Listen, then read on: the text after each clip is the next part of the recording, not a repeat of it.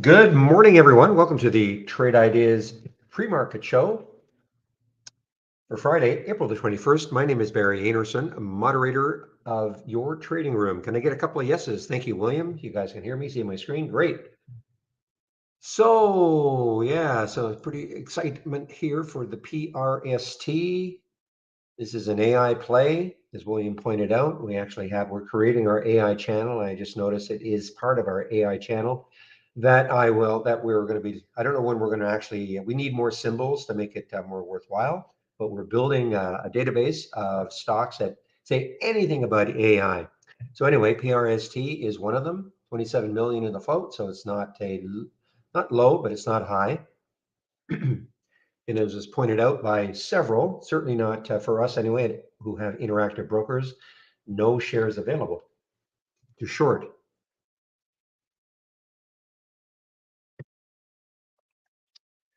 So what else is happening? NBY, I think NBY though has come right back down. I think it's probably still up. Yeah, okay. So I've been asked to try our new charts again, and I'm still getting that problem. Oops, of typing in the symbol. Jeez. So NBY is still up to 26%, but at one point it was up a lot more.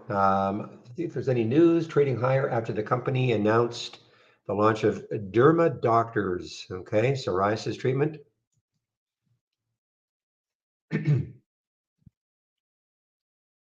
ALV, more expensive one, but this is an earnings play. ALV, and this is pretty big. There's not very much volume yet. 32,000 shares has gap down on earnings. ALV, CSX is another earnings play.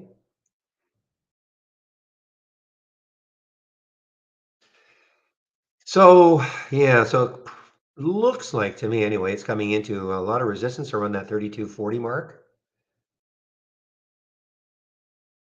Not very much. The volume is picking up. The volume is starting to pick up. When I first saw it, it was obviously a lot less, but it is starting to pick up.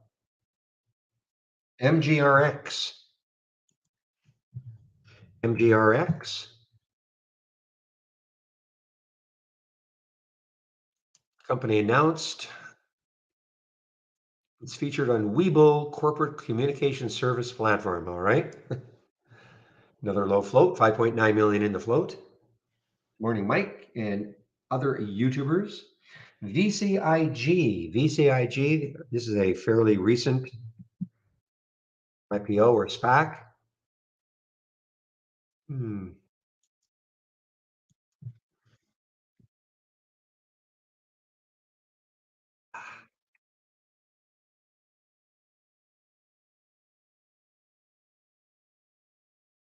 I think I got the wrong symbol. Sorry.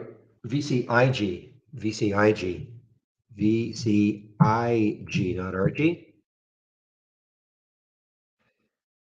Yeah, so let's take a look here. Next high looking left is 260. So it's above that. So the next high looking left is actually 403. So this has some room. And that's almost exactly where it got to in the pre-market. Don't after an agreement to buy Locus hyphen T, cute.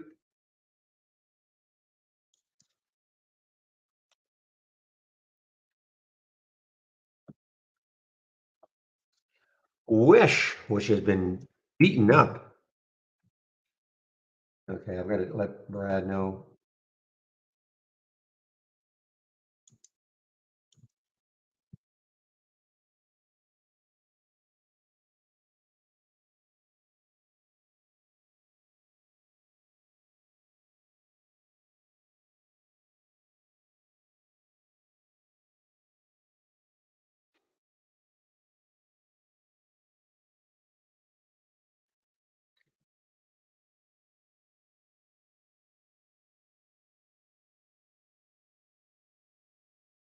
Okay, guys. So yeah, okay. Wish, type it right.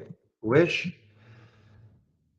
It did pop up. Yeah, they've got some kind of a buyback program. I think Real mentioned that. Saw that. Context logic, massive. I actually had to go in here. There's some kind of a buyback program. So it did spike up to 1027, but it's come right back down. This was, some shares have come available now. Only 3,000 shares available, Interactive Brokers right now to short.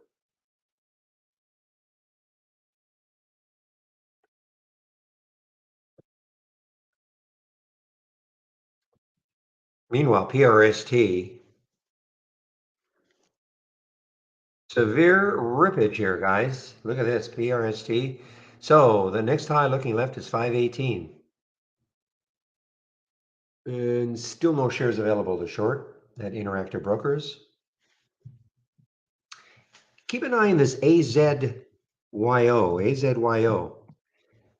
They did have a little bit of news, but you can kind of see the high over here. This high back here is 205. It's at 201 right now. And of course, it's all about the gap. I mean, we've got a gap up to 435. That's the next high looking left. If it can get over 205, it's a low float, 6 million in the float. They did have some news. The company announced Lomate will become the exclusive distributor. So they did have some news, and that must have hit after hours because it got up to 272 after hours. It's that mauve area right here. So I'd be watching. So just put a price alert at around 205 for AZYO. Doesn't mean if it hits that price, you immediately pile into the trade, but at least you'll know about it. And if it starts to trade in some kind of an orderly way, it starts to make its way up, could start to make its way up to sort of fill that gap.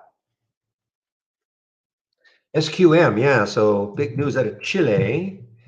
Going to nationalize their lithium industry. Let's put a damper on SQM for a while anyway. I think I read that Chile is the second leading supplier, but has the world's leading deposit. So Chile is a very important player in with lithium. Of course, lithium and EVs go hand in hand. Buru, B-U-R-U, B-U-R-U.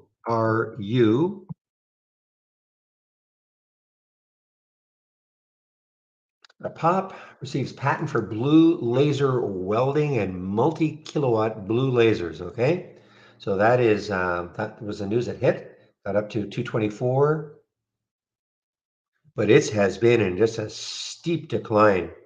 I think that I sort of remember reading about that on this day back in early April. Hmm. You're right. ALB was the other one that I didn't see it. Did I see it here? Yes, there's ALB also. Yeah, it was just a little more expensive, but yeah, ALB is another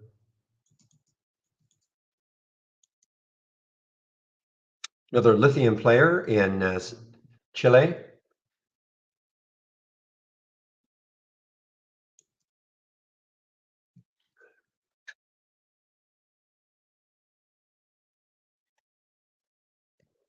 And I read where Kathy has now put a price target of $2,000 on Tesla.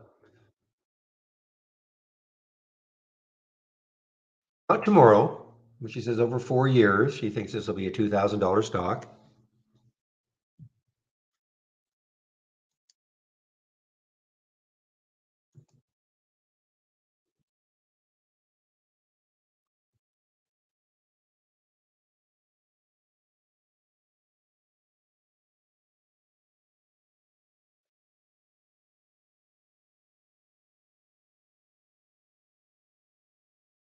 She may have sold it, but I think she's buying it back. Where did I read that? Let me make sure.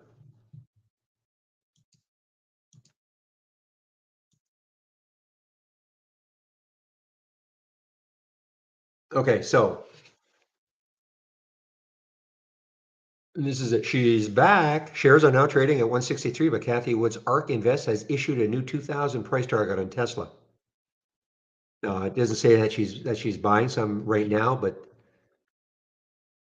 We want Tesla to scale its units because each one of them now represents the potential for a robotaxi or a robotaxi fleet, Wood told CNBC.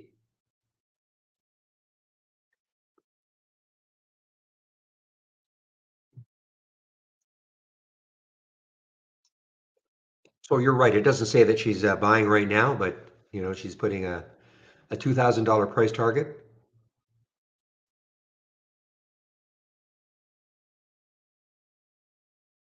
In fewer than, yeah, she's talking in fewer than 4 years. So, I mean, this is long term, of course.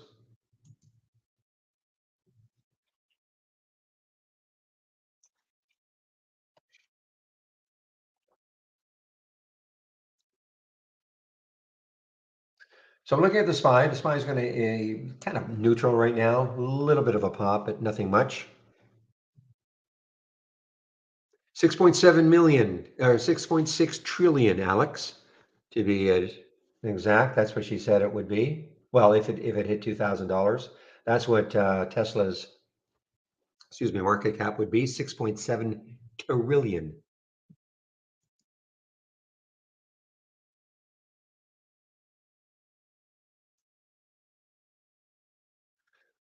All right, 9/11. Let me see if I have my upgrades and downgrades, if they hit. Yes.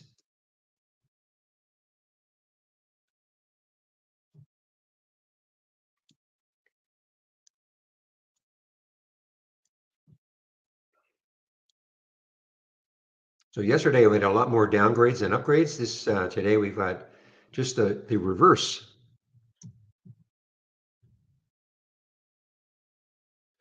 If there's anything interesting, another Goldman upgrade for a cheap stock like the WW.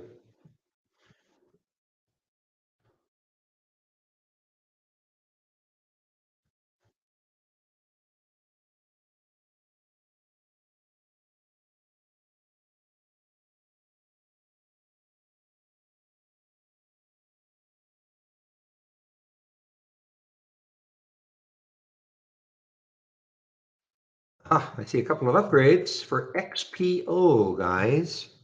You're right. Yeah, I see HSBC Securities upgrading AT&T, but let's take a look at XPO. We have a couple of upgrades from Morgan Stanley, sorry, JP Morgan and Citigroup for XPO.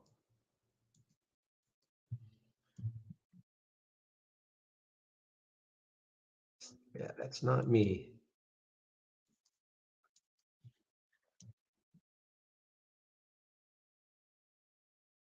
All right. Wow. No, this can't be right.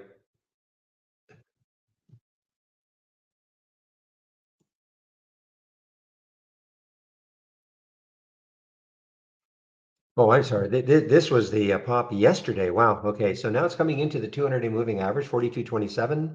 So a couple of upgrades for XPO. What a day it had yesterday.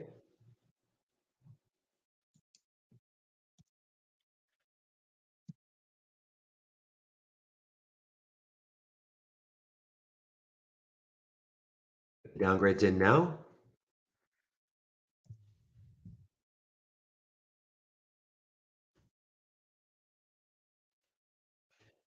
EVBG downgraded.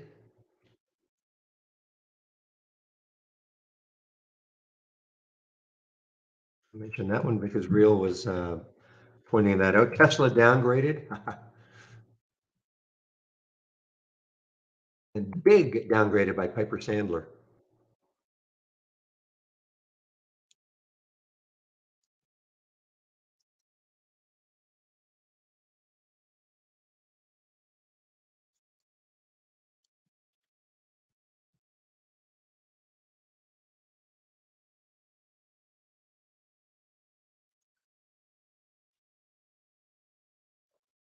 Yeah, that WLGS, when I woke up, it was a little too late.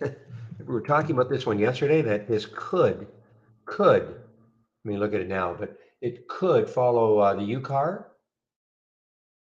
This was another China IPO that came out yesterday. If you recall UCAR, if you weren't in the room yesterday or you don't know what UCAR is, This is getting.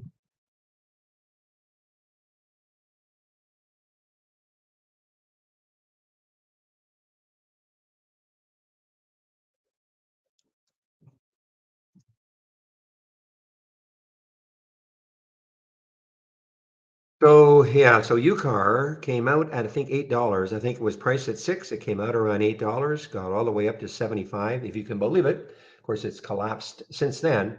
But the other one, the WLGS, and that was UCAR is a China IPO. This is a China IPO also, and we were saying, they came out the same day yesterday, and we're saying, wow, I mean, this has really lagged at UCAR. So look what it did. Look what it did this morning, got all the way up to 14, but now it is collapsed. So not anticipating anything happening now.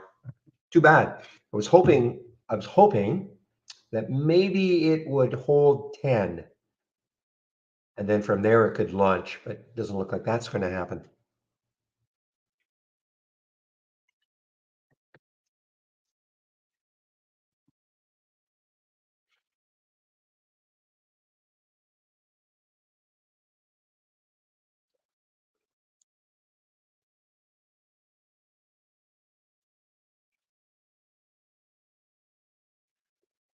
Okay, let's take a look at the sectors. Click on new from our toolbar, dock channel bar, and then click on the show more, and then sector status. As I say, the market is basically flat right now. So let's take a look at the major sectors. So this is what you're seeing. These are the major sectors. This is energy, XLE energy. The stocks that make up XLE, 95% of them are above Friday or yesterday's close.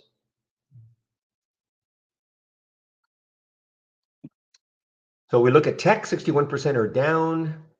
Tech is the only, let's see, retail about 50-50.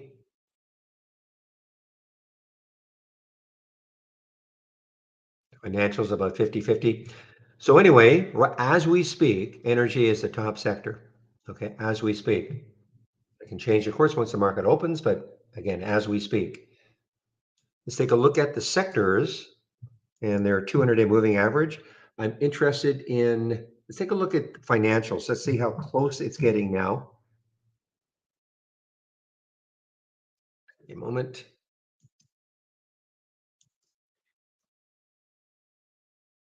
See how close financials now are getting to that 200-day moving average. Yeah, I mean, it's close. We need a nice strong day, one strong day to push it through.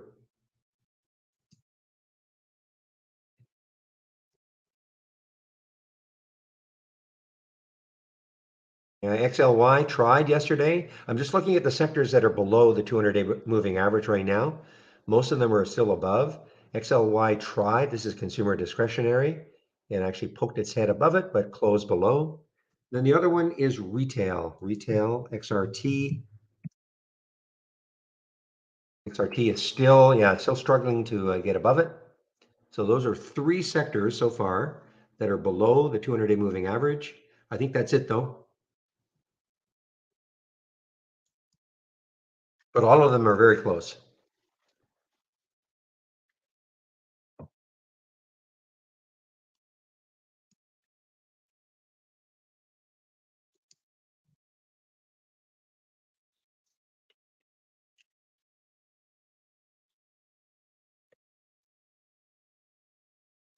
MGRX, I'm hearing MGRX is popping up again, guys. MGRX. Any news on this one? I think I mentioned this one before. Yeah, I guess it's a big deal so far. It's featured on the Webull corporate communication service platform. Big deal for this company anyway, right now. Anything to pump it up. Now, guys, I'm just noticing too, there's a little feature. I don't know if it's going to be how many people will take advantage of it, but it's a little feature, I guess. We'll be able to put a daily, weekly, monthly chart on any time frame here, just as a little in the corner. I can see how it could be a little bit valuable for me on the weekly chart to put a month, just have a little monthly, so I can kind of look to see what it's done, as opposed to having to load a monthly chart.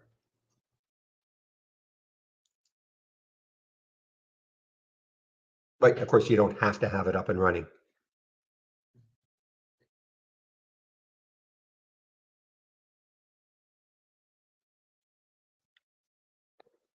Oh, Mike, did you not know that UCAR was a was the big IPO from yesterday?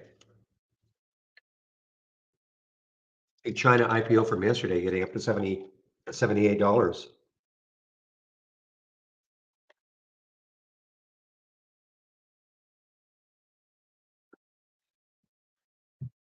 Ah, okay, yeah. The IPO was priced at 6. I think it opened at 8, and at one point it got up to what 78, I think. Very strange. I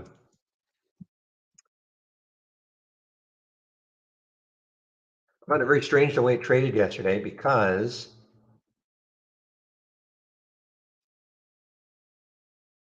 right here, so there's where it opened at $8, and it got all the way up to 27, and then it started its pullback, and that we've seen this a million times. That kind of should have been the end of it, but nope, it held 16, and from 16 it just got all the way up to 75.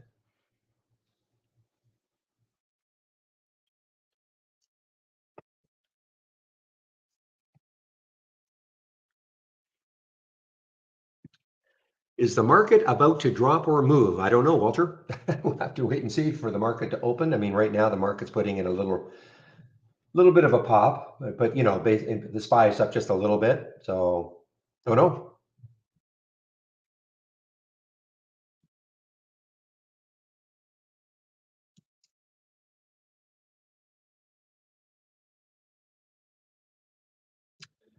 So I think the key here is for this PRST to try to hold this level at least, because the high 303 is the high 3 days ago, and it's just a little bit above that. Because if it can kind of base here for a bit, and of course we're looking up here, 519 is the high 4 days ago.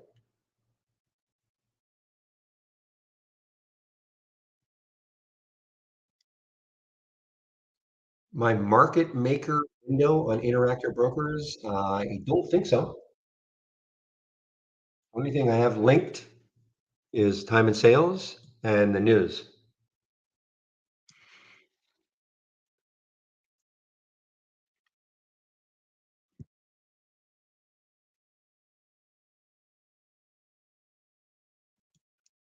I mean, obviously my trade ideas is linked to Interactive Brokers, but the only two boxes I have open, other than of course my account box, is time and sales, or the time and sales, and my news.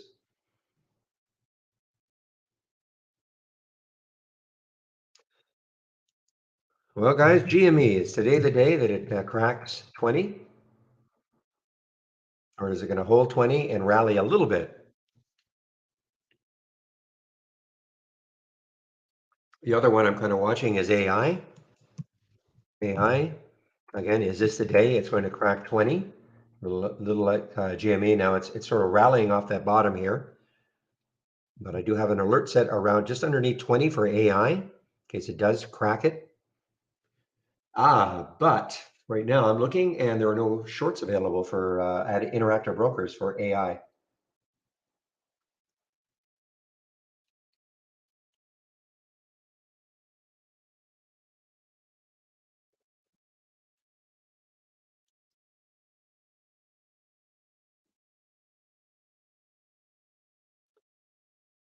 Okay, so yeah, so this EVBG had a downgrade, no volume yet really, 13,000 shares had a downgrade.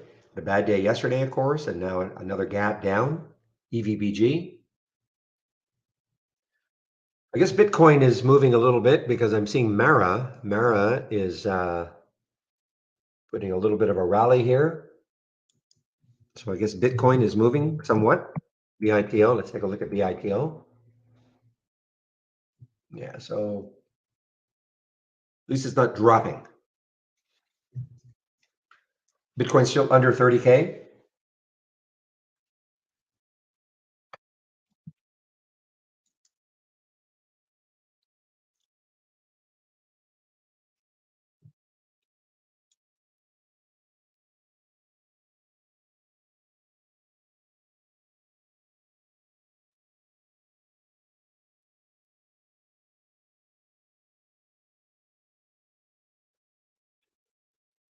All right, so I'm looking at for, I'm sure you see this too, William. So the price target is cut to 23 from 25, but of course it's at 17 now, 1780 now by Cowen. JP Morgan maintains overweight, lowers price target. So they're about the same. Both of them are about the same. One's got a 23 price target. JP Morgan's got a 22 price target, and that's on AT&T. T.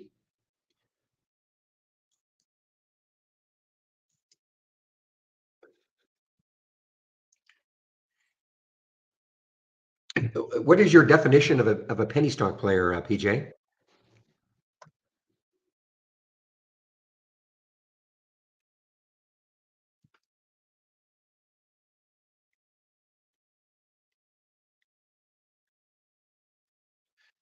Did I see the actual news? Let me take a look. I guess I didn't. I think I saw what you put. Yeah, Florida contract loss after emergency alert blunder woke up Floridians.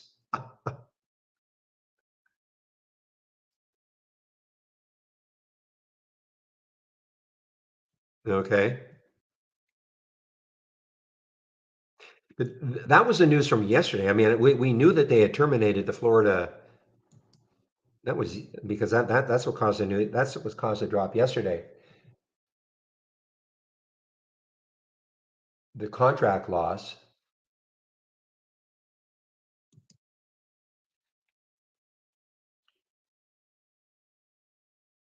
So for you, under five, okay.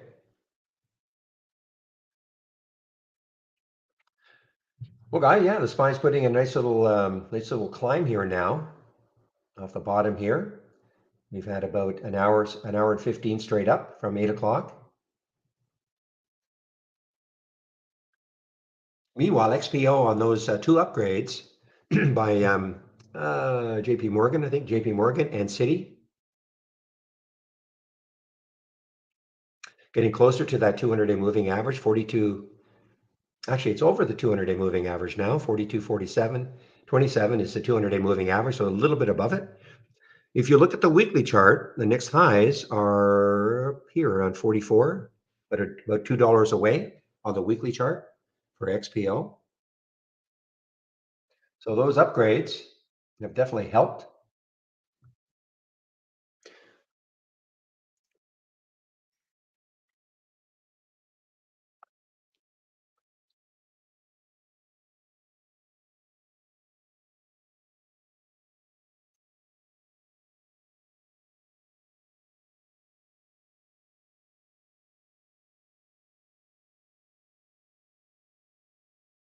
Mhm.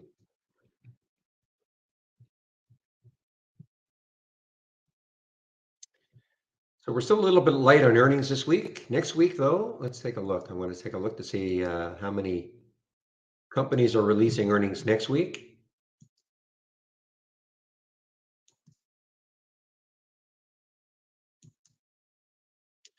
Yeah, so we have almost 600 companies releasing earnings next week, guys. So we're going to be right into it next week. And again, I'm not talking about the big guys. I don't care about the big guys, but we've got 600 companies releasing earnings next week. So next week will be pretty exciting. I anticipate we're going to get a lot of things in the option plays. And we've got less than a minute. Thank you, William. So we have less than a minute for the market to open. I will get rid of this. Let's have a great end to this trading week. And I typically do not trade in the first 15 minutes. I try to let things settle down a little bit. Now, WLGS, why don't I have an alert there?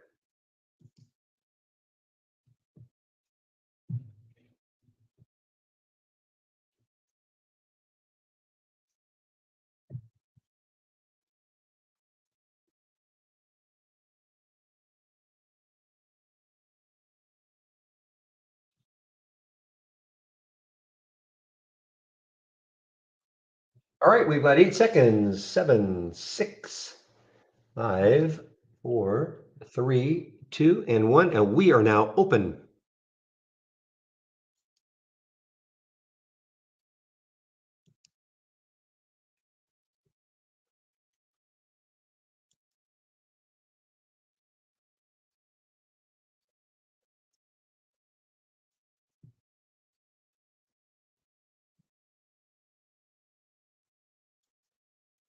Okay, right off the bat, the AZYO, but not holding. It's got to get over this 205 mark. 205, if it does, on a decent pattern, this could have a run to it, AZYO. Market opens, starting off with a red bar.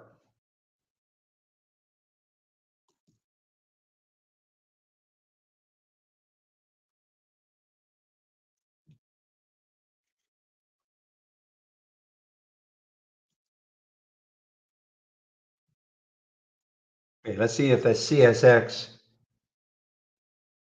can hold these gains here.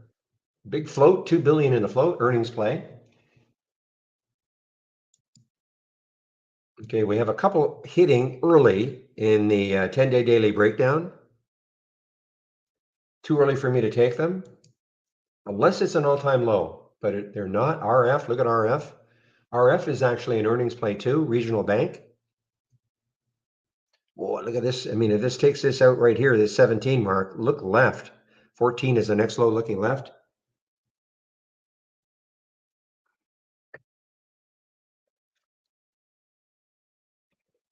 I have to put a price alert right around 17 for this RF.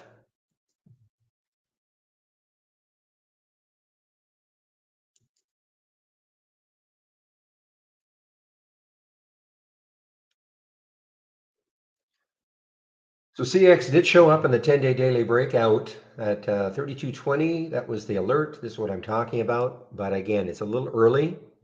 You know, we can get lots of gyrations in the first, certainly in the first 5 minutes anyway. Again, I'm pretty conservative. I like to give things a chance to settle down a little bit. Just give me one moment, please.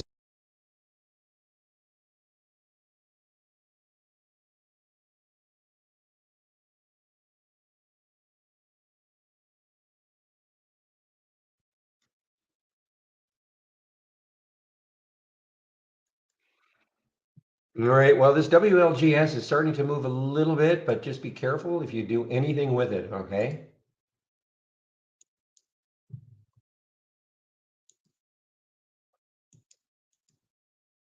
In fact, did it get halted?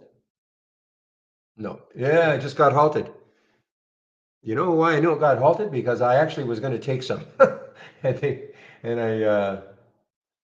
it looked like yeah, it got halted. I was just going to take some. I know this is not what I normally would do, but I thought, okay, just take a little bit and see what happens. But it's halted already.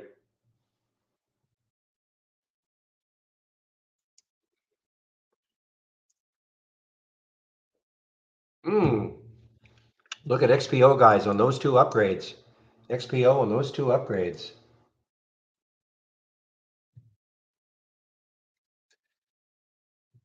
Right through that 200-day moving average, and now even getting close to that high I mentioned on the weekly chart, which is what 44.61, getting closer, less than $1 away from that high in the weekly chart.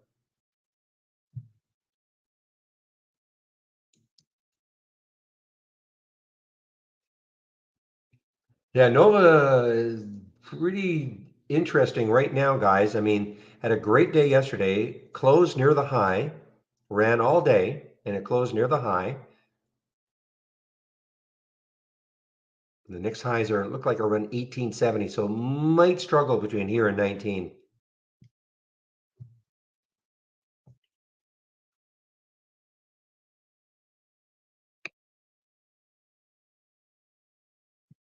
Okay, so Kishore asked a question about breaking 20 period SMA on an intraday time frame like 2 or 5. So if you're ever wondering about what we have, okay, then there's the wish. There's the wish on that buyback.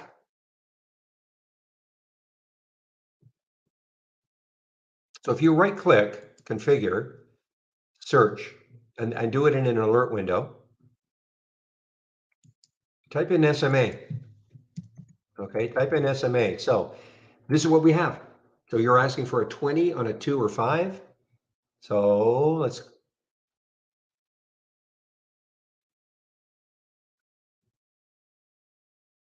so here we go, 20 on a 2 and a 5. Now, I will say this, It requires some volume confirmation.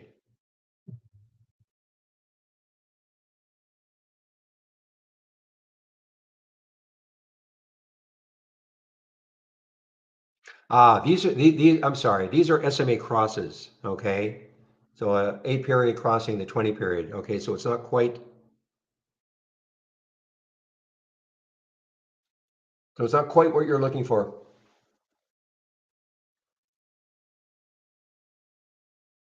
Okay, so we don't exactly have what you're looking for.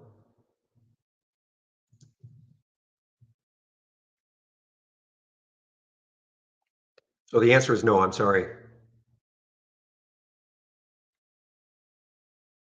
Look at Tanya, guys. TNYA. This was one from yesterday, and I think it's over 5 and starting to run again. Tanya, TNYA. And the next high looking left looks like on that weekly chart. Yeah, 586. It's got some room early, but it's got some room.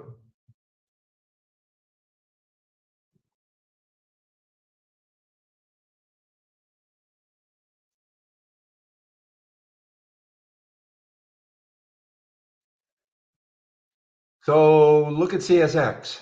Did not continue at all. Popped up here.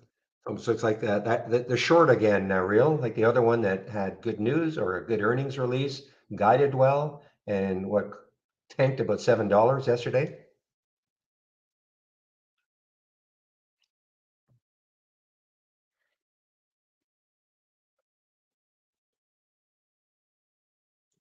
Another regional bank. Is this? Yeah, this is another regional bank. Look at this. OZK, another regional bank. Didn't really trade much in the pre-market.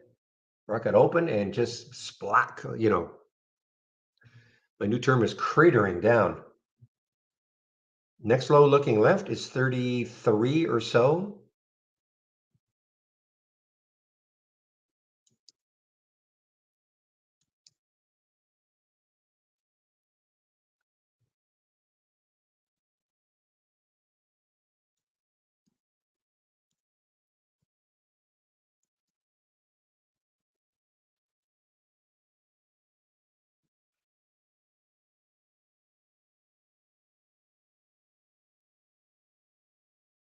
Oh my goodness.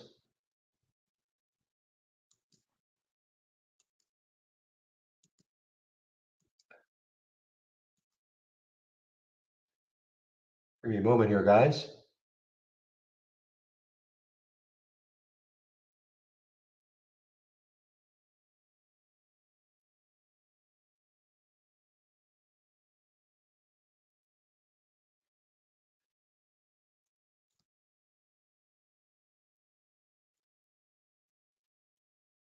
All right. Well, sort of one for the good guys here.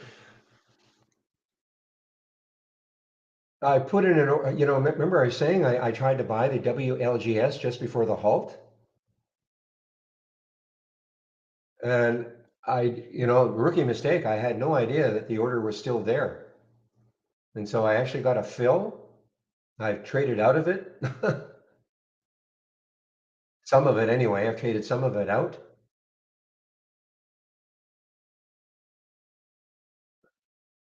I couldn't figure out why my, if you have IB, order filled. I said, what? What did I do?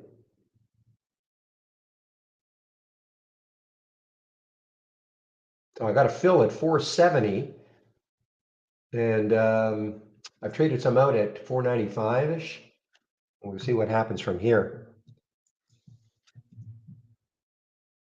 A little scary.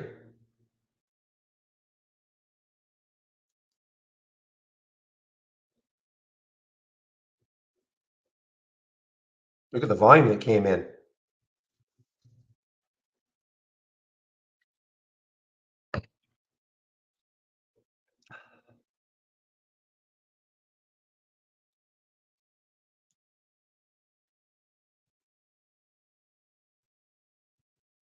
Yeah, positive rookie mistake. No kidding.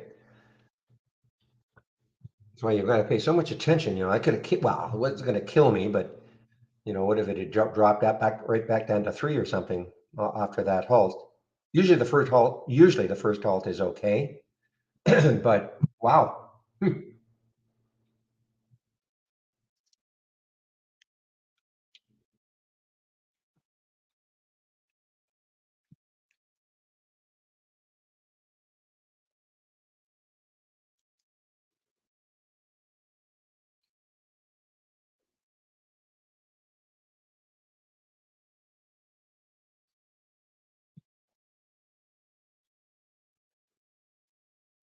Okay, completely out of it, guys. Completely out of it. The only way I'll get back into this one if it takes out five again. That was a rush.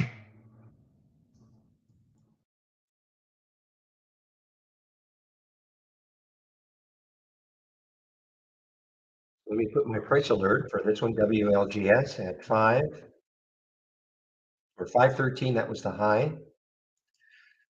And see if it takes it out later on.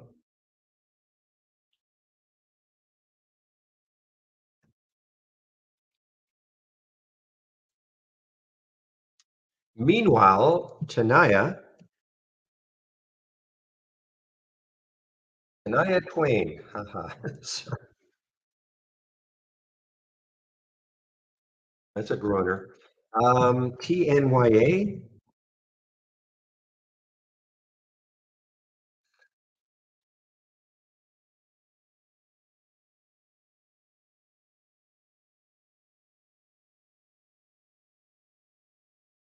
So this is Tanaya, and it is now, boy, it's above that high. So the next highs are 587 on the weekly chart for Tanaya, TNYA. Whew. So now that stupid thing is halted on the way down, WLGS.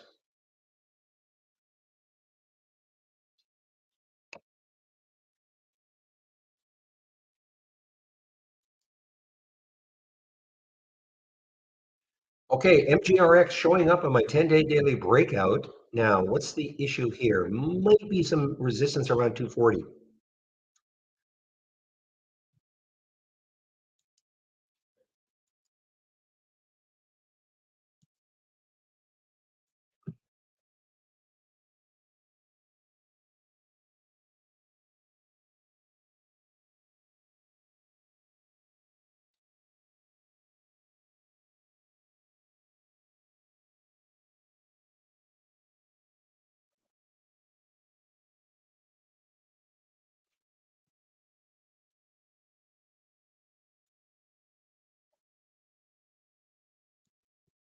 Okay, look at Big, guys. Big was downgraded. Big was downgraded, BIG, and it's also a lifetime low. Big is a lifetime low.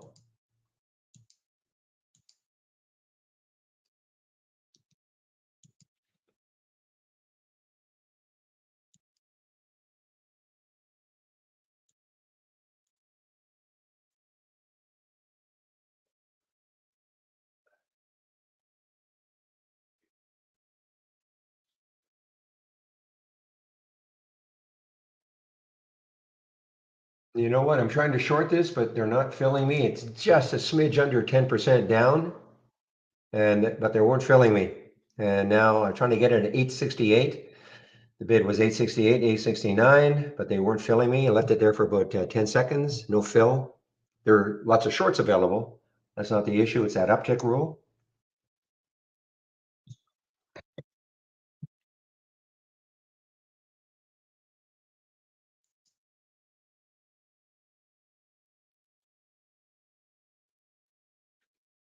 Yeah, so what's preventing me? Normally, I love this, even though it's a little bit early, the MGRX 220. But then, I mean, this may not stall it at all, but I'm looking right over here at that. The high is well, actually, the high is 255. Is that right? Hmm.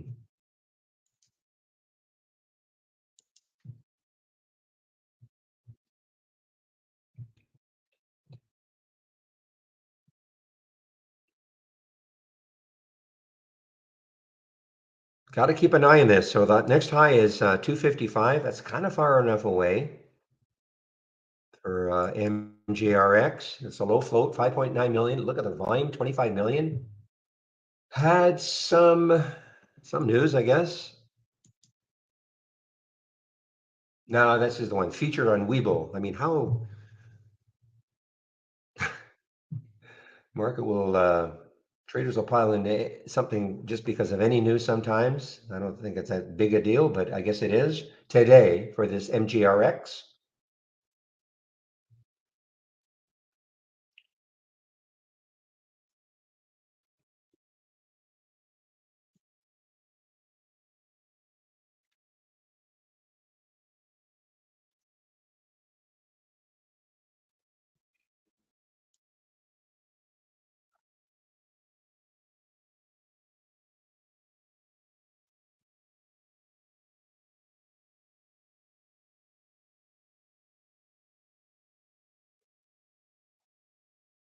Wish, wish, wish. Yeah, approaching 10 now. It did get up to what did it get up to in the pre-market? Got up to 1028 in the pre-market. Still no shares available now for me to short. There were all week and last week, but they've all been snapped up. And there's not a lot of short covering right now at Interactive Brokers anyway. But some must be kind of gagging a little bit. We'll have to see what happens if it doesn't take out 10.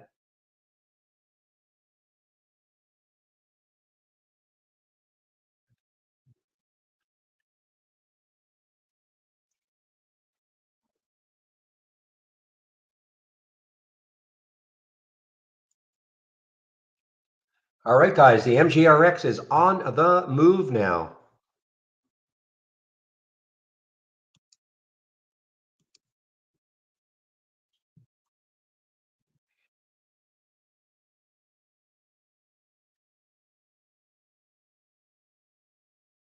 Now, the WLGS is trying to come back. I may take a look at it again if it gets over 5. Highly risky.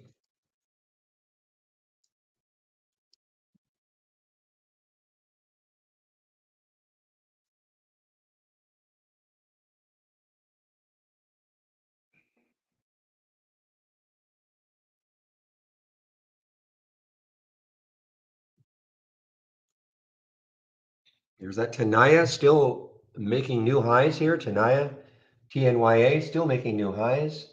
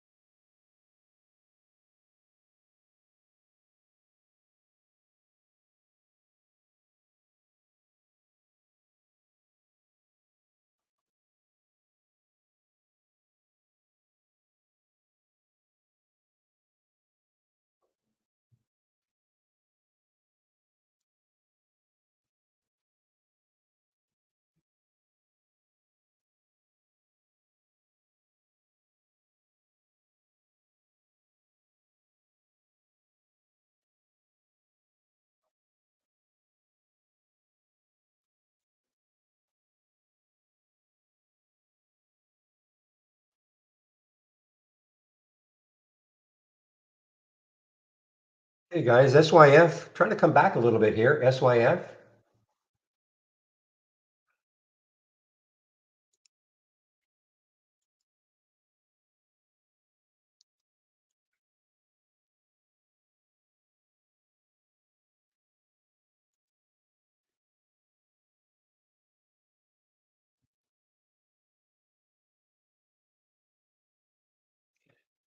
All right, for fun, I have, I don't know, this is where I found this SYF, guys.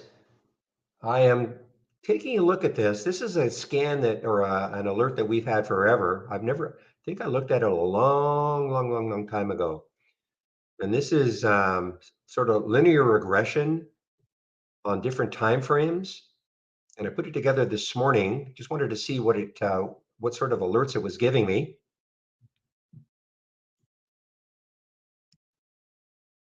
Shoot, there's the big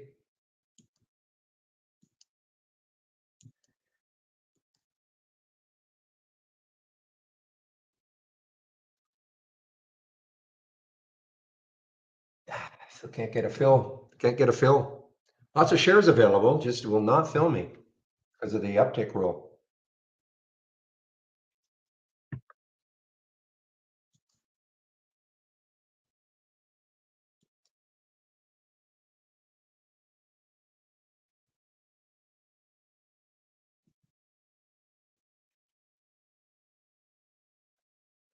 Well, it's these alerts here.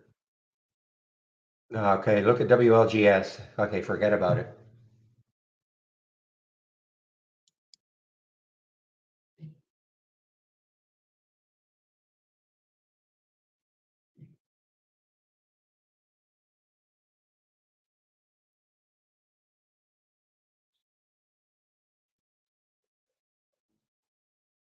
Wow, look at this SYF. Okay, my new favorite scan right here.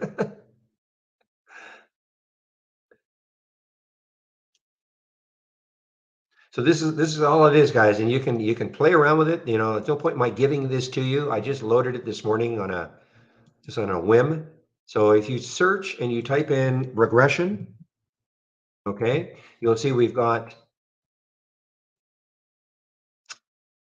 these time frames: 5-minute linear regression up, downtrend, and for the 15, 30, and 90. Okay. I haven't even looked at this gain forecast. I have no idea what that means, but all I did was, very simple. 1 in 50, current volume's 2, volume's at least 300,000 shares, and give me an alert on the up or the down. Just kind of going to track this for a while today. Just see what's. Oh, there's the IC. Boy, IC has been what a run it's had.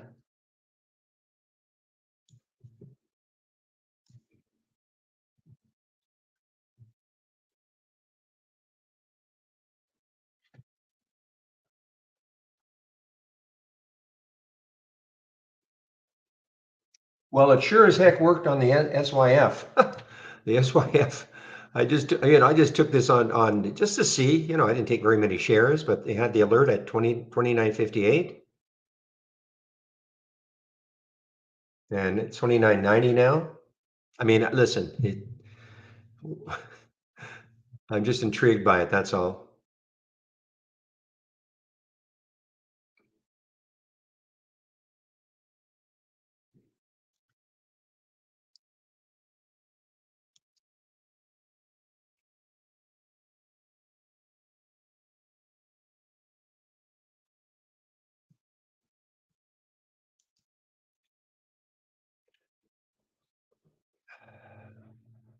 Yeah, it was just the uptick rule for me, Taurus. It wasn't the fact that there were no shorts available. It's just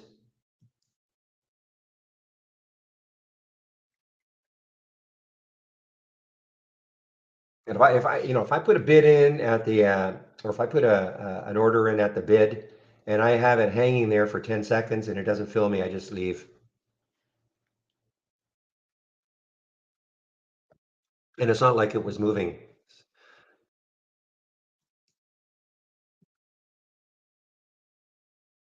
Wow, look at this and AESUR is not an earnings play either. ASUR.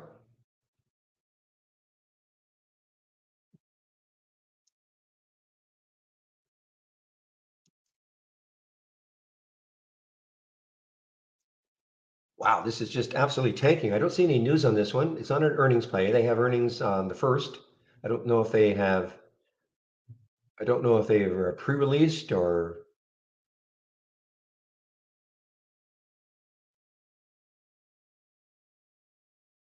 Yeah, I can't see anything with about ASUR.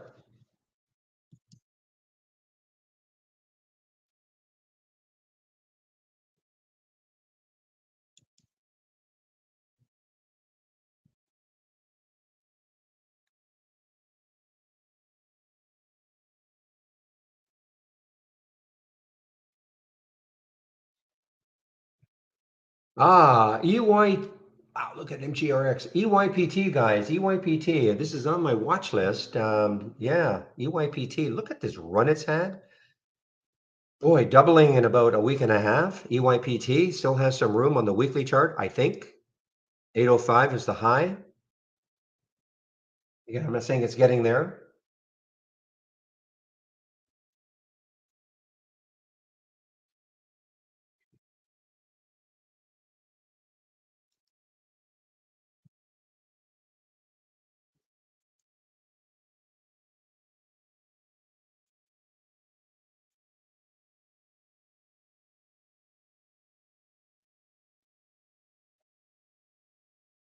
Okay, guys, I'm in the AYPT. I know it's a bit of a chase, but I didn't even realize it did show up on my 10-day daily breakout. I'm going to be quick on it probably though.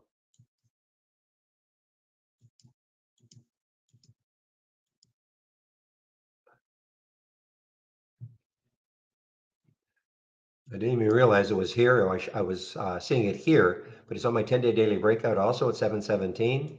I got in at 720, so we'll see. I'm not want to see if it can move just a little bit. I'm sort of in scalp mode on this just because it's so extended.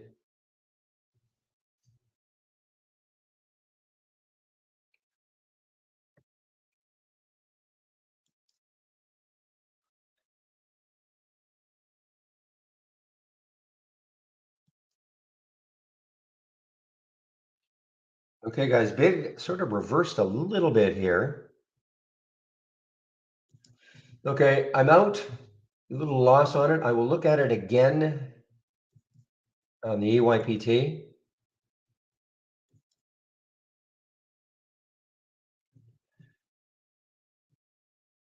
I mean, I know it was extended, but I thought, well, let's see if I can, maybe if I can get into the 30s, I'll take a quick hit on it. But let me just put another alert here, 719.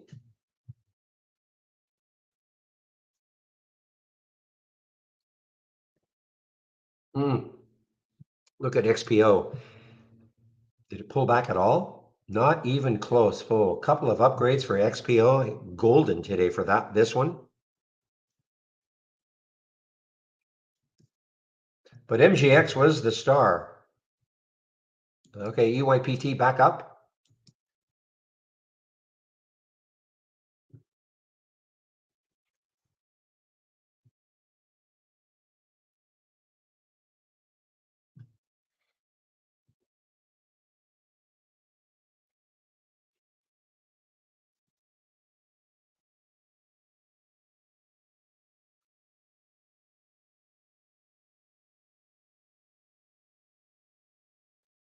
Boy, this SYF, it may even get through 30.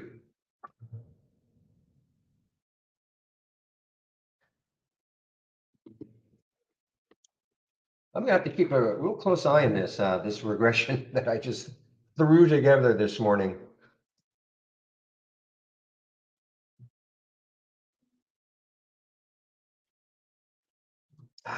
Didn't get back in. Sugar, didn't get back into the EYPT.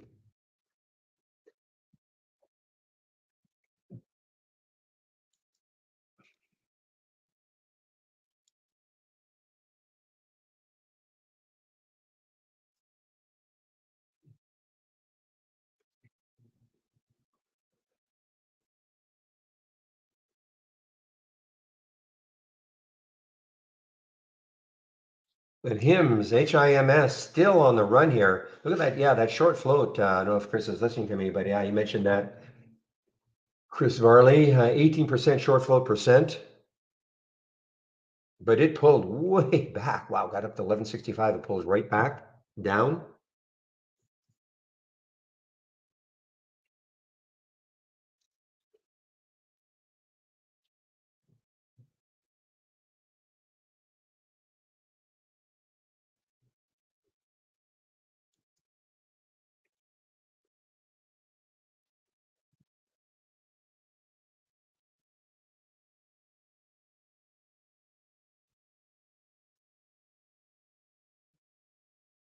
OCUP, is this shortable for me? OCUP, yeah, it is shortable for me.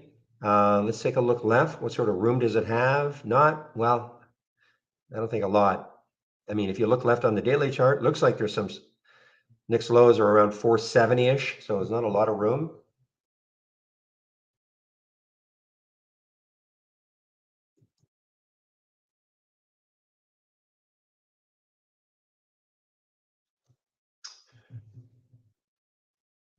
Well, here are the regression alerts. Okay, you can make your own. Okay, but if you right click on an alert window. So if you create a new alert window, but these are the regression alerts. So if you right click on the alert window, click on search, and then type in regression. Okay, so you've got your choice: 5-minute regression up or down, 15, 30, 90. Okay, so you can construct your own with your own price range, a minimum volume, and all that. I mean, I just threw this together, and I'm using a 5-minute. Okay.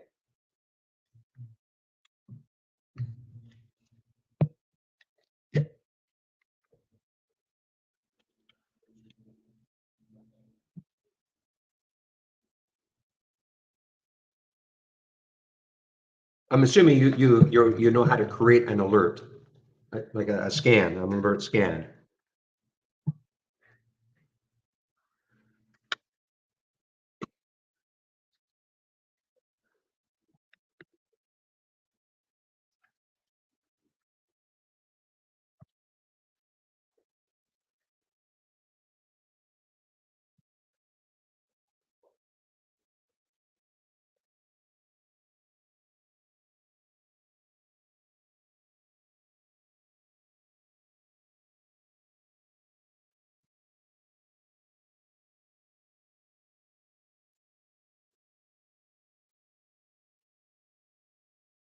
Okay. Watching that AI, guys, is getting perilously close to 20, as is GME. They're both at the same price, 2024. AI and GME, basically the same price, 2024, 2027-ish.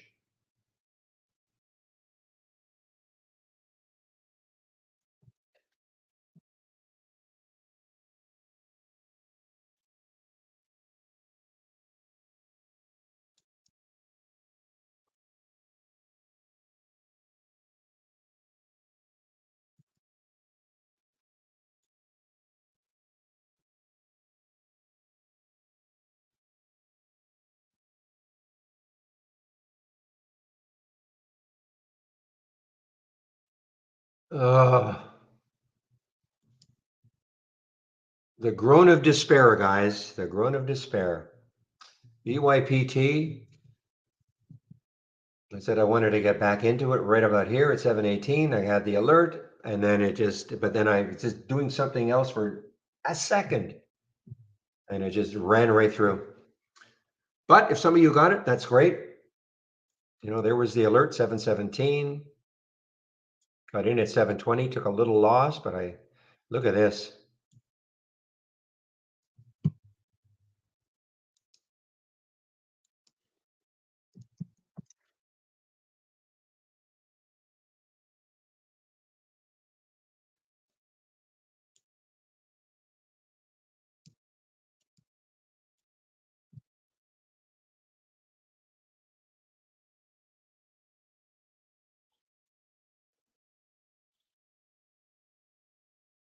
You're saying Bed Bath and Beyond is pumping? Let's take a look at it.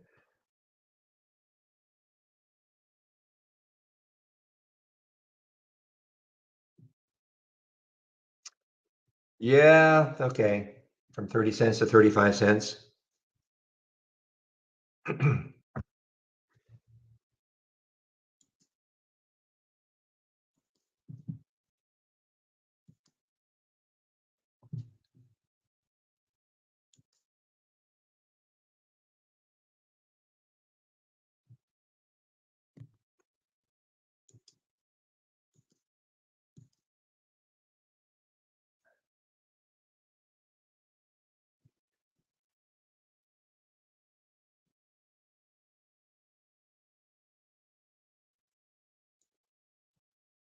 Wow, Woohoo is right on the MGR. I'm not in it, guys. I'm not in it, but Woohoo is right. I don't mind. If people take advantage of these, that's great. I sort of got stymied because I thought maybe that 240 might block it, but that's great. People take it. Two huge winners from this. Huge winners. EYPT and MGRX. Huge winners in terms of percentage moves.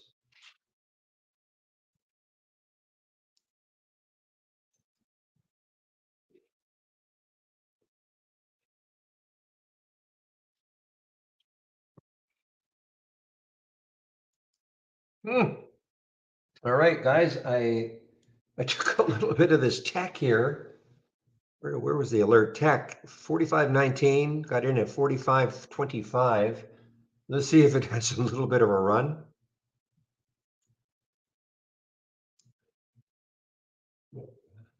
I'm really just thinking this is a little scalping thing, though the SYF, that was not a scalp at all.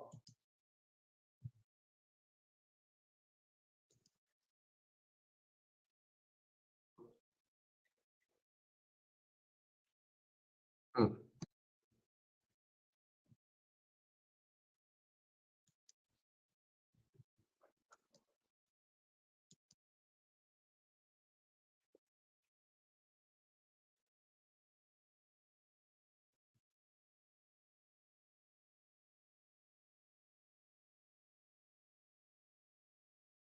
Okay, I got out of the tech.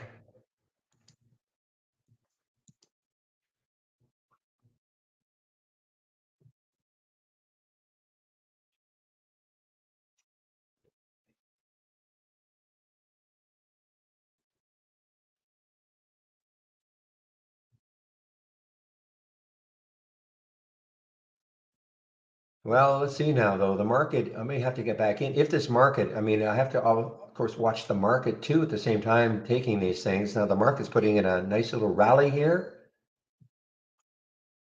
and that's on the something like a tech, which is probably going to follow the market a little more closely.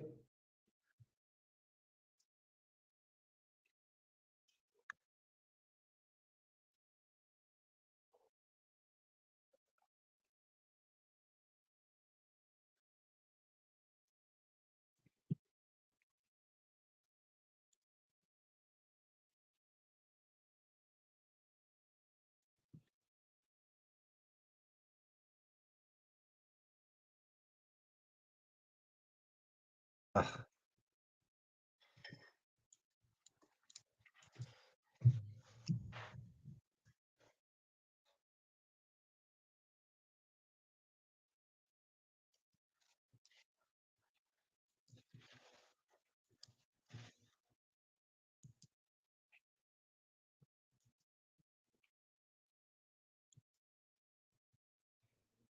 well, rally. I mean, I'm just saying it's moving off. I mean, the buyers, their sellers had it down here. The buyers are trying to take control. There's still 7 minutes to go in this candle.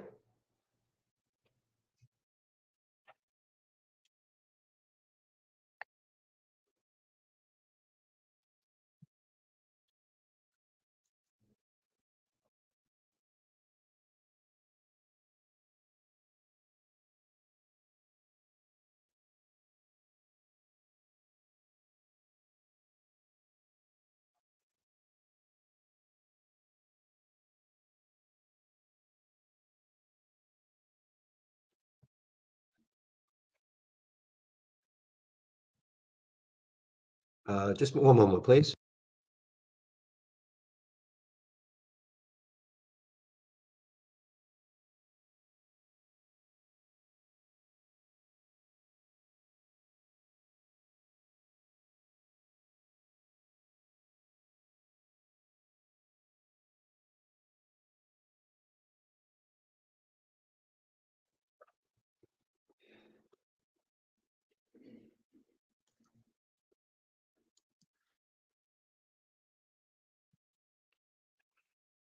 ASST halted. Okay, volatility halt for ASST and a big halt. Yeah, so this is low float, 1.6 million in the float. And the projected open, no real big clue, 170, 170. This is for ASST. Well, look, if it gets through two, I mean, I don't know, I can't remember this day exactly, but I mean, this got up to on this day. I guess it started trading as ASST. I guess I'm going to call it an IPO. Got up to $7 approximately.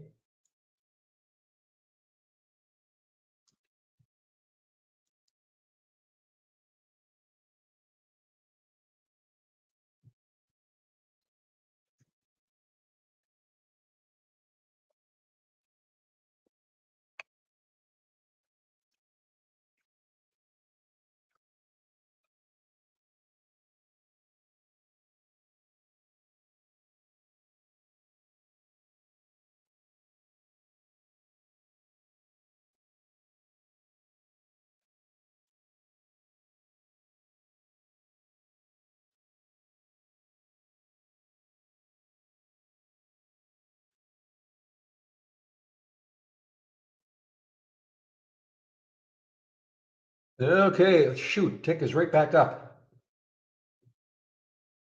Yeah, following the market, it's following the market. So, if I get some of these alerts from this new regression scan, I've got to be also in tune with what the market's doing.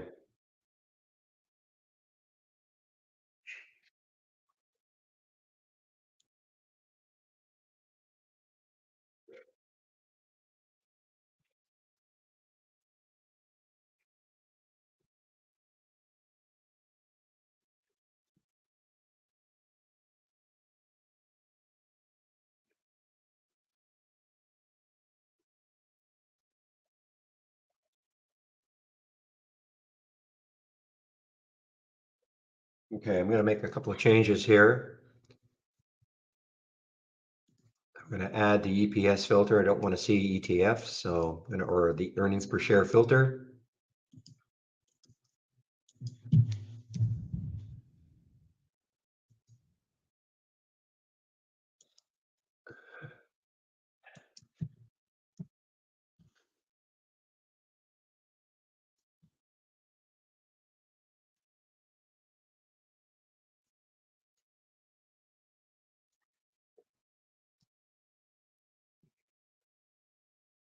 Uh, EYPT guys, look at this thing go. Wow.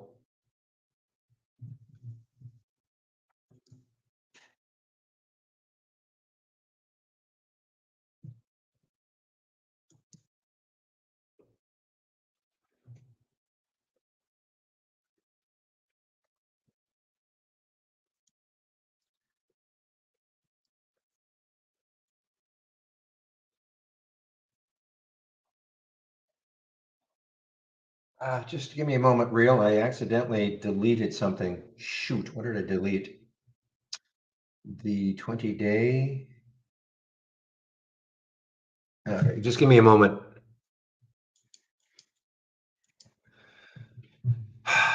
20.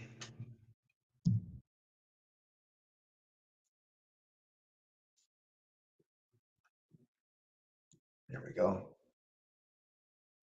So again, real, this is super, super rudimentary. Okay.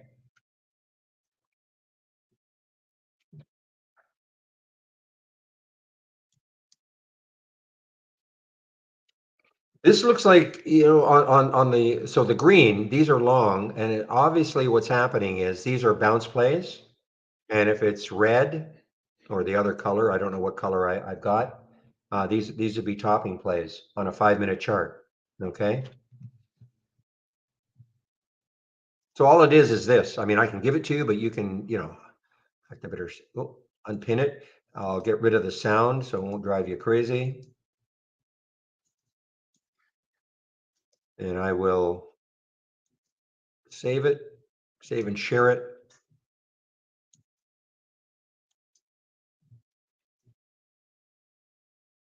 I was not tapping my fingers. I did not think anyway.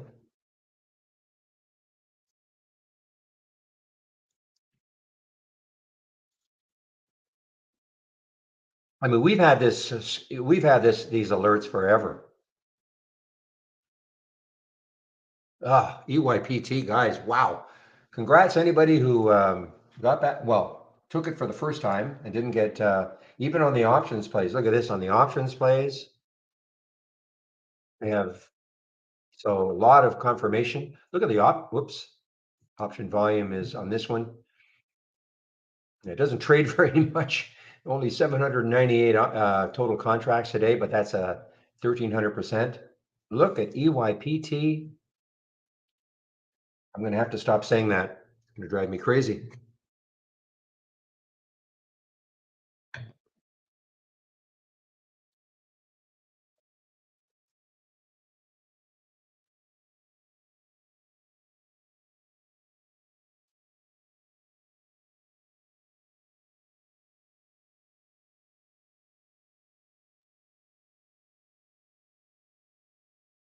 Wow, look at tech now. Son of a gun. I mean, I got shaken out for a little loss on it. The market was doing this. So a lot of these, the bounces, like anything else, helps if you have the market on your side.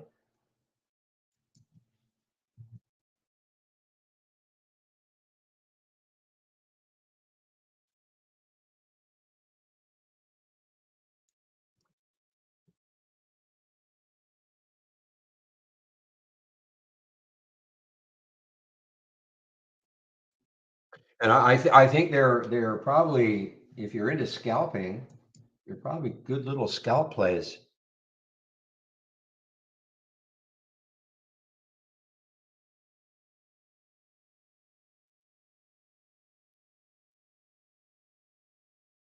So I would say that, for instance, in the SYF I took, I mean, that moved 50 cents. I'm not sure that's what I would call a scalp. Wow, look at tech now.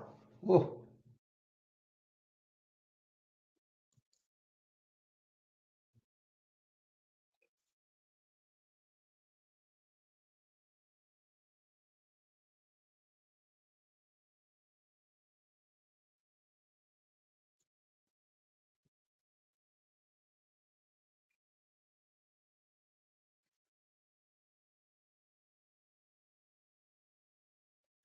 Okay, meanwhile, I'm gonna try this one. Well, I want to try this one. CSX.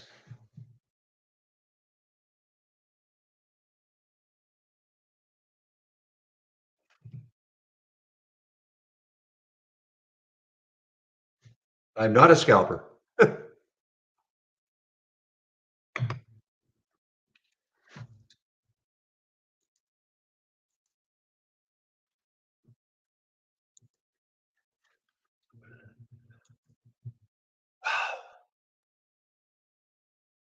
This is trading like it's got a million shares in the float. Look at this EYPT.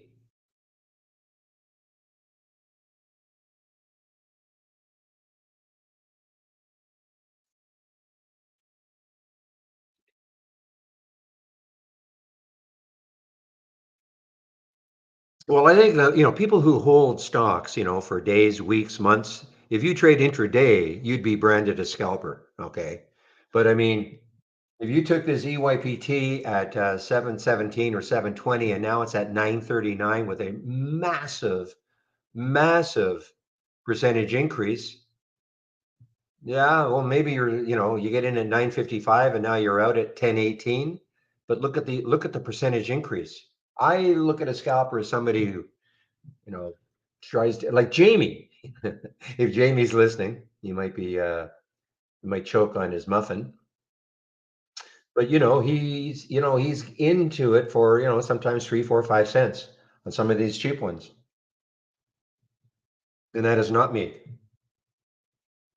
Now, wow, EYPT halted on the way up. There he is. Good morning, Jamie. Jamie's in our YouTube room. He's quant bot. Tell you, Jamie, you should take a look at this. Just threw this together today, this morning, before the market opened, just for fun. We've had those alerts for a long time, the linear regression alerts, and I just threw it together this morning, and very successful with the SYF. Would have been successful on the tech.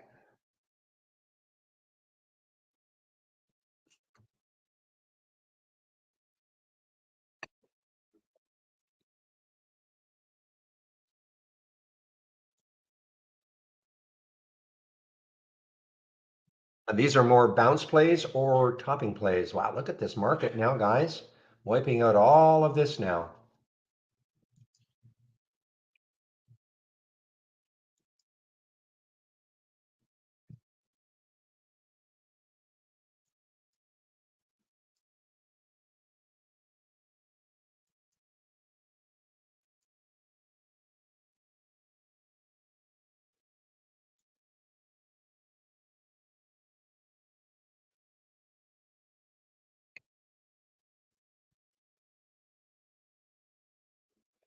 Jamie, if you can see my screen, this is the, I don't know, are you using the HTML charts?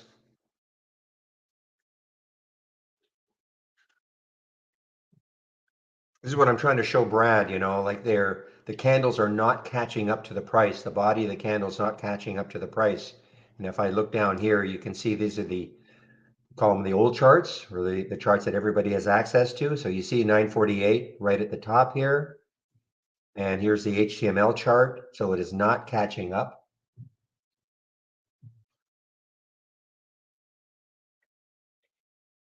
And that has to be fixed. You can see what you can see this, right? These are the old charts. Here's the EYPT. There's the body of the candle right at the top here. And here's the body. This is the HTML chart. The body is down here. It hasn't caught up.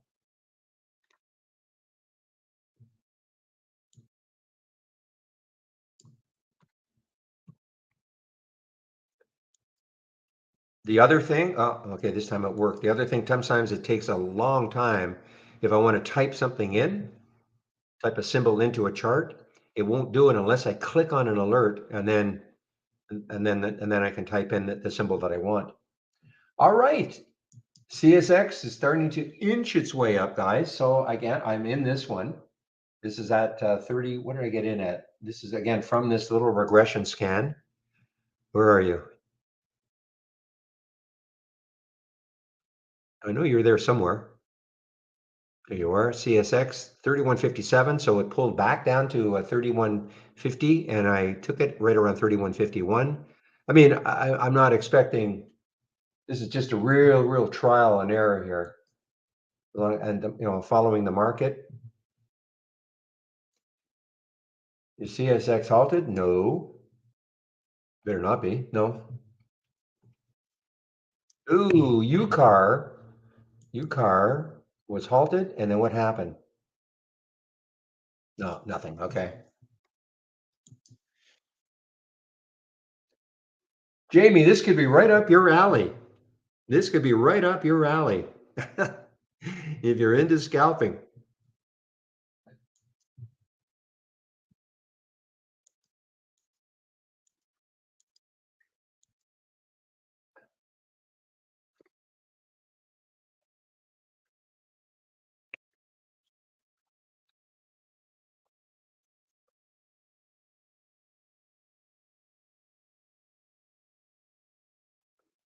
All right, ALXO. Wow, another one. Look at this one.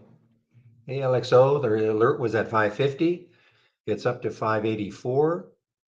So if you're new to all this, guys, I mean, what you're seeing here, this DR stands for don't repeat. Now, EYPT just opened, so that stands for don't repeat. So what is the significance of that? Well, let's take a look at EYPT. That'll be a great one.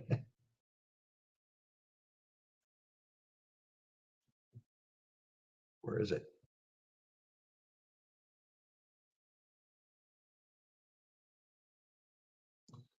Okay. So the alert happened at 9:55 in this momentum scan, okay? 9:55, and the price was 698. So this allows you to kind of click on these and say, okay, what happened from there? Obviously, from there, from 698, we're now at 10.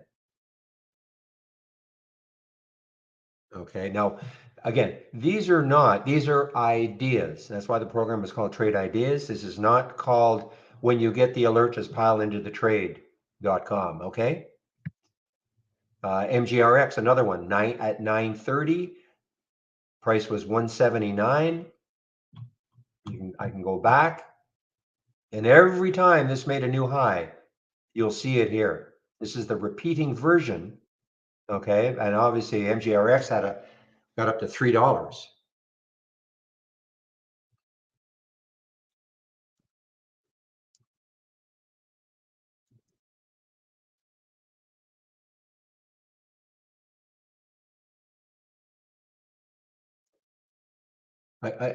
I'm looking, it's hard for me to Hard for me to look at my P&L, guys, when I look at EYPT getting in at 720, getting out at 716, and then not getting in again because I got just momentarily distracted.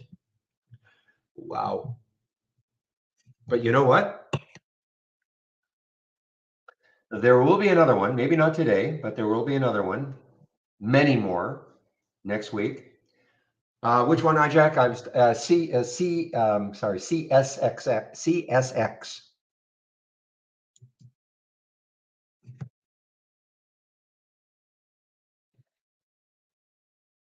Mm,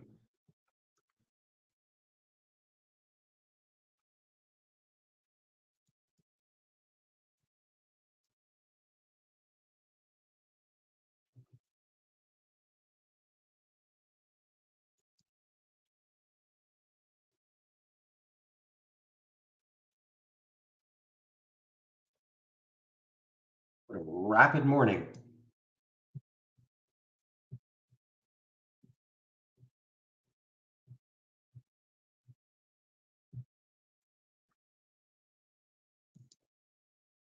Wow. And tech, holy smokes. But it was all market related.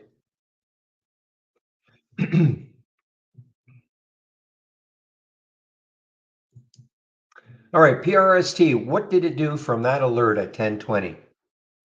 And the answer is, did it go higher? No, not really. But it's got a ton of room, guys. If it, 27 million in the float, not crazy high, not crazy low. If it takes out that high again, I may have to get in it. I'm going to put down 352 as my price alert because if you look left, it's got a ton of room. 521.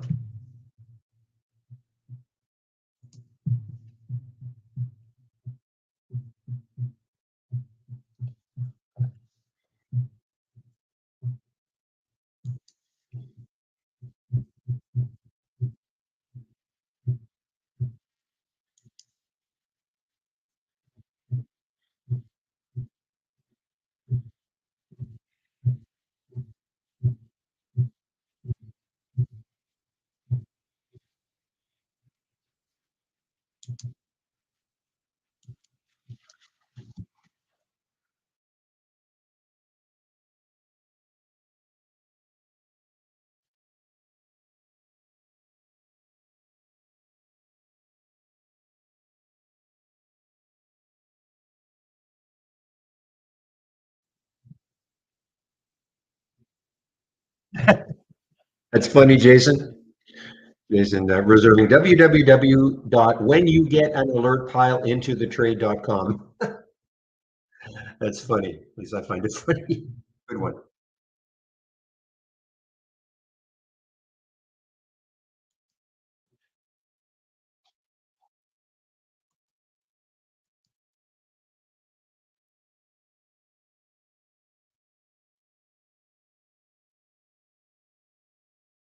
Mike is not supposed to be picking up. Let me, can you guys hear that? I'm not tapping, but I'll tap right now. Is it picking it up?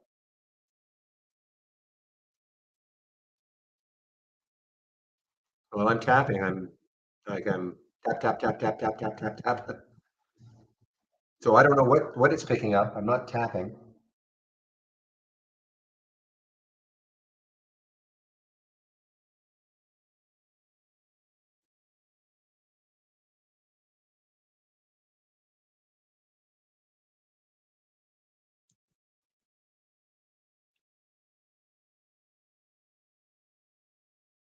Okay, guys, let's see. Occupy, OCUP.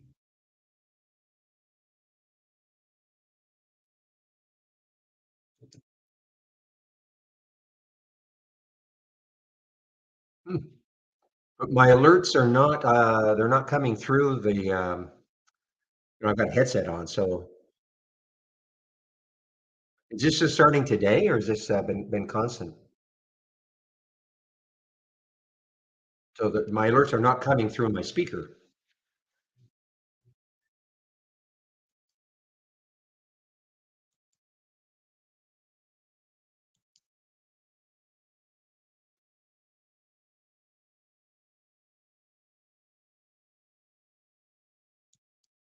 You hear it all the time. Interesting. Nobody, I haven't heard anybody comment about that. There's a noise cancel. Look at CSX, guys. Come on.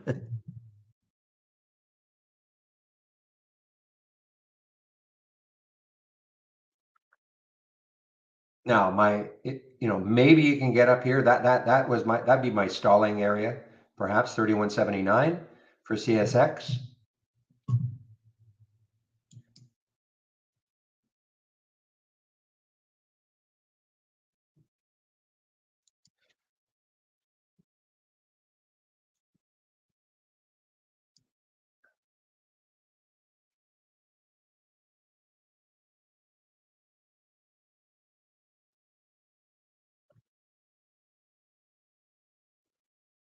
But this was another one. I did not take it. Another bounce from that scan. OSTK. I did not take this one.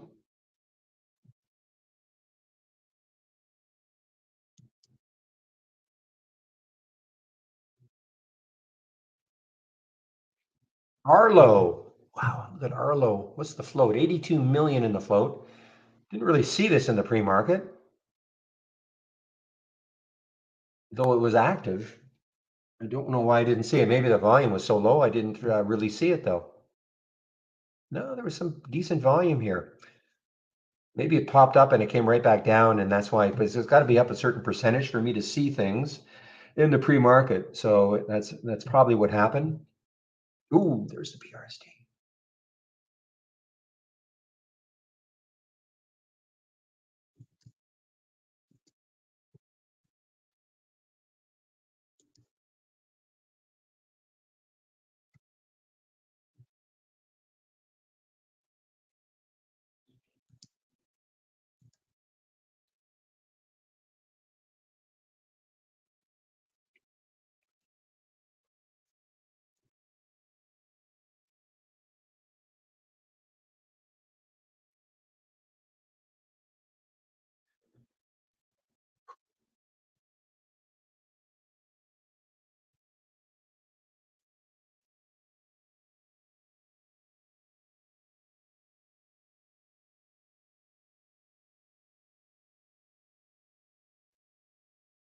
Okay, guys, I'm very interested in the PRST.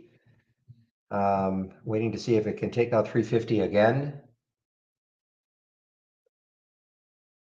It's not on my 10-day daily breakout, but why? Well, look at this, because there's a high of 520 that is less than 10 days. So that's why it would never show up. Not never, but it won't show up right now on the 10-day daily breakout.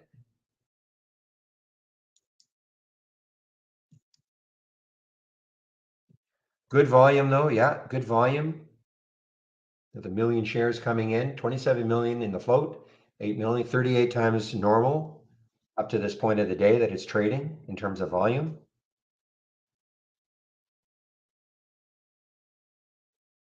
Presto Automation. Any news on this one today?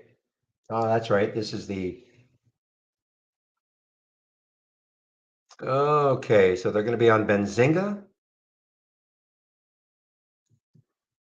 Well, say the right stuff.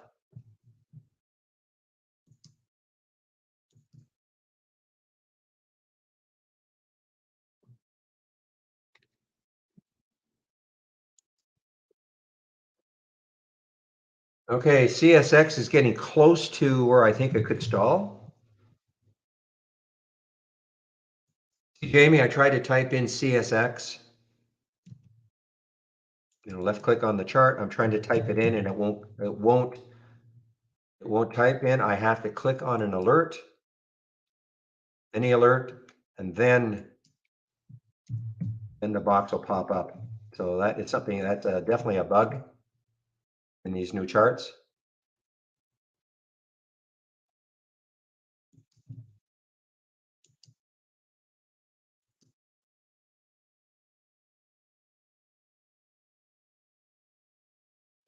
Okay, guys, I'm out of the, there's another reason I'm out. 3171 is the VWAP. So just a quick little, I would call that more of a scalp, the CSX. I'm just testing these things from this regression scan that I put together. So from 51 to 71, not terrible.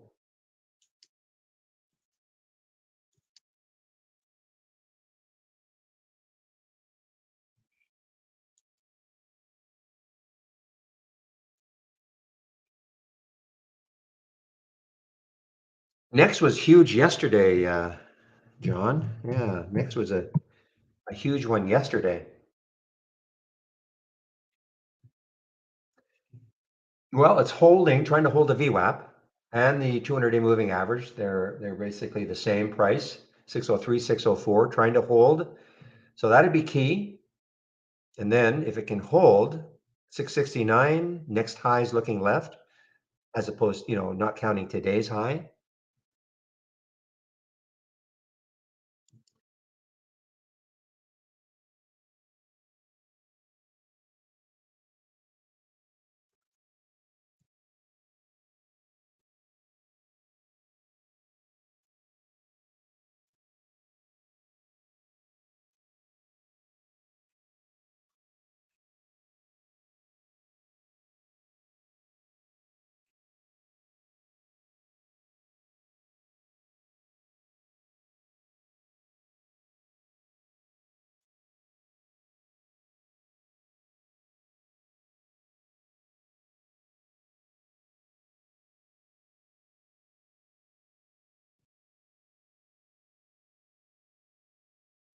All right, guys, 10:37 already. So I think what I'm going to do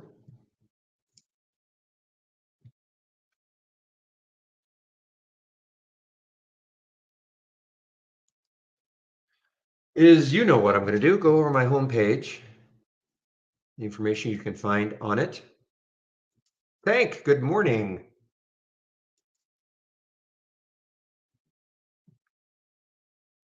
Ooh, ASST obviously just came out of its halt. Before I didn't even see it. Wow, look at this.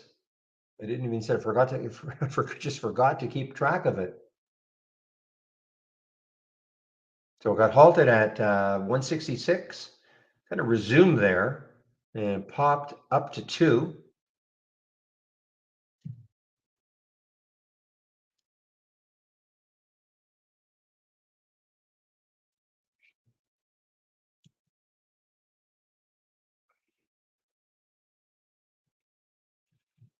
How much room does this have? Let's take a look left on the daily chart. Looks like 2. Looks like $2 is the high there. And then after that, yeah, $3. So if this can, I think that is it, guys. I think if it takes out 2, it's got a shot. Yeah, it's got a shot. There's the next high looking left is 3.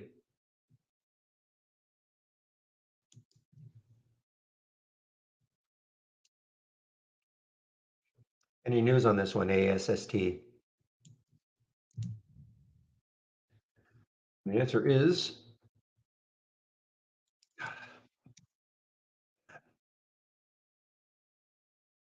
I can't. Maybe it's the keyboard you're hearing.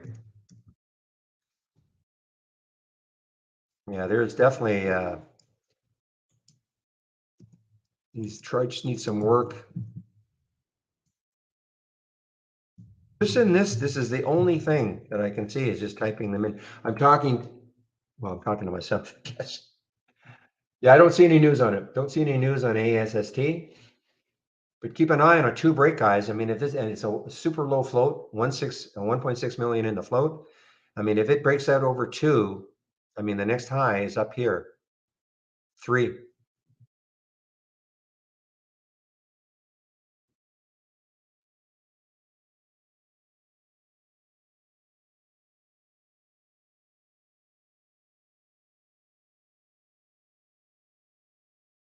Okay, well, if it's working, Alex, yeah, good one in terms of the linear. Right, you're not using mine, I know that, but keep an eye on the PRST again, guys. The PRST is coming back up to 350. So what I'm doing, I don't have to watch this. I'm just going to put an alert, price alert 204 for ASST, and see if it takes it out later. The PRST.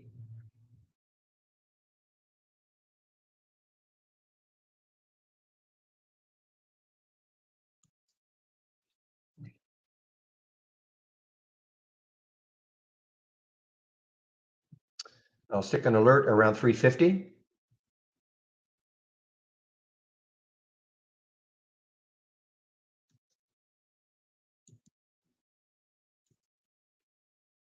Because it's still got a ton of room to that next high up here over 5.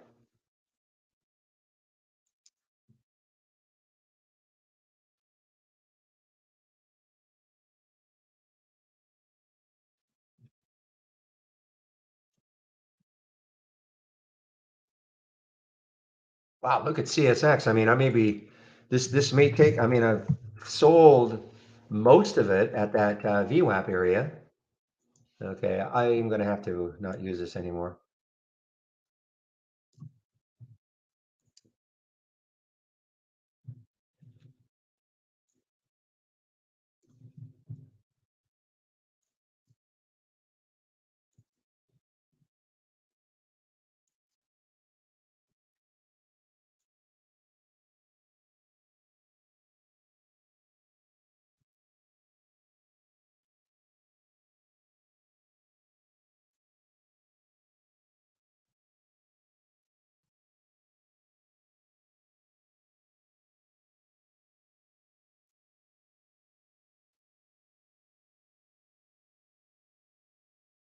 Am I on mute? I am not on mute.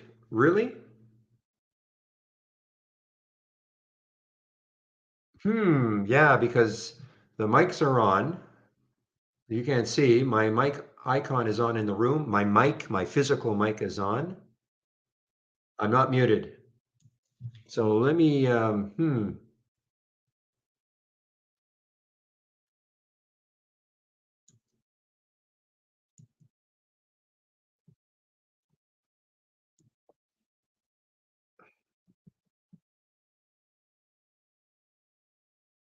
yeah, they can hear me in YouTube. They can't hear me in the main room.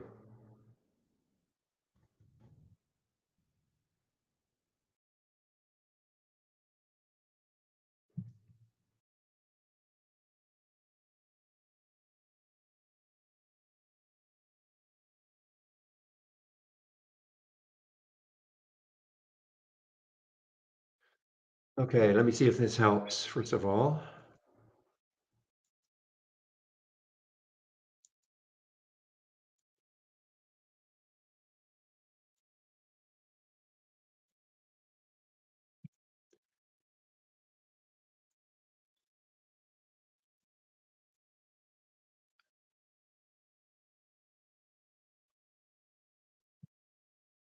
How's that, guys?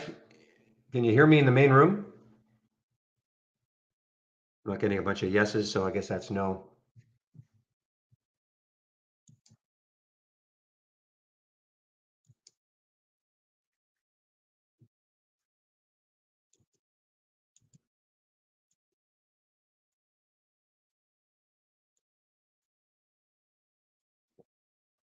No, I know you guys can hear me in YouTube. I'm talking about the main room. How about that now, guys? Can you hear me back in the main room? Okay. Yeah, I had to do a refresh. Okay.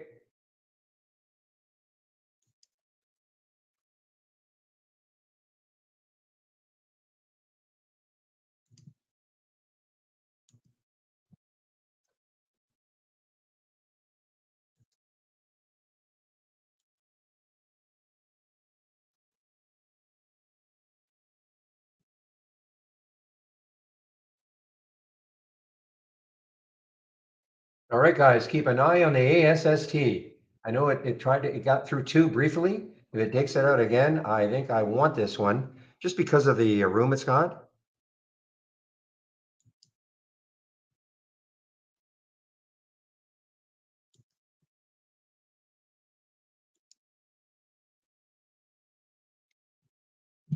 So I'm gonna input my create my price alert again for that little over 2.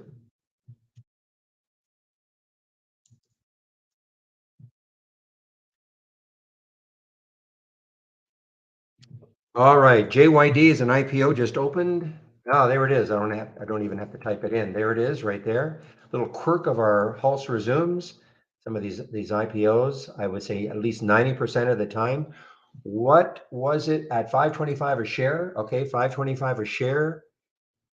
IPO priced at 4. Okay, so this is one of these crazy ones. Could be a crazy one.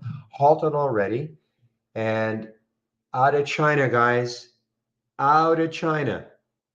So you know what could happen.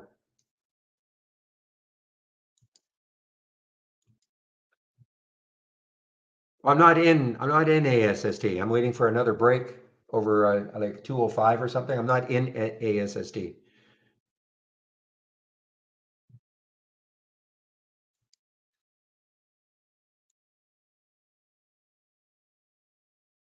Boy, okay, this could be the absolute crazy one again, like the UCAR yesterday. Let's see when it resumes, or it's halted right now, of course.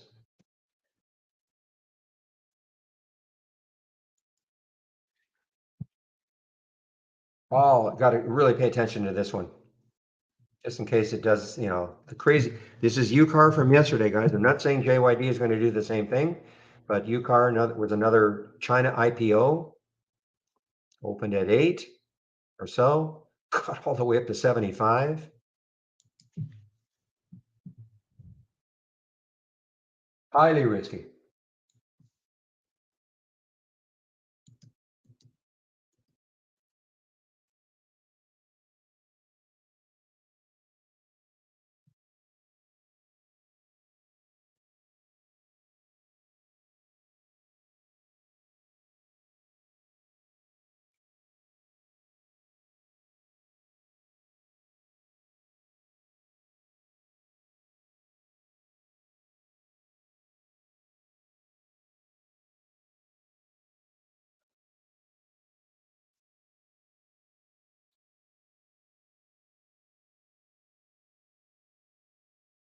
Okay, so no harm, no foul.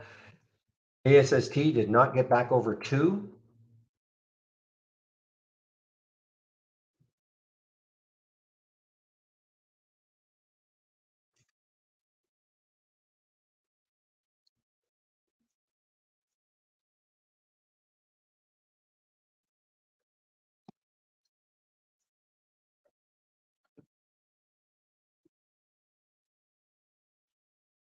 Just one moment, please.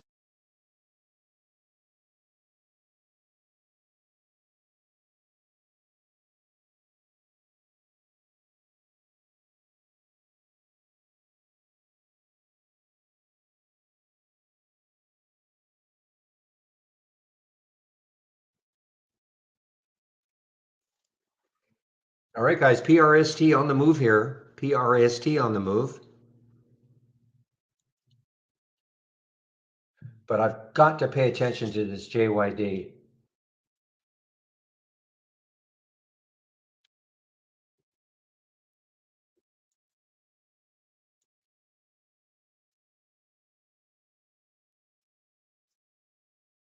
This is highly risky, guys, but I'm just, if I take any of these, if I take any of this is just, I'm not going to go crazy.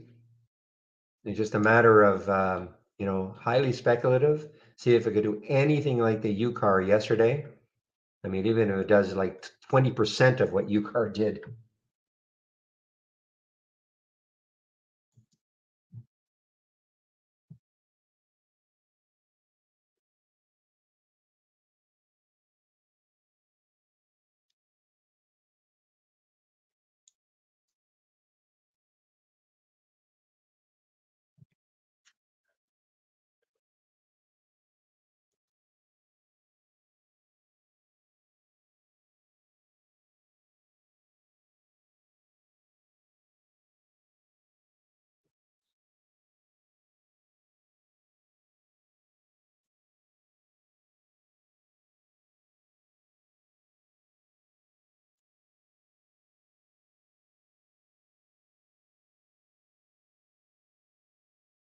Give me a moment, guys.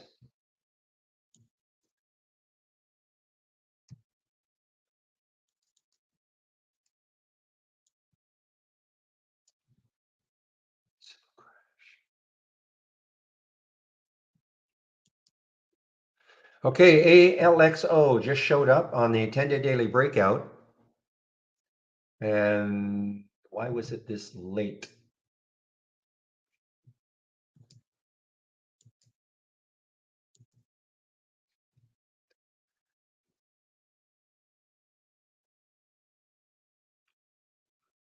I know why. So the volume is 542,000 now, and I have a minimum of 500,000 shares in here. So that's why it wouldn't show up earlier. Now, how much room does it have? See, I don't like it right now because I think it's going to have to take out six. But if it can take out six, it has a shot to the 640 area.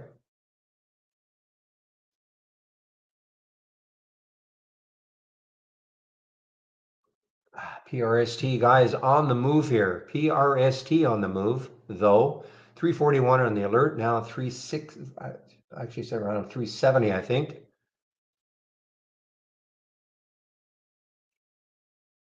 Another cheap one here.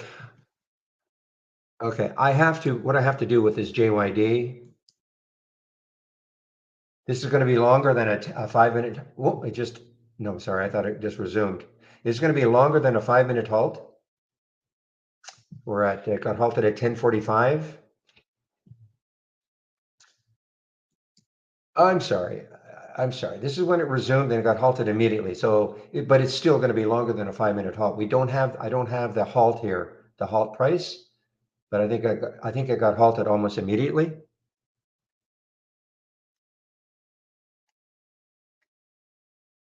So much going on.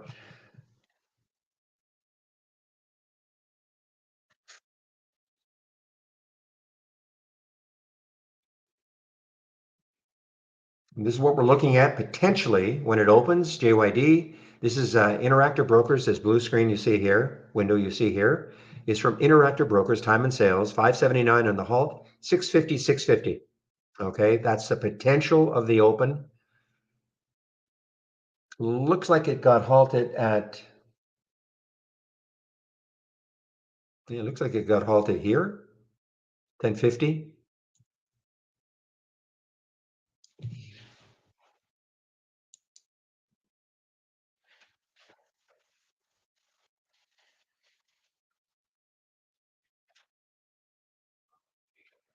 Okay, so I don't have to watch it. I don't know when it's going to open. So instead of having to watch the chart, I'm just going to stick a price alert at 581. And just in case it drops, 575. So I'm going to bracket it with two price alerts. There's no way it's just going to stay at 579. And then I'll let my price alert window pop up on my screen so I'll know when it starts to trade again.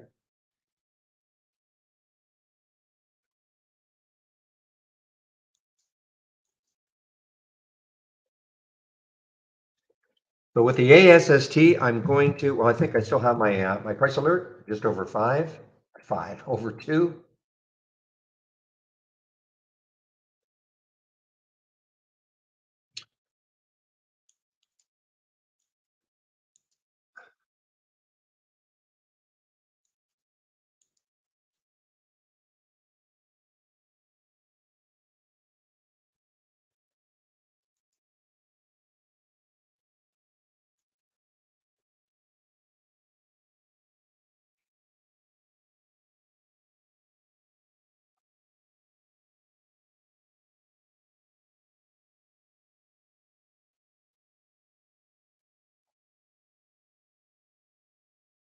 Give me a moment, guys. I'm just testing some stuff here.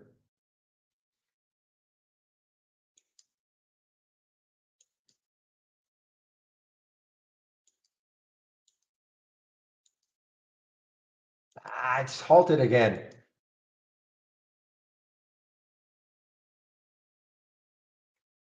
It's halted again, guys. Now this time, and I put in a buy at 7-Eleven, I am going to cancel it this time. That's what happened to me on the other one that I did this morning. I forgot to cancel. It worked out okay, but it could have been more disastrous. But it just got halted immediately. Couldn't get it. Oh, look at this. Look at this craziness. I mean, this is not, I refuse to believe it's going to open at 26.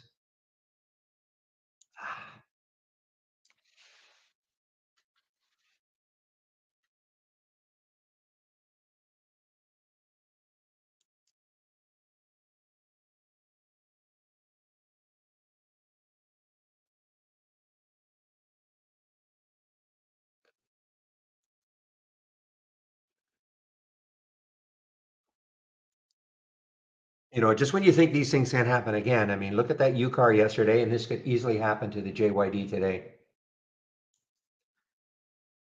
These crazy little China IPOs. Okay, guys, I'll be right back.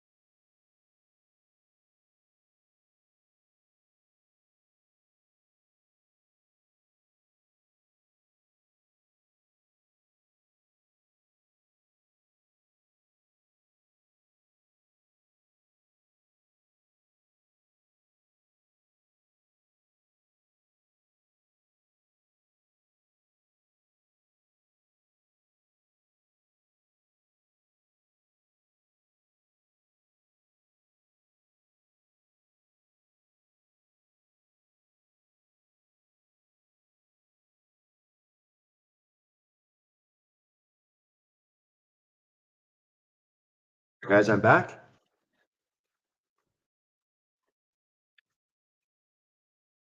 Oh boy, this thing, look at this now. 7-7-10, it's on the halt, 9-11, 9-9 approximately. Look at this. This is the potential open.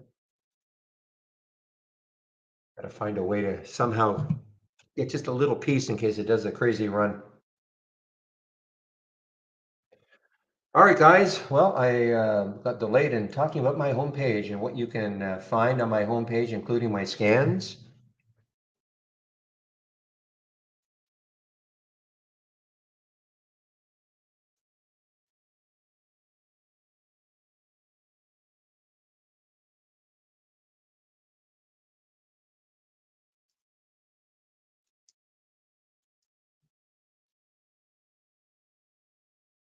Okay, on my homepage, this is what you'll find. Click on my homepage link. So here's a way in which we can take out a subscription to Trade Ideas. Barry 15 is for a 15% discount off the first month only or the entire year. If you do take out a subscription, you must do the get started. Okay, it'll take you about 30 minutes. There are 10 short videos. If you're new to trading, Trading 101 is for you. Michael Noss at Trade Ideas put this together. It is free. I do a daily stock of the day video. You can sign up for it here. Trade of the week is free. It is sent to you before the market opens every Monday morning. Big education section is here. Just click on this. You click on that user guide, and at the very least, let me expand this a bit. There's that getting started again. You should know what an alert window is, what a top list window is, and about the stock racing. I'd also look at what price alerts and how easy it is to put a price alert on a chart, okay?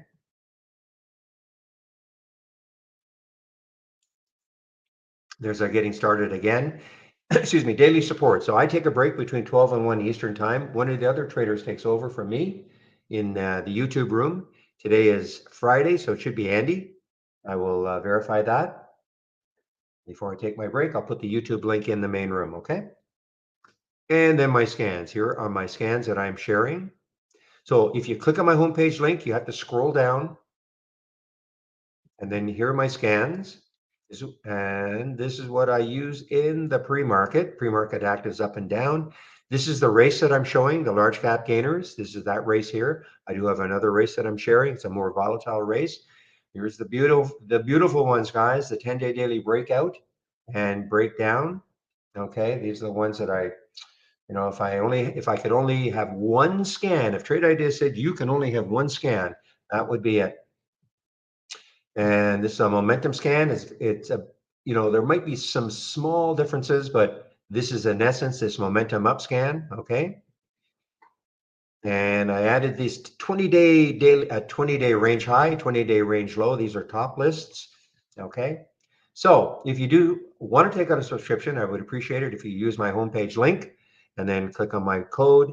And also, if you save my homepage, then you can take a look at my scans and the education section anytime.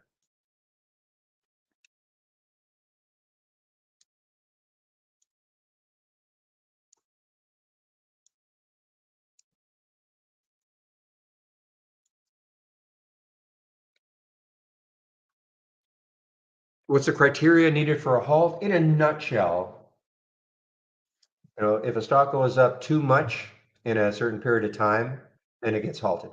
Okay, usually the halt, I mean, there's probably some more official definition, but again, if it goes up too much in a short period of time, then it'll get halted. It's a volatility halt. You'll notice that most of them are volatility halts. There are news halts, of course, but they're kind of rare compared to the volatility halts that we see. And typically the halt is for 5 minutes, though obviously you can see right there, that was 10 minutes. But typically they are 5-minute halts, just sort of a breather. And if it's not a 5-minute halt, then it's usually a multiple of five. So if it's not a five, then it'll be 10, 15, 20. But I would say that 95% of them are 5-minute halts, maybe even more.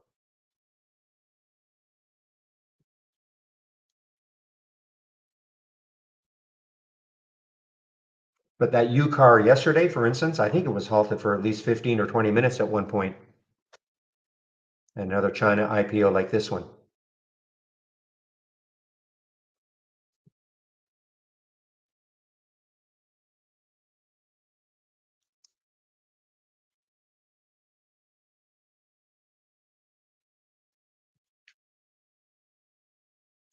Jamie, I'm getting this chart lag again.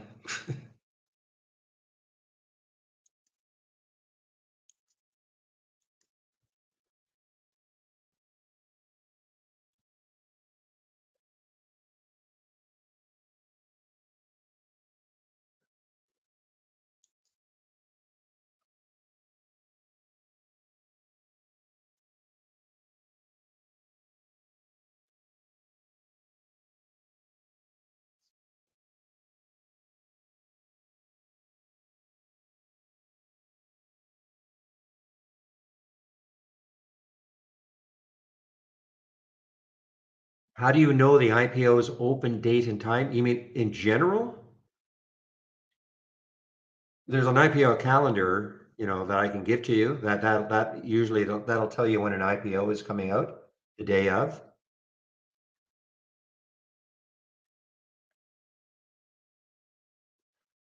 So for instance, let me just find it for you. Let's see if that one was on there. Notice that the other one was not on there. The U card, I don't think it was on there yesterday, but let me just, no, there it is. Okay, so there they are. Okay, so that was they're the three. They're the two yesterday, UCAR and WLGS and JYD. And this is when they say, the offer date, so 421. Now, if you go to the calendar, you can see what ones are coming up. And when in theory, so there should, well, there it is, JYD 21. But next week we have Think, THNK on the 26th, that's Wednesday, and then TRNR on Friday. Okay. Now, it's not 100% that they're going to open. They do reserve the right to not do it, but this is the projection. And this tells you how many shares are issued and the potential that it will open at. Okay, so there's the JYD. You can see 1.3 million shares is so low. I mean, and that's why you can get, because now, it's the float. So if you get the heavy demand for whatever reason, just because, there's traders out there that are high, that take a shot at this. So there's not many shares outstanding, and that's why you can get these crazy moves. How many shares for UCAR? 2.4 million. Okay, that's why. Now, I mean, it closed at $43, but it got up to $75 yesterday. There's no reason for it, okay, other than just traders piling into it. So I can give you this, and that's how you can tell when an IPO, in theory, is coming out. No, there's no way to, well, not really, no. What will happen, but you know what you do? Well, I've said this before. Now that we're starting to get maybe a little bit more into IPO season and we're starting to see these, what you do is this. Okay, so for instance, next week, okay, so this one, Think, THNK. This is what I will start doing again. So I'm going to type in THNK, THNK, and there'll be nothing. Okay. I'll create a price alert. Right click, create price alert, $1. We know, I mean, it's going to open more than $1, but more importantly, the notes. I want to know how many shares, 3 million shares. So that'll give me an idea about how active it could be. And they're saying between $4 to $6. Okay. And sometimes I will put in the who's behind it, EF Hutton. I'll put this one in. So what happens is when it starts, if it starts trading next week, it'll pop up on my price alerts window. I'll see it. Okay. But more importantly, let's just say it opens at 8 or 10. Then I know, wow, there's lots of enthusiasm. What if it opens at 2? Okay, you can say not so much enthusiasm. So now I save it. So I think it's a better exercise than just having, if we had some kind of an IPO alert, I think it's a better exercise to do that and put it in the notes section so you have an idea about where it was supposed to open and how many shares and maybe even who's behind it, because sometimes you'll see, you'll like this benchmark company I know has a history of these cheap ones. Okay, and do it on Saturday.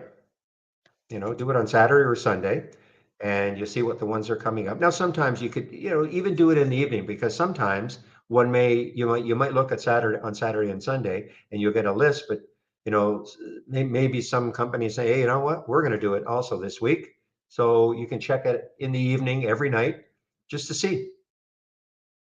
Now, there are some weeks that you're going to see it full.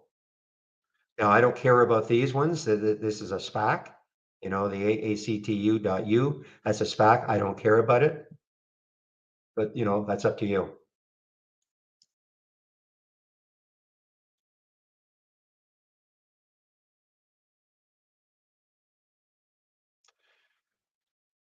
Meanwhile, while I was talking, I guess I missed the boat again on it, JYD. But it probably would have been awfully hard to get in. Yeah, halted again. At some point, guys, at some point, this is not going to last. But you know what that point is, nobody knows. Give me a moment.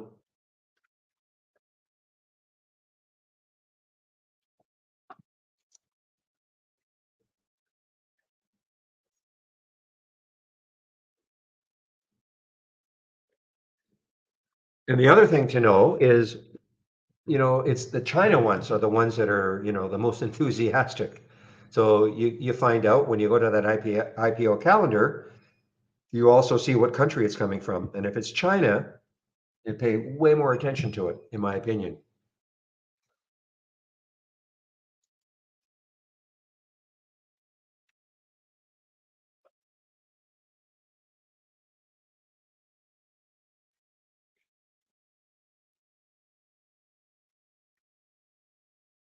The other thing too is sometimes it matters, if it's a biotech, but if it's anything to do with AI now, I mean, just you can check on that calendar, you can check to see what the company does.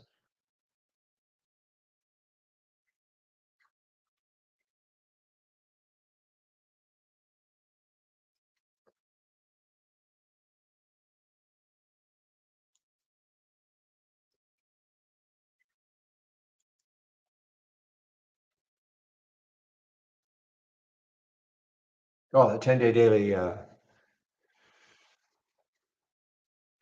Luis, can I repeat about China, please? Okay, so the China IPOs are the ones that can be the most volatile. It's really that simple. They usually have few shares that they're issuing. Usually it's a low IPO price.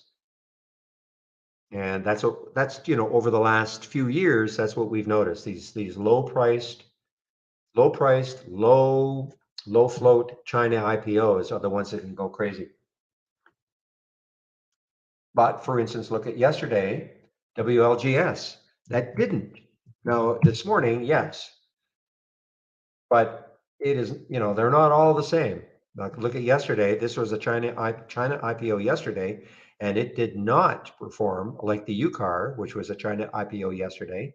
Now, this morning, it did do this kind of a crazy thing, got up to 14 or so, but then it just collapsed. So for whatever reason, they're not all the same, but this is another China IPO from yesterday.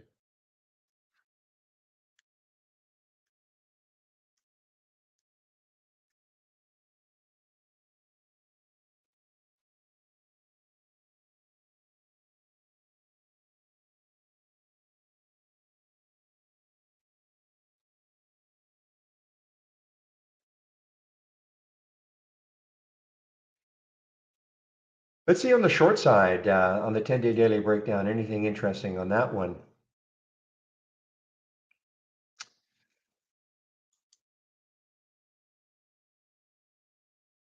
It's funny because I don't know, up until, I don't know, maybe a couple of months ago, I was way more eager about the breakdowns than the breakouts. But the breakouts, I'd say over the last, I don't know, month and a half had been sensational. But it used to be the breakdowns is what I'd really pay attention to, especially if they were making lifetime lows.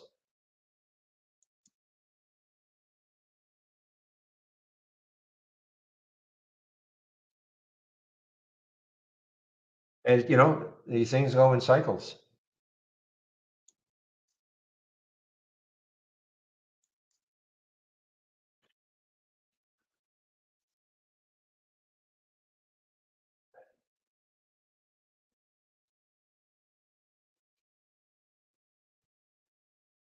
Boy, even Tanya, I mean, it took a bit of or Tanaya, it took a little bit of time, but even this one, just pulled back immediately from that high.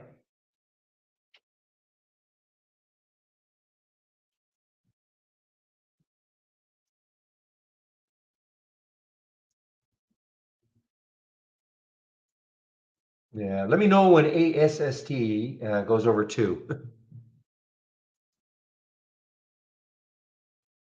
Oh, that's one of those firing situations. I didn't see that. I didn't see that headline.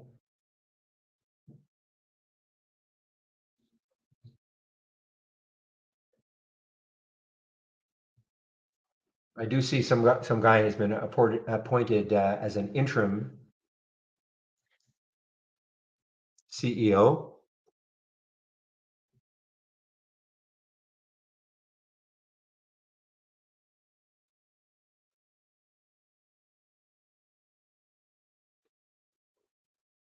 Interesting. They don't say anything about. I'm going to assume this is a woman, Mina Such. I'm going to assume that, but it doesn't say that she got fired here.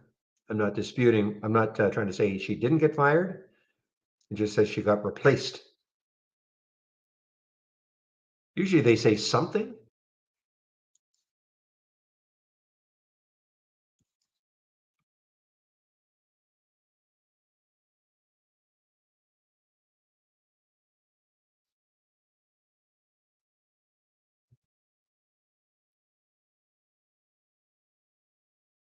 USB? Oh, I'm sure they do.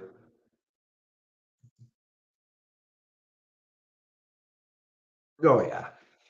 Question in our YouTube room: does Interactive Brokers, are there USB shorts? Yeah, 48 million of them.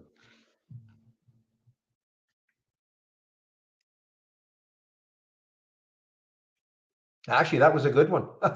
Yeah, you're right. That was a good one. 33.89 on the alert, and now it's dropped $1.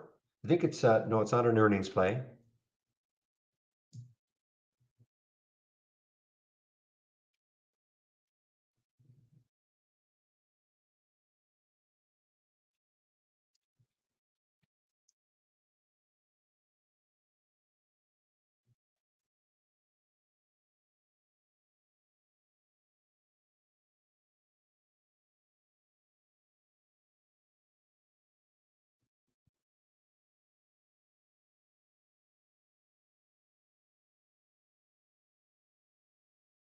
Okay, T holding the VWAP, guys. 1815 holding the VWAP.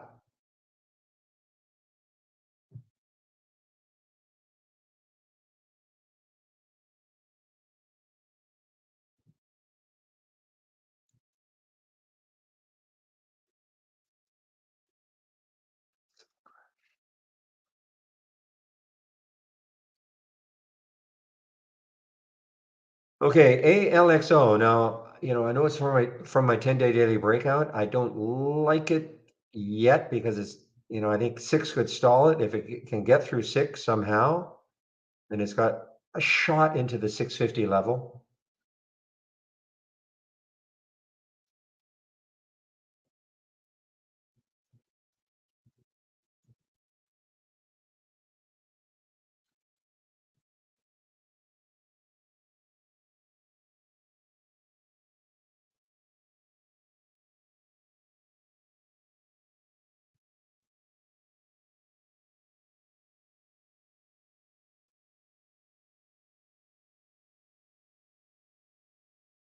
Ugh, I missed this one. This one from the options plays. Wow, lithium, of course, I don't know where they're out of, but 2061 was the alert on the option scanner at 10:29. It's an hour later, and it keeps drifting down 1970 from 2061. Now it looks like it could be coming into a little bit of a support area here.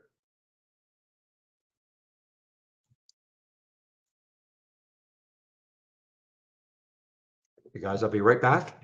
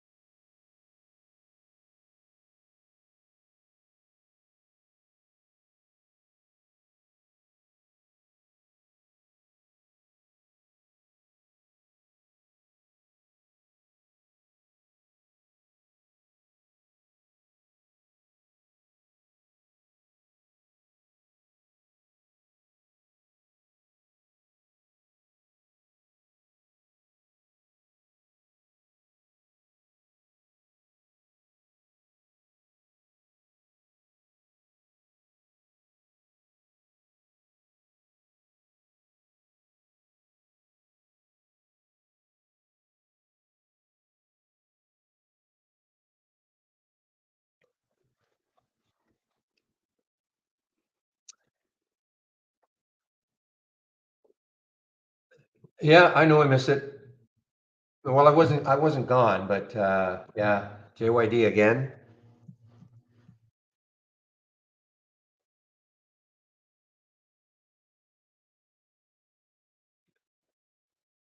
Now, the only thing I can see is that this projected open is not as dynamic as some of the other ones. So this could be it. This could be it for a while anyway.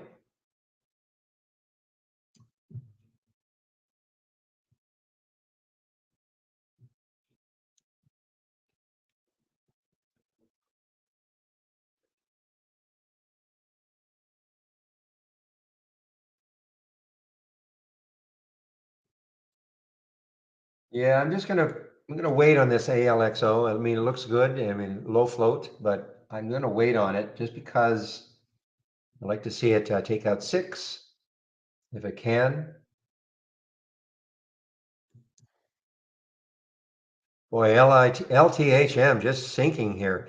Now, again, you'd think there could be some support right around here.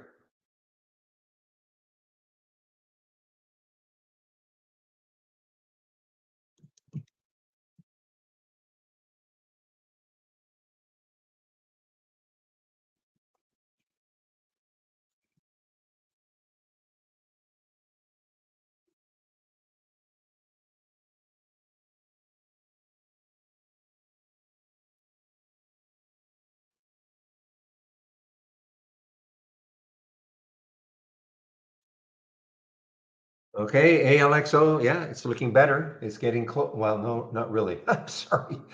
I got the alert. It said 591, but it's pulled back a little bit. I just think six could stall it for a while anyway.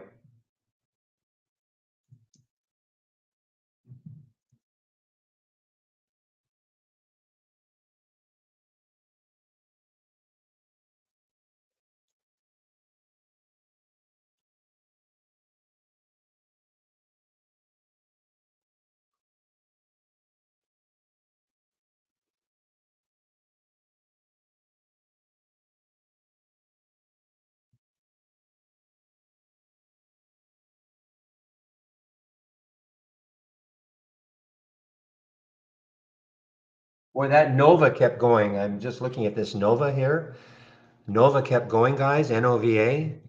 Not a good looking weekly chart though, with all these topping tails and everything. It looks like it, but it's got some room to 20 on the weekly chart, 2032 actually.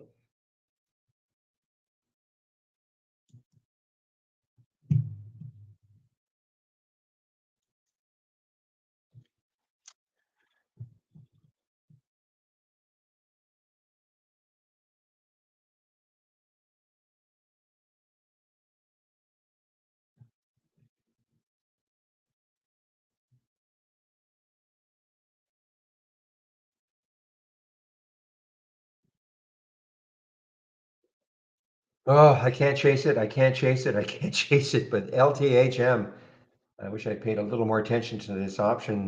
This is again only how many? Six. Only six here. Next week we should have a lot more because we'll be in earnings season in a big way. I think 600 companies will release earnings next week. And typically that's when, companies that don't trade very much usually, and if they're optionable, that's typically a time where, you can get some really crazy moves.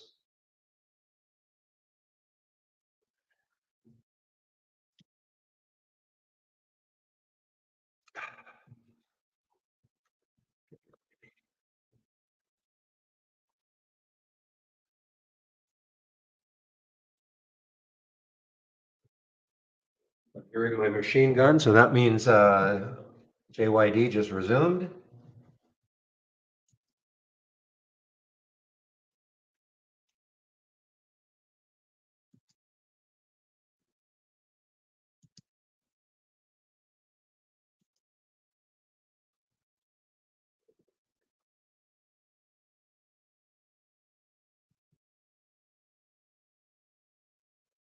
All right, I'm watching this now.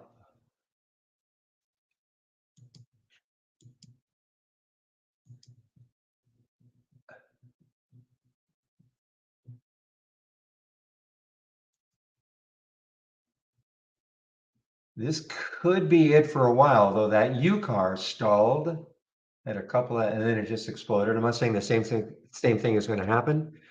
Of course, with JYD.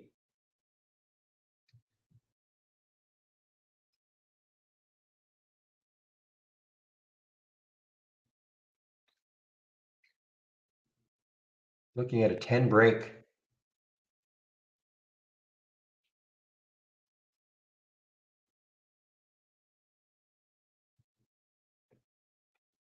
But this is no recommendation, guys. Highly risky.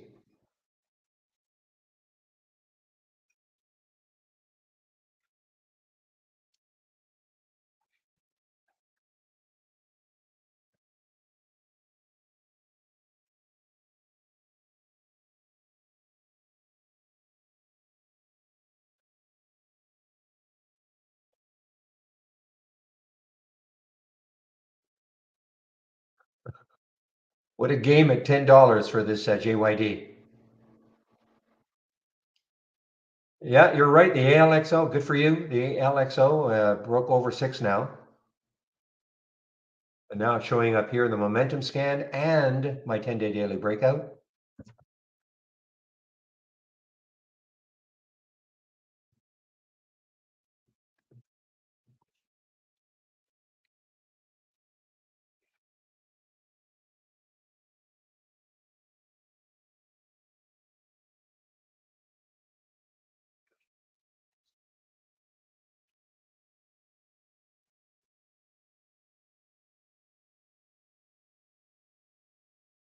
No, I'm not going to gamble, Alex. I am waiting for a certain thing to happen with the JYD. Want to see a bid over 10.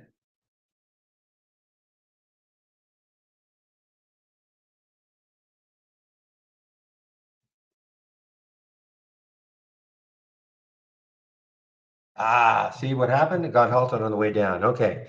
So now, again, that happened with the U car. So what I'm going to do now is just stick a price alert over 10. Now I don't have to watch it anymore. It just got halted on the way down.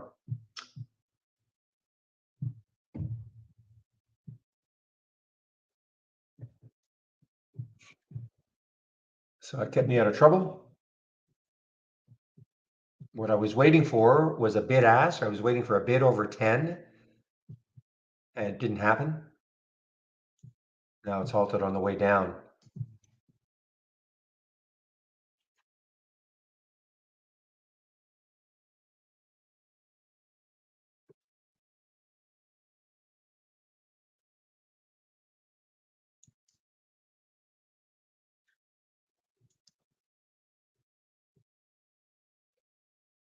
All right, ALXO, the next high looking left is 633 or so? 632. So it's got a little bit of room still.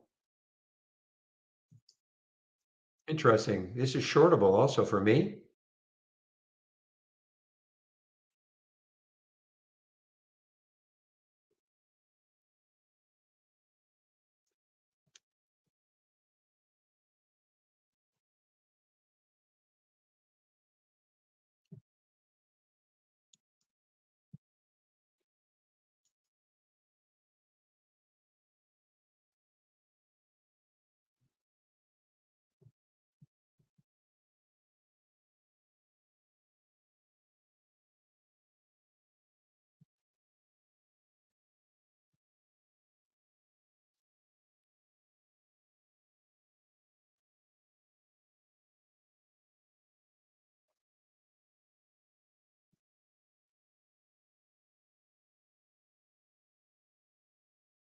So big actually had a bit of a pop here. Got slammed down, a couple of downgrades for it, all-time low, but it has popped a little bit here over the VWAP. Occupy, OCUP, well, I know it's,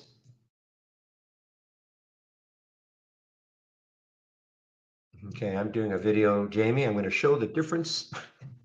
You're listening to me. Our delay in our charts. I was asked to do it yesterday. I'll do it today for sure.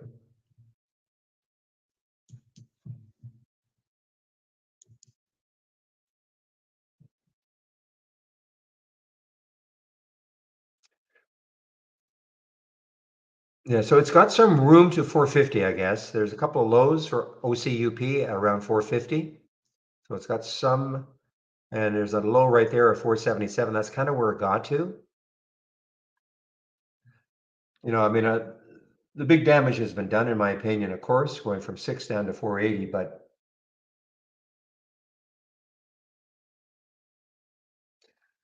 boy, so glad I did not anticipate. I rarely anticipate something happening. But look at the ASST. I was going to wait for a 208. Didn't happen. Look at it now.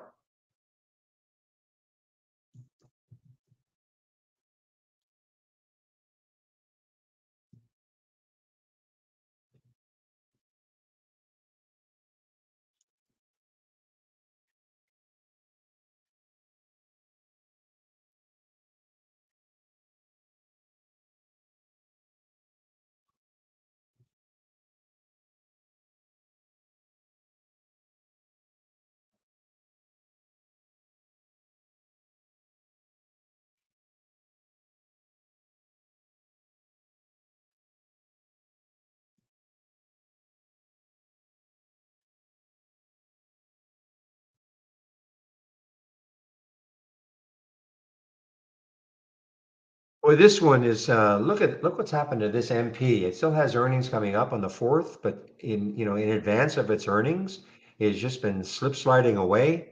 And look left on the weekly chart. I don't see too much to hold it up. But back this out just a little bit.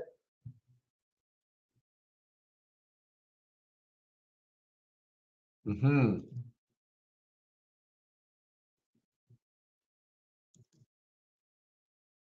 Can't do it, Nick. Sorry. There's no option. I think in the new, which I'm not displaying right now because there are a couple of things that I just don't that are sort of hampering me. With the new HTML charts, I believe you'll be able to do a lot more. Okay, but these are the old chart. Well, these are the charts that you guys and I'm still going to use for a while. There's just a couple of things happening on the HTML charts that I need to be fixed before I can really use them.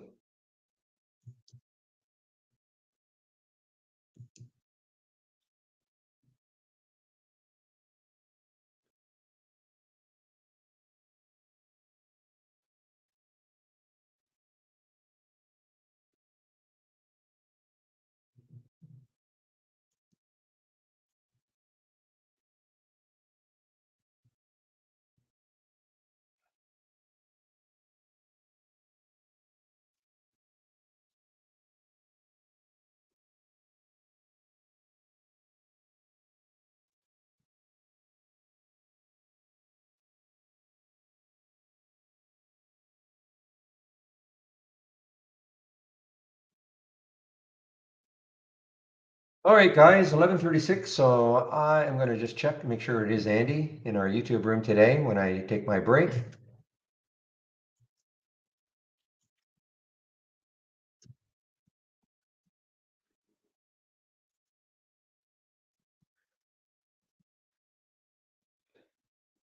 What happened here? Tanya, another new high, I guess. Tanya, Tanya, another new high.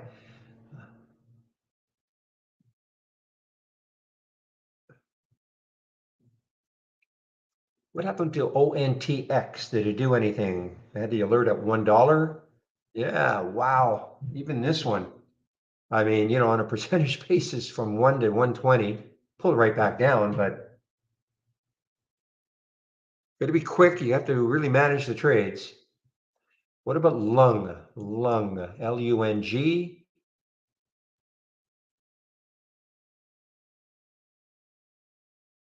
Okay, through the VWAP, 1249, through the VWAP, through the 200-day moving average at 1252.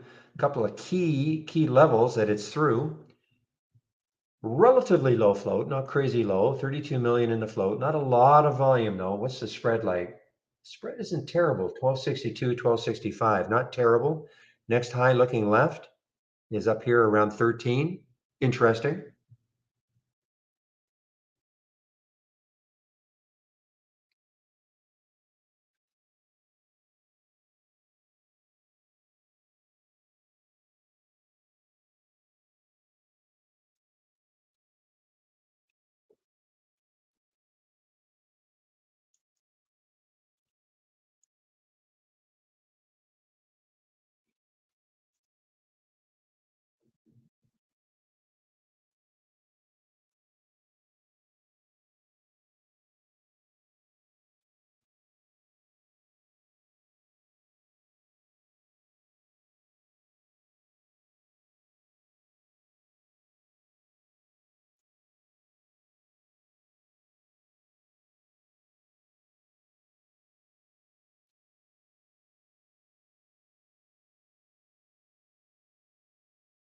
Well, Nova's over 19 now, guys. NOVA at 19 now.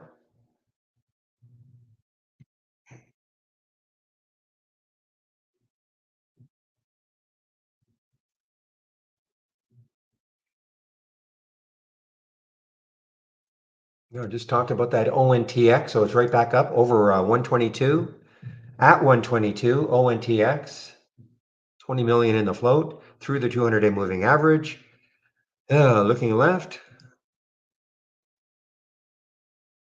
next high is 149 actually, 149 a couple of times on the weekly chart for ONTX.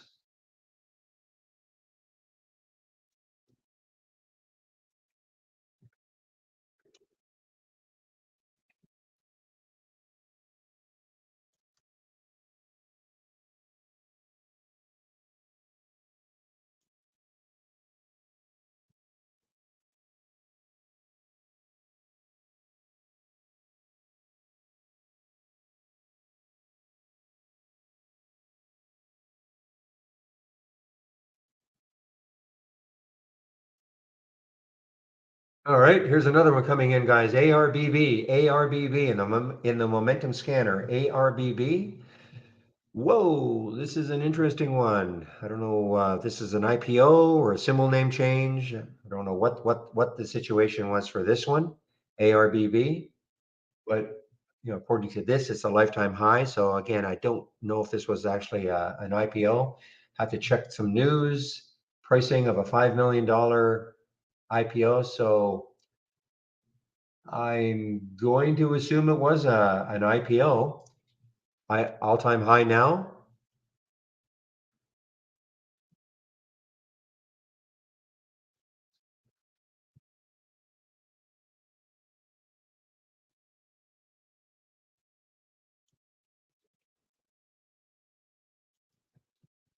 Well, keep an eye on this one. How many shares? 1.2 in the float, so very low float.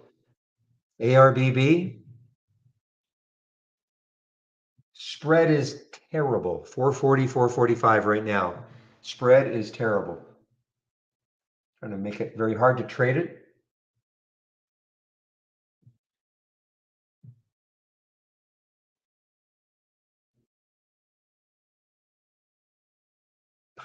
J, so JYD got halted again.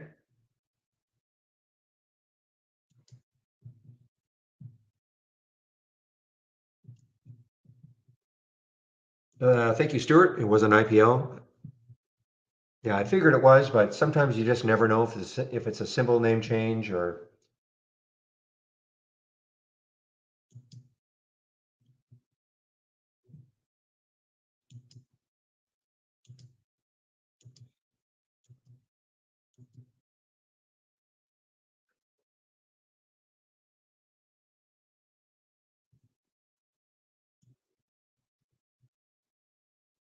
Okay, well, that spread is maybe not going to hold it back. 456, 466 now for the ARBB.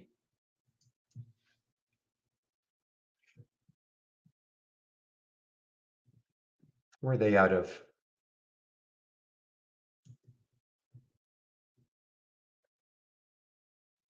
Okay, so this is out of Kuala Lumpur, Malaysia.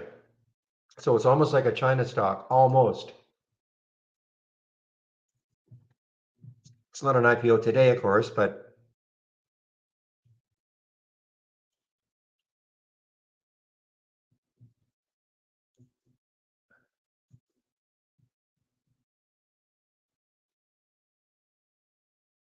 man, yeah,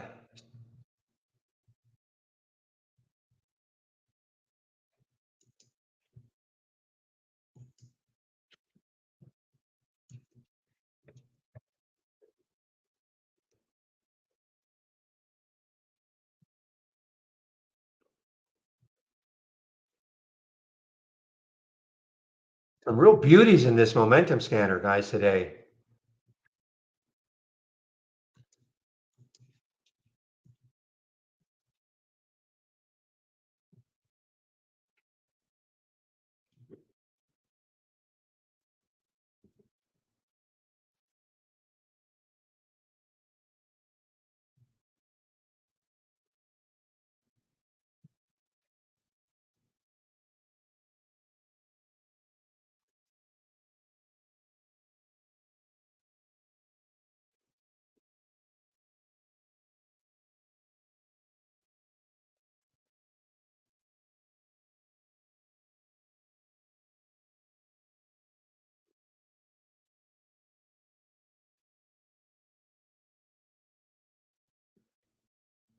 Okay, yes, Andy. It's going to be Andy in our YouTube room in about 15 minutes. I'll put the YouTube link in before I take my break.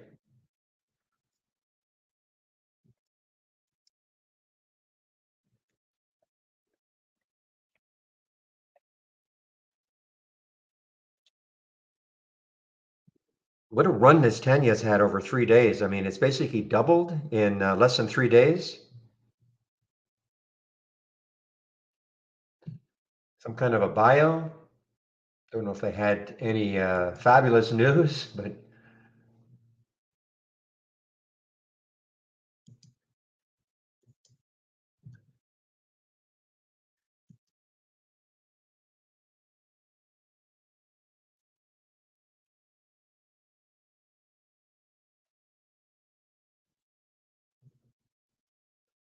yeah. So I'm not losing sight of the JYD guys. And we're gonna, I still have my alert set. I think over $10. Let's see if it takes it out.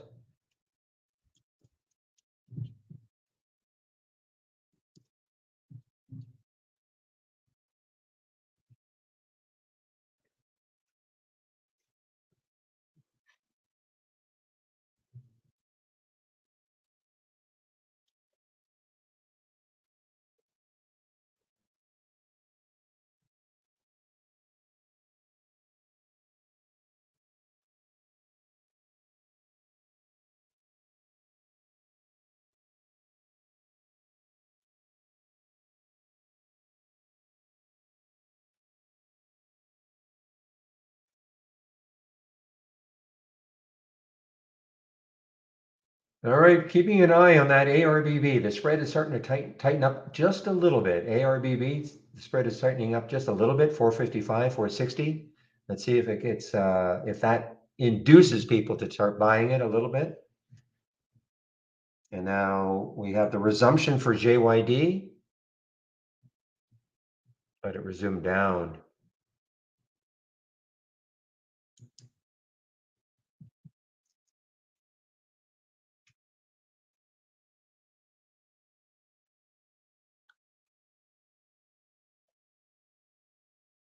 Boy, this is all, look at this, guys. This is, you could just kind of see. I mean, again, this is not a recommendation, but I mean, man, oh man, you can kind of see takes out 10 in a big way.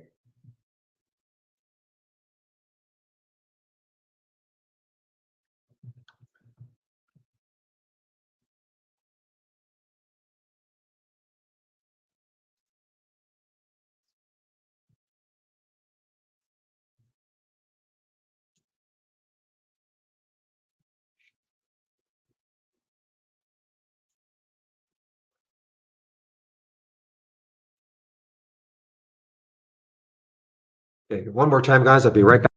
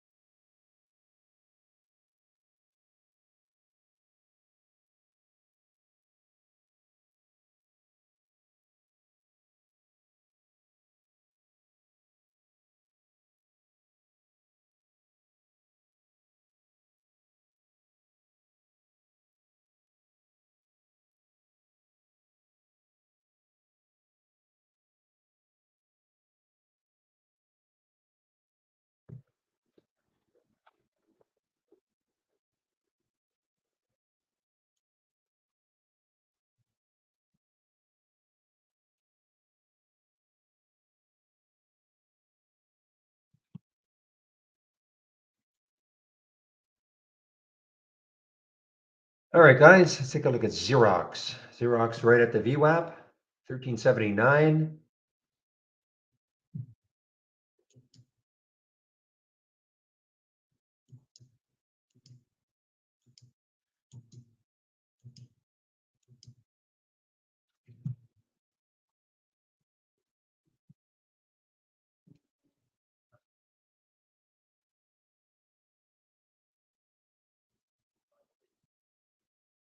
Okay, ICVX, did this do anything from that first alert? ICVX at 534, so hasn't moved, really? ICVX hasn't moved.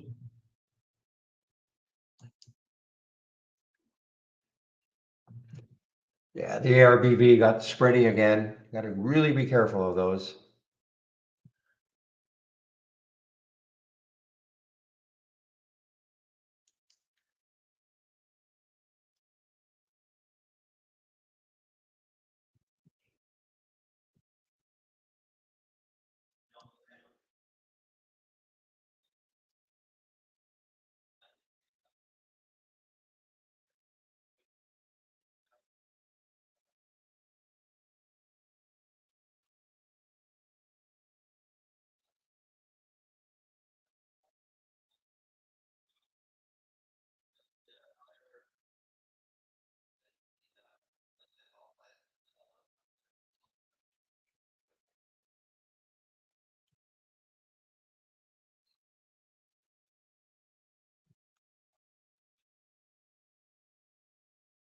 Ah, ARBV is enticing me again. I wish if that spread could ever just get a little more consistent. 441, 460.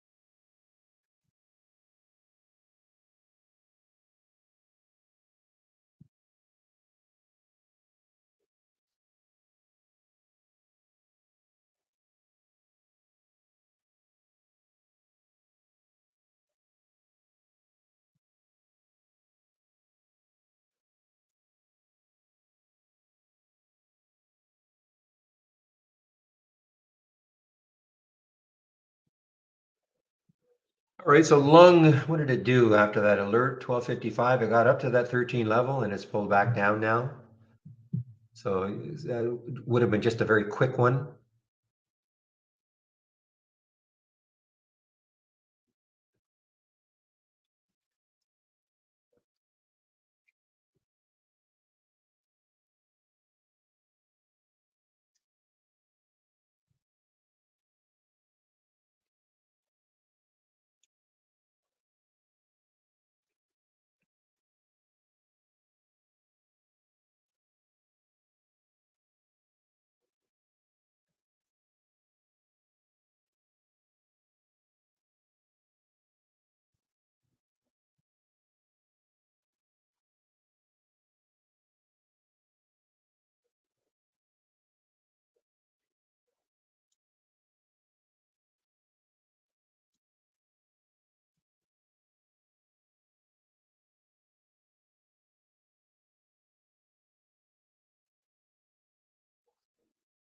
All right, guys, 11:53, so getting close to my break, waiting for Andy to show up. So I'm going to put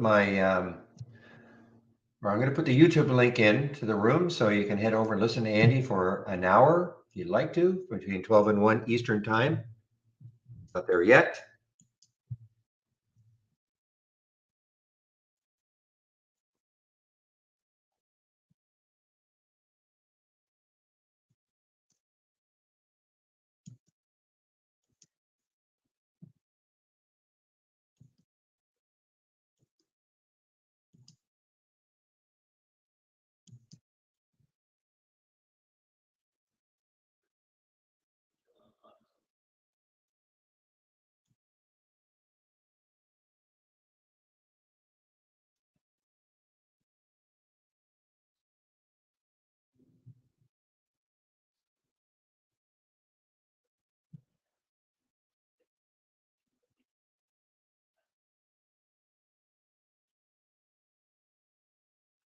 This Nova, guys, this Nova is still strong.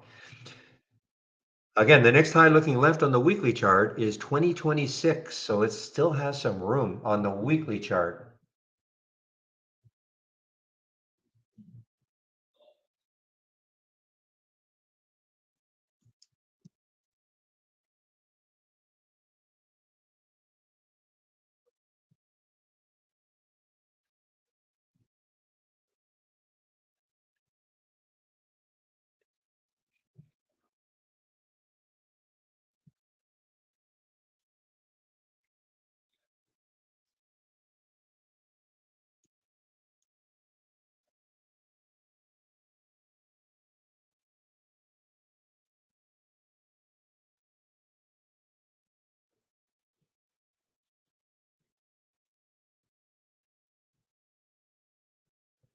Okay, guys, I'm going to put myself on mute. I'm just going to wait for Andy to show up. Not putting myself on mute in the YouTube room. I'll put myself on mute in the main room, and I'll just wait for Andy to show up.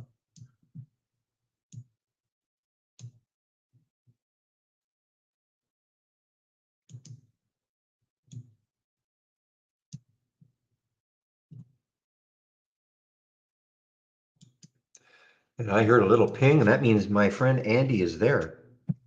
Barry, how are you, buddy? I am lots and lots and lots of activity. So yeah, I'm great. How are you? Oh, doing good. Doing good. Not Just give me bad. one moment as I just complete my text message to the guys, knowing I'll be back around 1 Can I p.m. can I well, can I ET. ask you a favor, Barry? No, I no, Please, I have sir. to. Yeah, no problem, of I got course. an important meeting at the time you just mentioned. So could you come back maybe 10 minutes Oh, of earlier? course, of Okay, course, thank you, man. of Yeah. course, of course. Just a few things I gotta just prep for and get ready for it. But uh for the most part, I'm ready. But it's with More your important than Canadian. It's me. with your Trade Zero. Oh, So Trade yeah, Zero. yeah. Ask So them again, okay? okay, Because you know what I said before, I wouldn't mind taking out an account with them, but it's not really true. I mean, the only reason I would do it, okay, is because it appears they have shorts, more shorts available. I guess right, that's their number one thing. But there really isn't free commission. It really isn't free commission if you go in, if you try to place a limit order, right. which is typically what I would do all the time. Rarely am I going in a market order. So I'm just wondering, why do they do that compared to Yeah, everybody else? I I mean, they must have understand. a reason for it, but Yeah, yeah. I totally understand. what do they say? What do you actually have you No, no, actually no. asked them that specific question? I will definitely ask them. Today's meeting might not be the time and place, but I'll definitely get around to it for sure. Yeah, I would But just say out of curiosity. I mean, I yeah, wouldn't, nail them against the wall or anything. I would just right. say out of curiosity, when everybody else, when they say zero commission, it could be limit, could be market, doesn't matter. Exactly. Well, that you So good just, point. Good point. It's just when I'm trying to nail down a deal, I don't know if I want to call them yeah, liars. Yeah. okay. No, but I hear you. I know. I would like to know too, because when I first read the advertisement, I was like, wait a minute, this doesn't sound like free commissions. Yeah, well, considering they call themselves Trade Zero Yeah. for a reason. Okay, so it's sort of maybe a little not quite truth in advertising, but anyway, I don't want to dump on them. They got lots of shares available to short, and they're actually in Canada, so that's not a bad thing. Yeah. Yeah. For sure. So for we Canadians who have very limited brokerages that we can pick from. Okay, Andy, I will All right, buddy. Yeah. definitely quarter Take some two. I'll time off. definitely be back for you. Thank you, man. I appreciate it. Okay, Have a bye good bye. one. Bye bye. Hey guys, how you doing? This is the support webinar on a Friday. My name's Andy. If you're in here for the first time, so if you have any questions, about the software, this is a place to ask them. If you're working on a configuration or something, I've been busy. Hey, Iris, I've been busy, so I haven't really been doing a lot as far as building new scans or anything like that. I know you always like to see a new one, Iris, but I just haven't gotten around to it lately. But Good to see you and everybody else. Seeing some familiar names in here. This boy, probably a better time to be a day trader than swing trading's been tough lately. I'm not going to kid you. I'm just churning because I just can't get anything to go in any direction. And if you look at the spies and the Qs, you can kind of see why. Especially the Qs, they're just kind of in a sloppy mess right here. The last 2.5 weeks, it's just been just a mess. Basically the same place we were back on uh, the last of March. So 3 weeks there. It's just been slopping around. Makes it tough. Looking for a scalping system.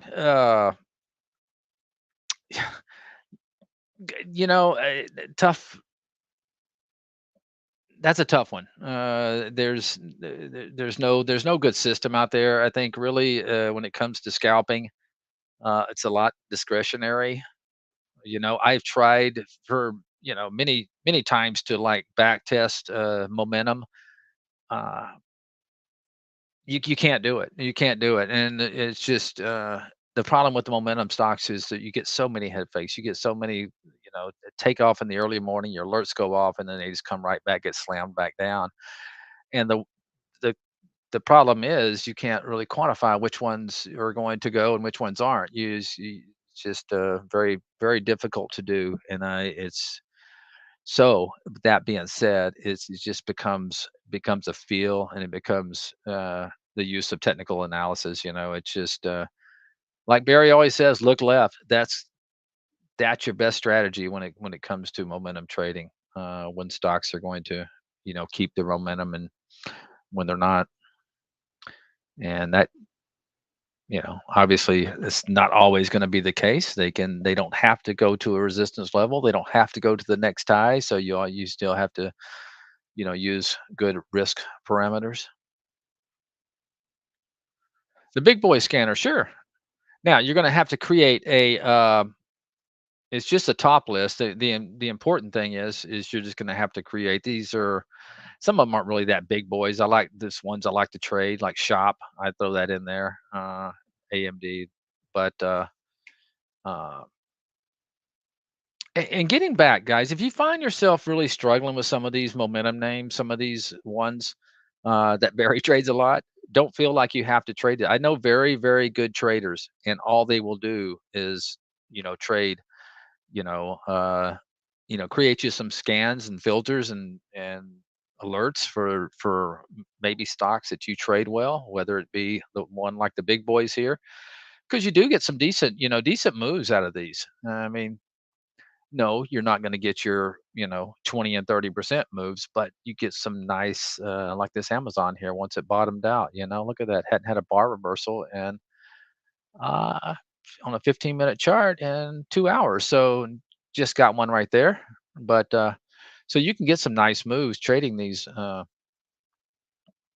Now I for those that can trade momentum stocks and get going, like Barry does and a lot of people in this room, they you can get more bang for your buck. So if you're good at that, but if you're struggling with it and you find yourself getting beaten up, find you a method, that allows you to uh, trade some of these big boys, and it can be as simple as using a moving average and uh, and just adhering to your rules. But I will share this. That here's the problem: you're just going to have to go to your I'm sorry, not new. You want to go to tools and you want to go to symbol list. And, I'll be happy to drop this in there, but uh, where's it at, big boys? And just, create you a symbol list like this. And so you're going to have to do that. I'll drop these symbols in here. You're going to have to space them. Oh, they came out. No, they came out spaced for a little bit and then went down. But anyway, there you can figure it out. And then I'll share it, but it's just a basic top list with no filters.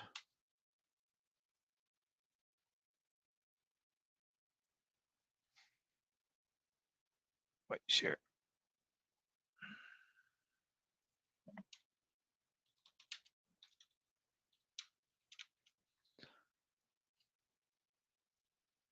There you go.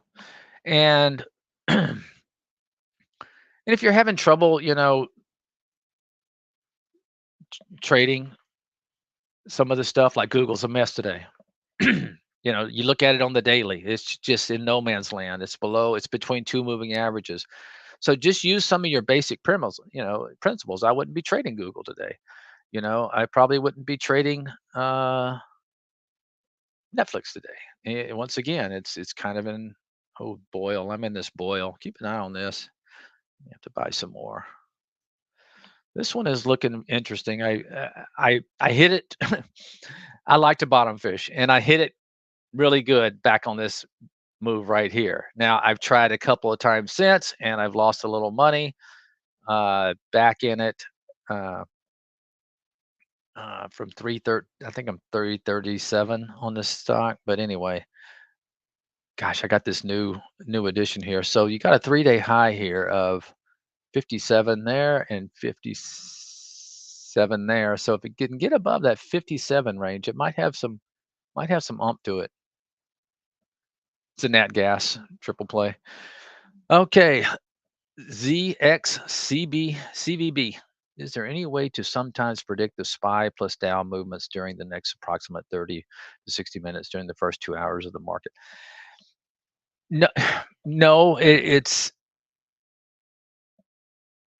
you can only predict it by using, making your best. I don't want to call it a guess, but educated, uh, you know, est- estimate.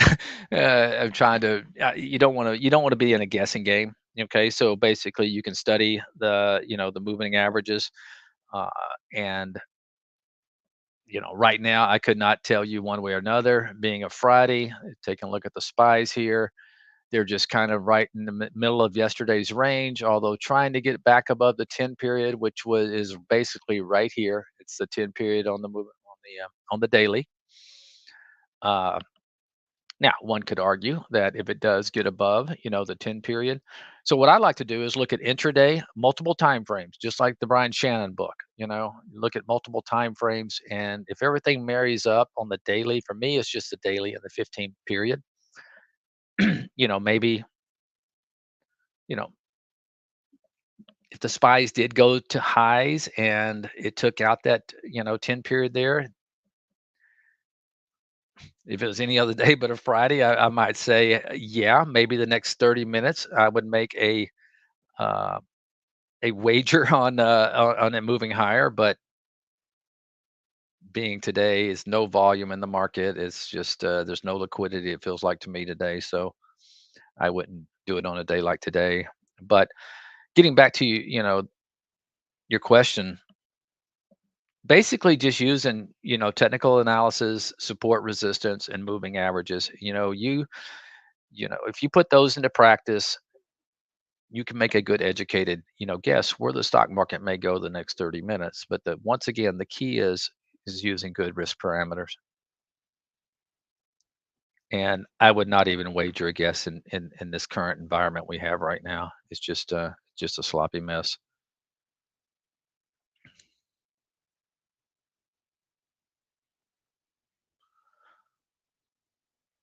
Now, getting back to Boyle,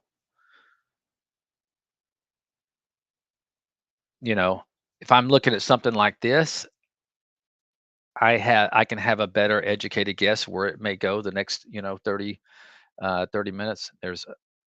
Golly, do I want to buy this on a Friday? I'm not. Looks good, but I'm not, especially since it has come a long way to get there, a whole buck to get to this level. So I wouldn't trust that. Doesn't mean it can't keep going.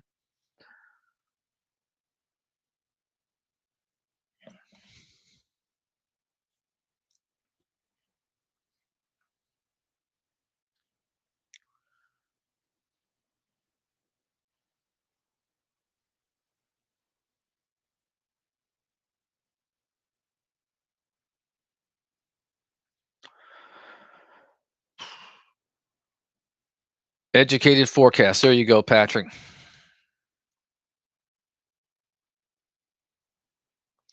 Yeah, I don't pay much attention to, major news events unless the price action confirms it, uh, confirms it.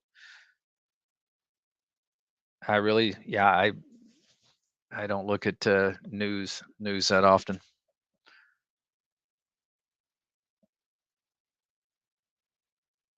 I'm gonna move this up to 58. See if that triggers.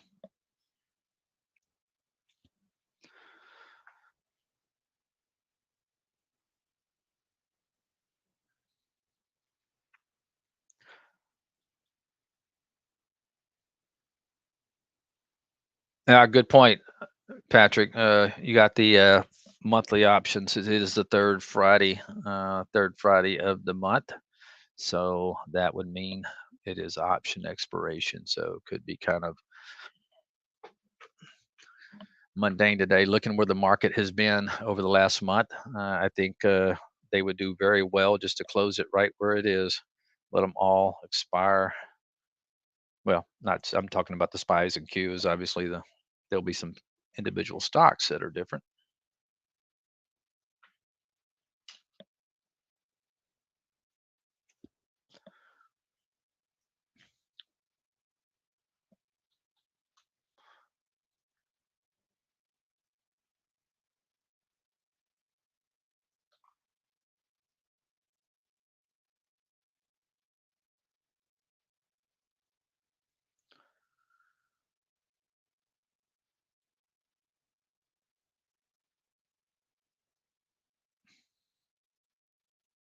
I call this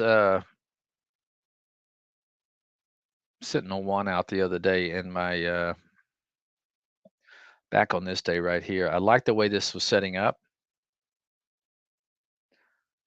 Uh, right here on this day. I think I called it on this day right here and on my swing watcher list that I do every morning, make a video and put out every morning on social media.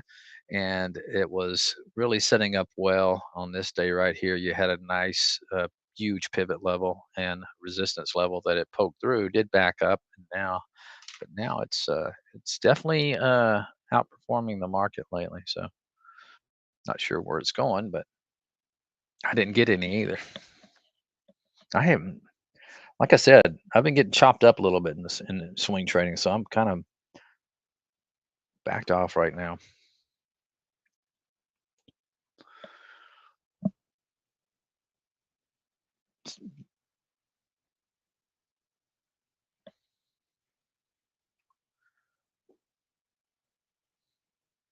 People taking some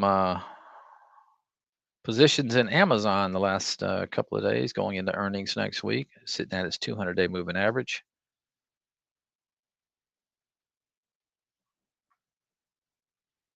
I don't know if I'm going to have the guts to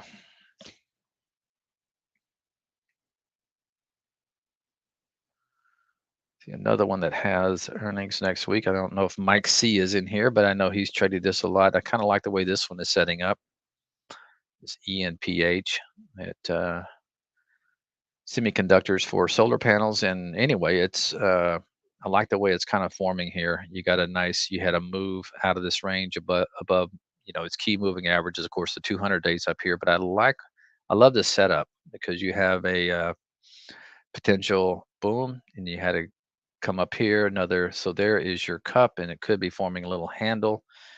And yeah, this is one that I'd be very interesting in. It does have earnings next week, early next week. So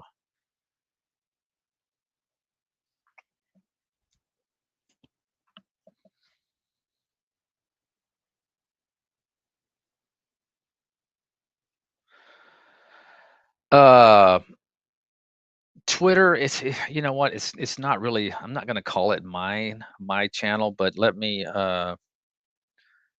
bring up the Twitter.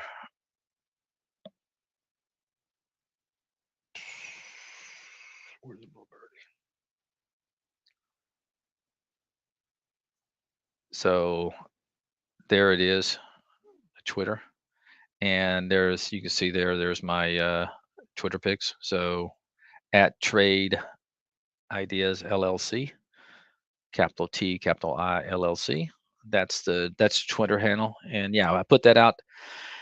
Now I give it to our social media guy, and he doesn't do too much editing to it because I just make it about 2 minutes long, and but he does some things I think to make it available for TikTok and some other social medias out there. But yeah, I come out with the list, and also will give about 3 or 4 stocks. No, you're welcome.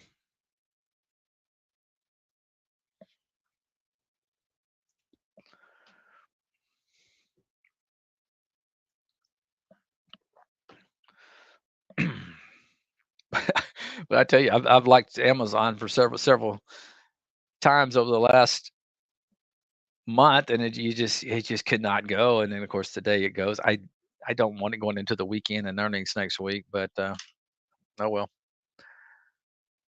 It's been it's been choppy. I'm not the type that buys a small size and sits through 2 or 3% moves. It's just not my style. I look for a setup, and if it doesn't go, I get out pretty quick. So I've been taking a lot of paper cuts lately. I'm not. I don't like this guessing game. It's more for like investing.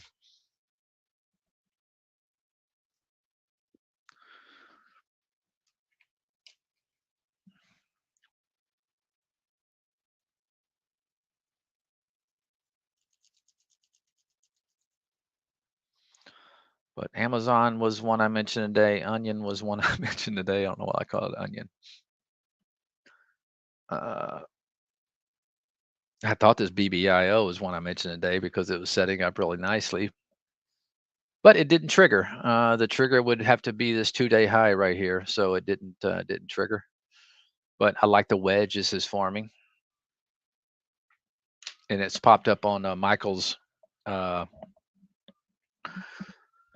strength alerts the last couple of days.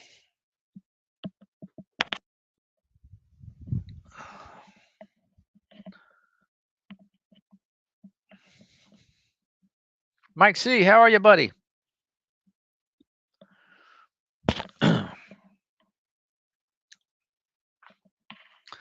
You may have missed it earlier, Mike C. I told you I got my eye on this ENPH. I like the way it's setting up. It's kind of setting up for a nice little maybe a cup and handle there.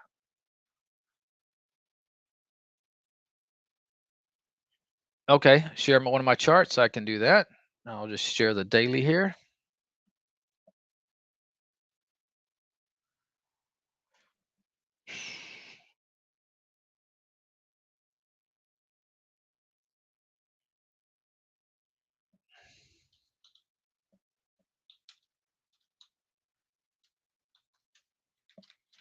There you go, Iris. Pretty simple. I don't use a whole lot of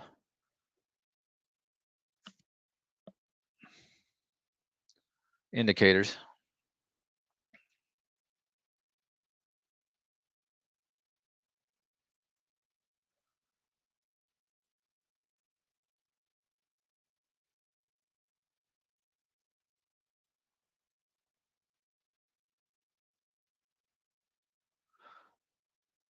Okay, let's see.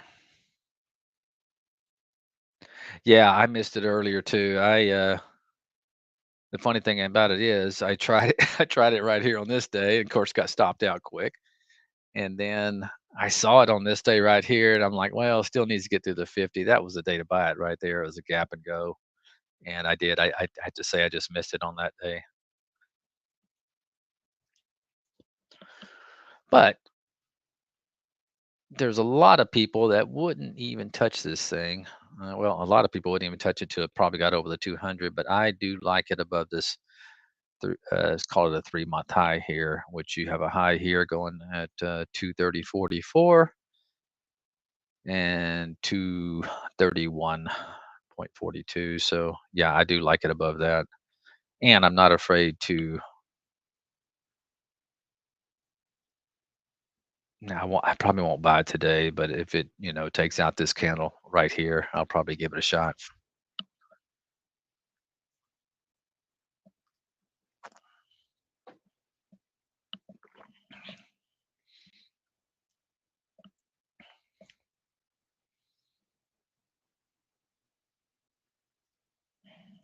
And First Solar is looking well also.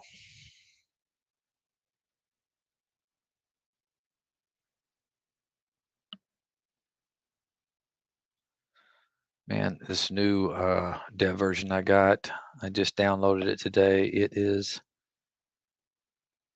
having some issues. I can't zoom in and out.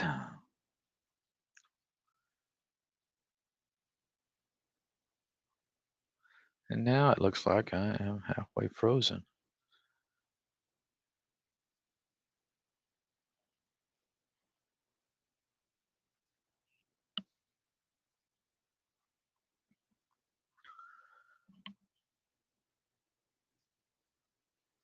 Okay, yeah, you're on it for the long term. It's probably a pretty good one to own.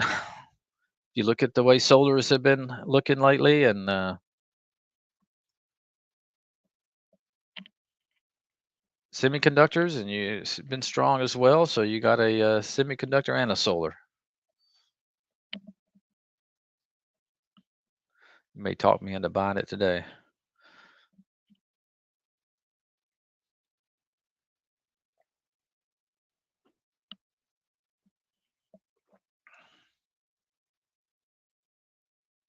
Man, that thing been on a tear.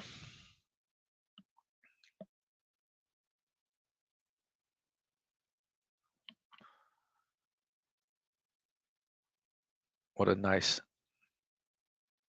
Okay, Iris, this is you mentioned earlier talking about a system for scalping, and this is when I'm saying look left. This is a great example of a stock, that's kind of stuff you look for if you're a momentum trader. So back on this day right here, I don't know if that was a 52-week high. Yes, look at this beautiful breakout right here. Okay, look at this ledge.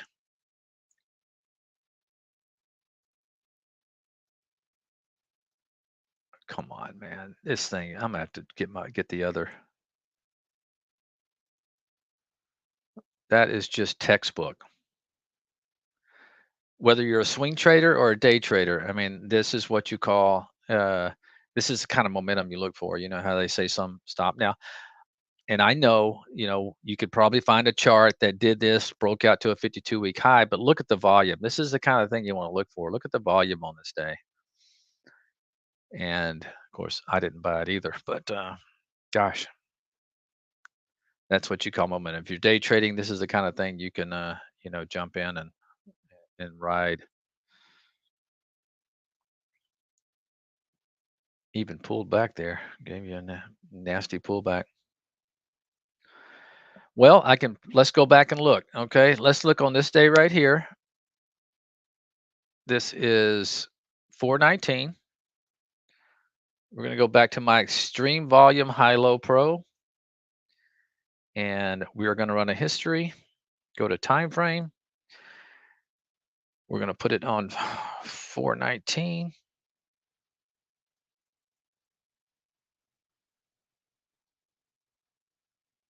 And let's see, earliest. So we're going to put it on 3 p.m.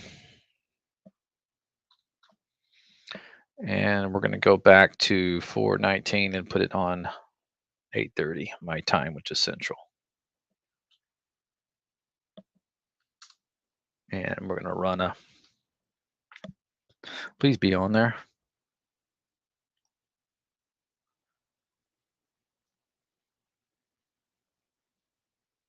I think I already saw it.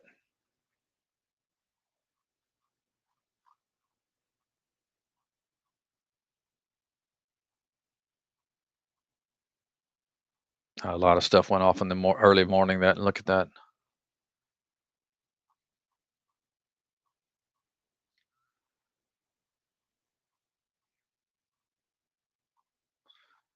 Boom.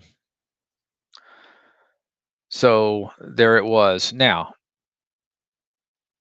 you got it in the first bar of the day, and then you had another 4 points after that for scalping. Now that was an ugly downturn right there. I mean, you got to tell you this, but you did mention scalping. That would have been a great scalp right there, okay? Because you got the alert, and then it next, 15-minute bar, it took out that high and gave you probably another, 3 or 4 points right there. That's a nasty pullback there, man. You like for it to, that wasn't easy, but so you got to be careful buying pullbacks. But look at the continued momentum of this thing. Jeez. Now let's compare that to maybe some other ones that came through. ISRG was on this day, and once again, it looked like it was, well, that one was pretty early. I don't like buying things that early in the day. I mean, that's just hard. Now, if you did buy it through the break of that candle, you may have gotten another, small percentage over the next. Let's see. Let's get something a little bit later.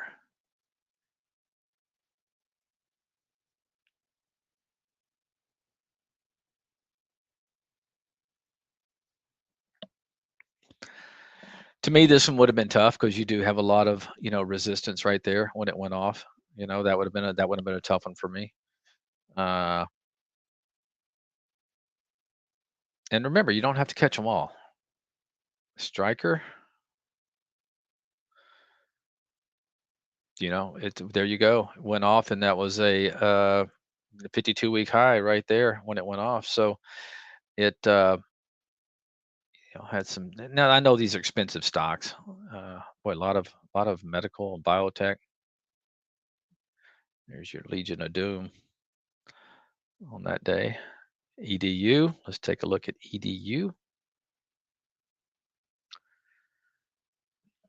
Yeah, it's a tough one. I mean, but once your next high was on this break right here at 40.71, your next high was 42.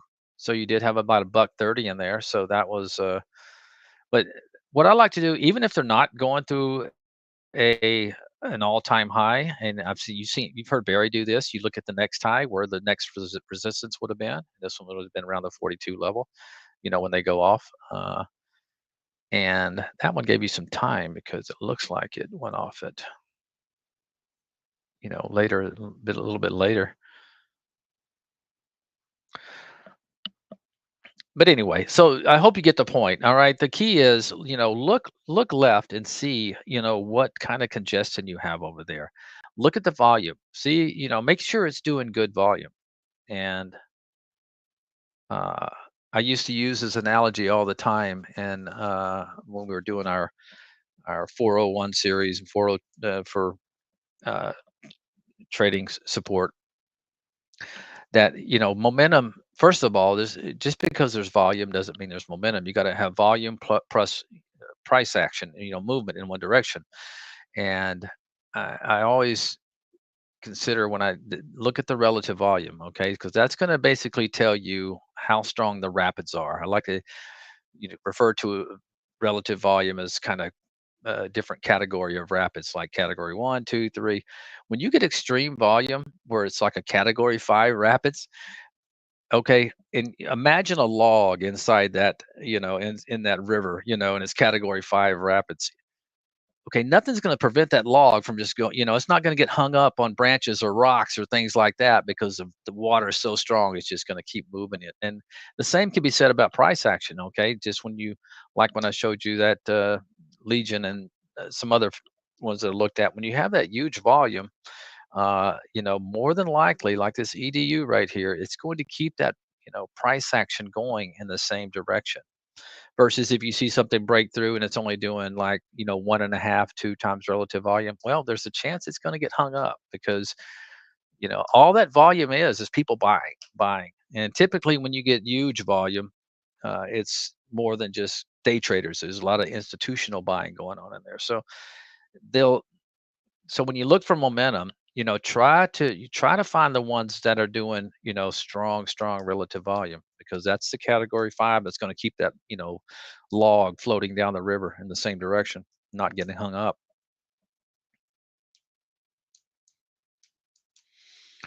All right, Boyle, you going to get through this time?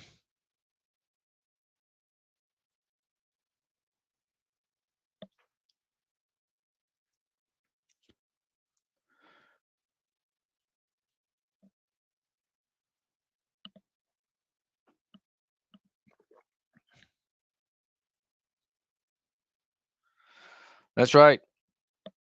Volume doesn't lie. I used to have I have an alert. It was actually in the AI for a while that said volume, volume doesn't lie. But once again, you don't see it much because it's really hard to uh, back test volume. I mean, momentum stocks.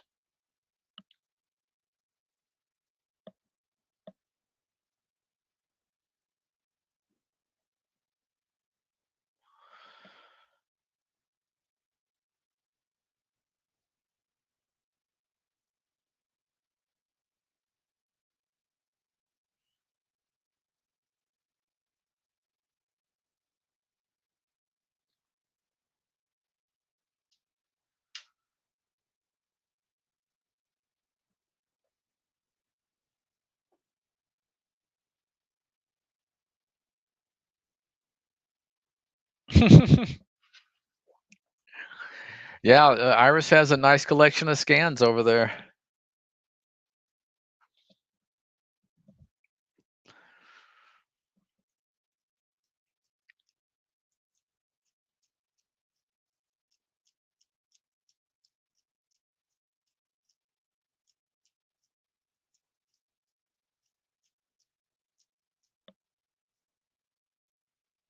She knows. She knows you're kidding.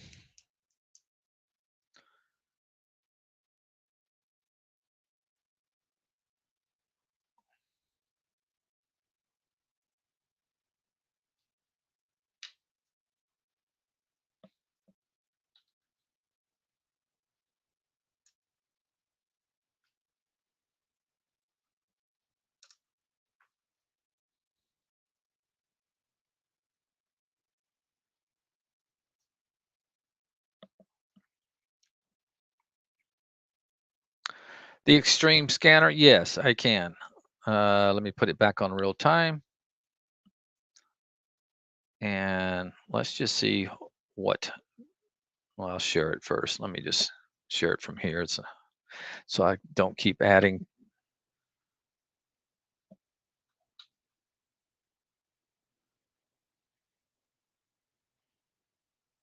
extreme volume to see. Let's see.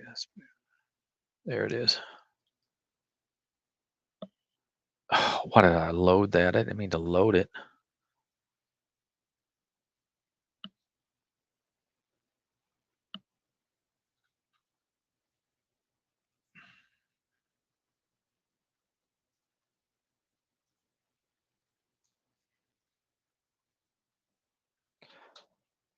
Extreme volume.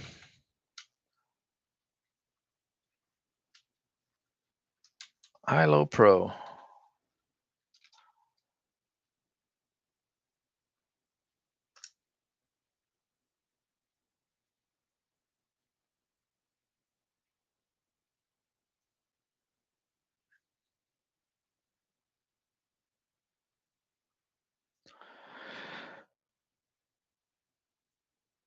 No, no, I was just mentioning Perfect Circle before you came in here. I'm not gonna lie. I've been getting chopped up lately, last 3 weeks because it's just not going. I'm mostly a swing trader, so I mean I've scalped a few things, but I'm just not getting any follow through, like none at all. It's just it's pretty crazy. Uh,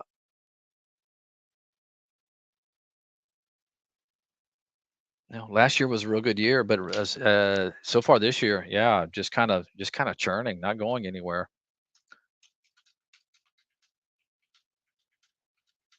I mean, the way I beat the market consistently is, I like to look at these setups and sometimes I grab size, looking for, a 2 day move and I won't get it and end up getting stopped out, and it just, yeah, I'm seeing a lot of that last 3 weeks. And I'm like, yeah.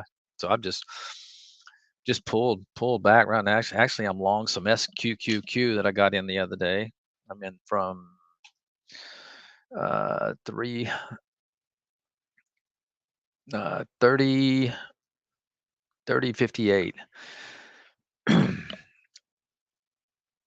But because I thought this market, I'm saying to myself, Well, first of all, I put the first position on to kind of hedge, and then I ended up getting stopped out of a lot of my trades, and then I added some more SQQ. So, but I'm not real confident in it. It's just not really confident in either direction right now, and if and for good reason. And we're not going anywhere. We're just kind of slopping around very apathetically. You're welcome, Iris. David, yes. I'm sorry, I did see it this morning. I just been really, really busy this morning with meetings. Anchored VWAP. We don't have anything that's other than the add-on product that we created that will automatically draw it for you. Uh, Now you have access to it. So I mean, the best thing to do is maybe just look at just use the tool up here and do the anchored VWAP and do your own little homework. We don't have like you know a legacy product that we started working on years ago. No, that product we put out is the only place where it draws automatically for you. It's in the Market Explorer, so we can't even do it with our regular software. You have to do it inside the Market Explorer.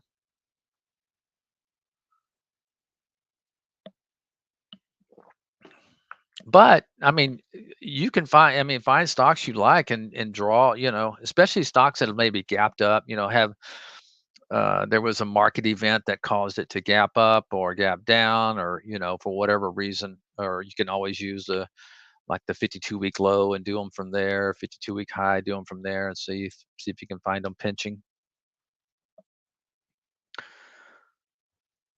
But yeah. So anyway, that'll be my that'll be my answer to your email.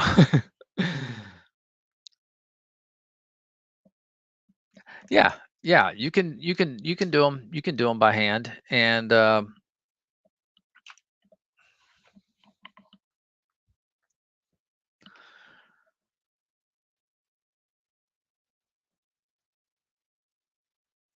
we're going to be adding more to this. Some I don't think it's going to work all that great for intraday, but I know we're going to have some stuff for intraday, and we're going to have some stuff for uh, other time frames. So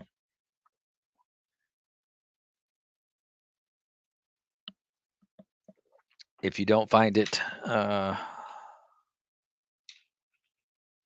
a good deal right now, maybe you will in the future when we start adding a lot more stuff in there. There's some good calls in there. I know that. I noticed. I wish I'd have bought Akamai. Akamai was in there the other day, right here on this day, and it had a nice move. Of course, now it's pulling back like a lot of things. Nothing continues in a direction for very long, unless of course it's McDonald's, which just keeps going higher. Look at that, man.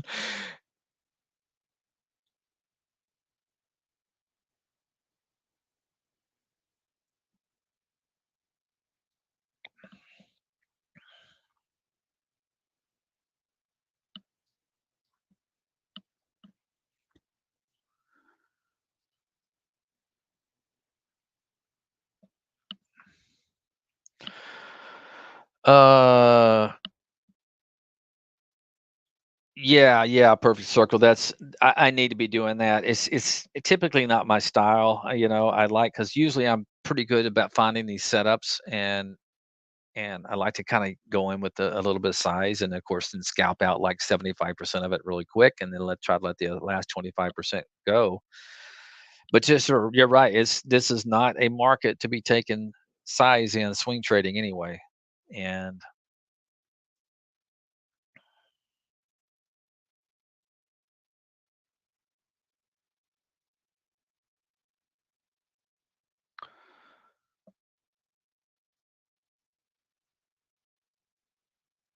Andy, have you heard of the Bollinger Bandit strategy? I haven't. I haven't. Perfect circle. Is that like is it like a reversion to the mean type strategy?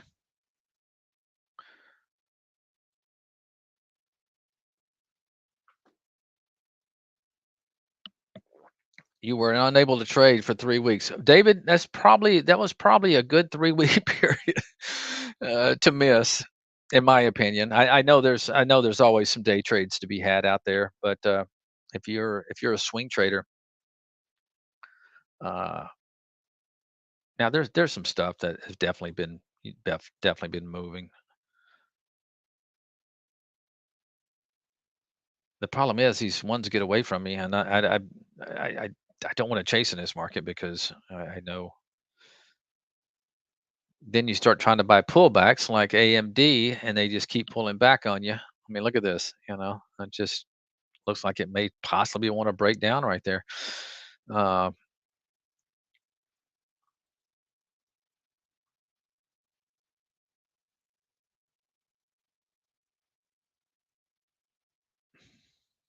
I've traded shop a few times now. I've scalped. I've done well trading this one. It's setting up again there, really.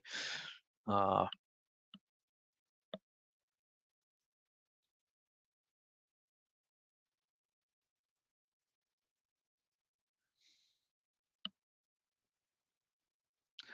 it buys when a stock breaks out of the Bollinger Band and short when it breaks down. Okay, but a lower bone. Okay, interesting. No, I haven't. I haven't seen that one circle.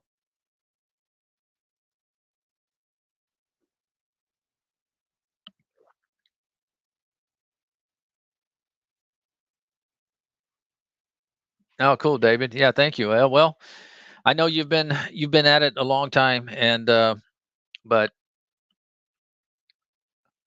sometimes it's good to be away from the market for 3 weeks.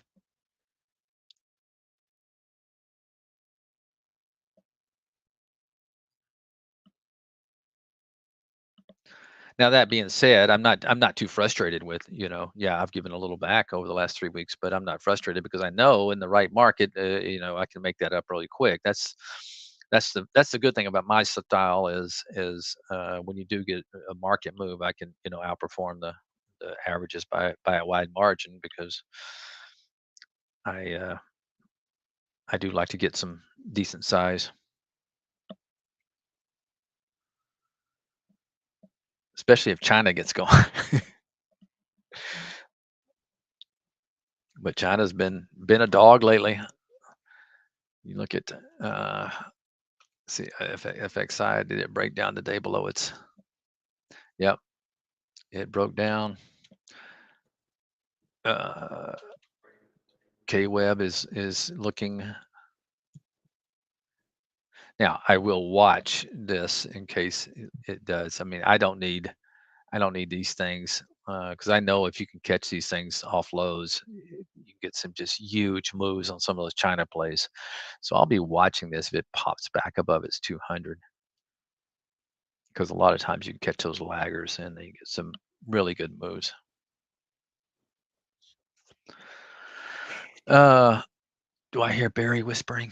Yes, you do.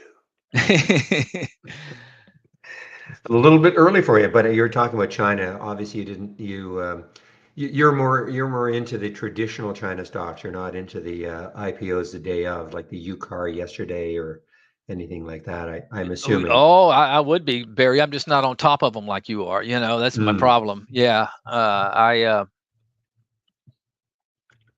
like to trade. Uh, well, you'll see them on my China Watcher, which I don't have up right now. I closed it down because my. Did you use the new software today? The new version? you mean the HTML with the No, HTML? no, just the. Oh, yeah. Well, yeah. Well, but I was also using the HTML charts, and I Oh, okay. I can't How's that use them. working? Well, the problem is trying to type a symbol into the chart. It's hit or miss. Yeah. So, Okay. I mean, clicking on a symbol is fine, Yeah. but every now and then I've got to type in a symbol, and it's just hit or miss. So, Brad knows this. I've Okay. alerted him to it. So, Okay. but other than that, yeah, I'm still finding a little bit of chart lag and stuff like that. In fact, I'm going to do a video in a little bit to just show them the difference between another charting program and ours, and I'm going to load some charts, and they're just going to see. I was asked to do that. So, Yeah. but hey, I man, didn't. you got to go. You got to go. Okay. Well, I was 12:45. just going to say I didn't have any problem with the last version at all in charts, but I downloaded the one that bill dropped in there last night, and I'm having some issues today. Yeah. And yeah, so Yeah, but tell you them know what, about that. Andy? We shouldn't, I know that we're talking to our customers, but it just shouldn't be on our minds at Right, all. It right, just should, you know right. what I And mean? it was good for a long time there, but just this Yes, latest version, yeah. yes, So I'm sure yes, they'll work it out. yeah. All right, Okay, my Barry. friend, Well, we'll thank you knock them so much for dead. coming back early, man. Hey, no problem. Have a great All week. right. Well, do a good job, and so we get All some right, man. revenue, Yeah, and, there you go. have a great weekend. You do too. Everybody have a Okay, great weekend. Bye-bye. okay, bye bye. All right, guys, let me grab the screen. There we, there we go. Get some music going.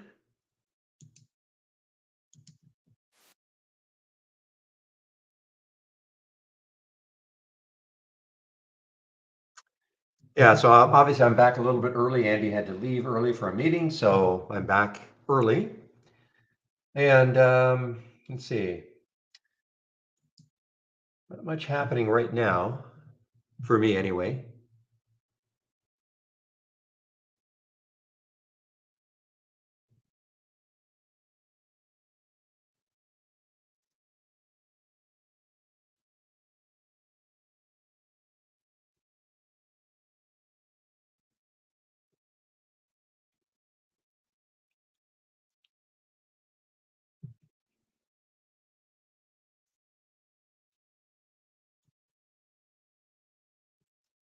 Well, here's another one that I was, I guess, kind of wrong on. I'm going to have to be a little more aggressive on some of these. It's just hard for me, though. I've been trained myself for so long to be aware of the next highs looking left and all that sort of stuff. But some of these ones, they just don't care that much sometimes anyway. So there's the ALXO. There was the alert at 586. I hemmed and hawed, got up to 634. I mean, it's pulled back now, but boy, I mean, these are just great percentage moves. And I'm not saying you can get in right at the very low, like right at the penny, and get out at the high right at the penny. But man, I've got to maybe next week, maybe next week, I'll be a little more aggressive.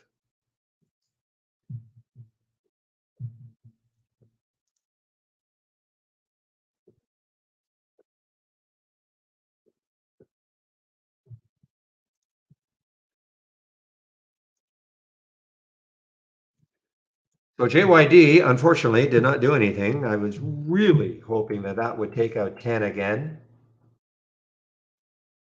and have a blast off through 10, but nope.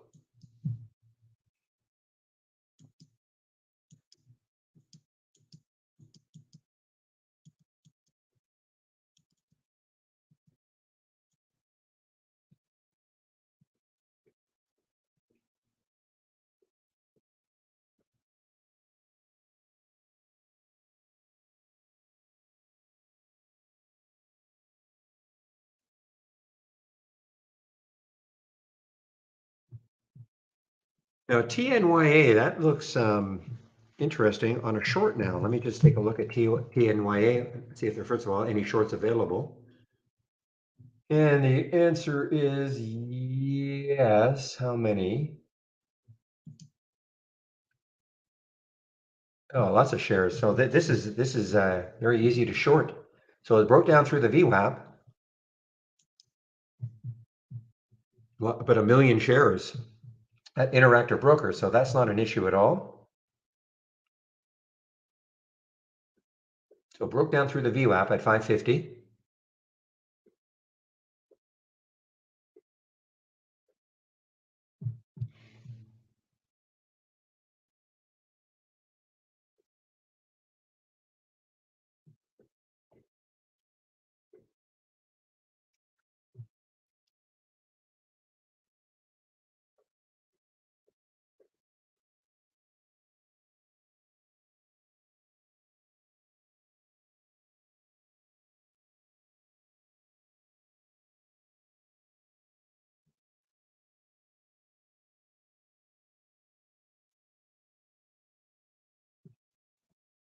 Well, I'll tell you one thing. I don't know the market being sleepy, but look at. Okay, now why did that trigger?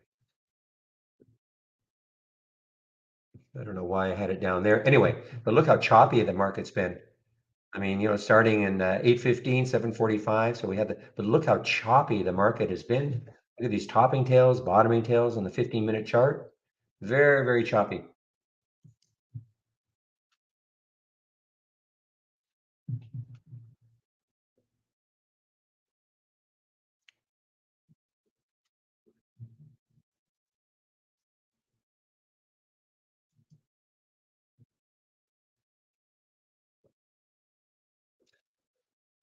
All right. Well, at least the spread now is only a penny now for 440 for ARBB 449, 450. The trend is up a little bit. It's held the VWAP. Maybe later. I don't know where it's gonna. I'll stick an alert around 458 or so and see what happens at that price point. It got up to 475. That's basically an all-time high.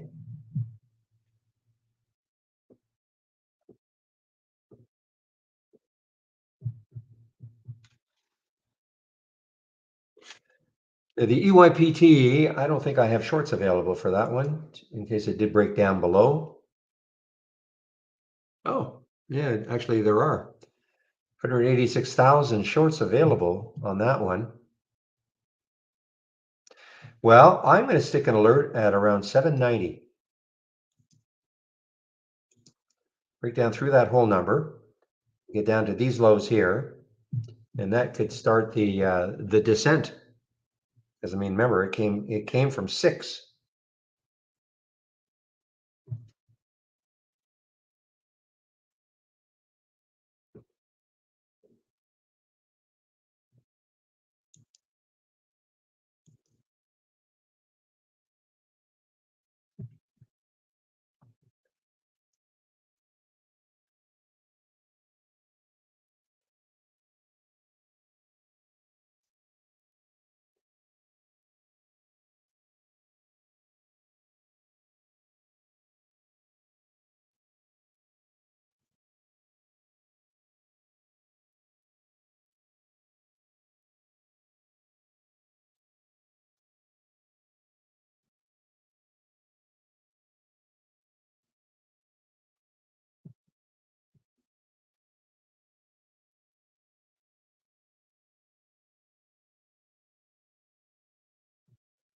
Boy, there's some ugly charts today. I mean, they're mirroring the SPY. That SPY chart is one of the uglier ones we've seen from even though the SPY has been really choppy.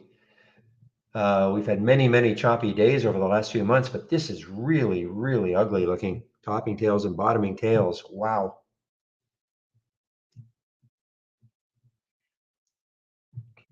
So if you're finding it hard to trade today, you're not alone, and back off.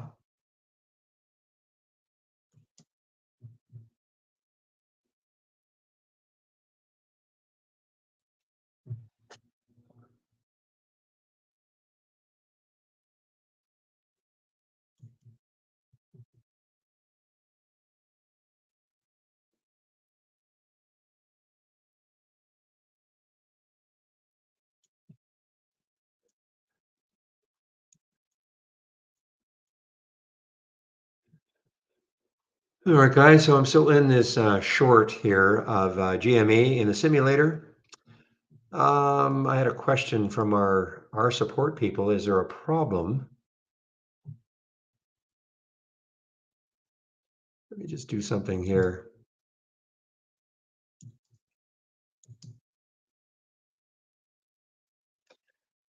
Yeah, you know what? I'm gonna just forget about you. ARBB. I mean, it popped up. I had an alert set for 460. Thought, okay, maybe. But again, the spread now is 446, 460. When I just last look at it, when I last looked at it, the spread was a penny. And now they've done, it just makes it really hard to trade it.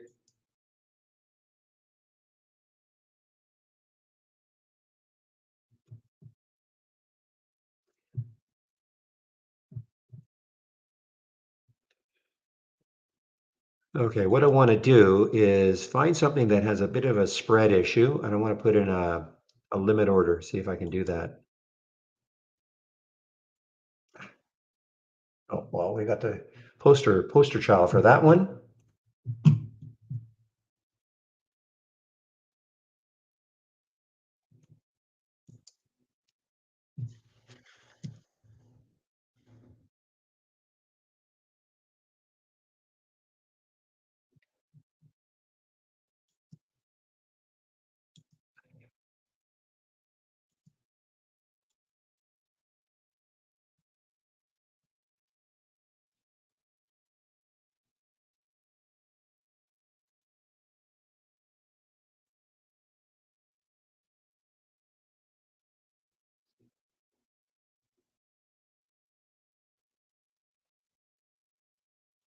It didn't seem to work.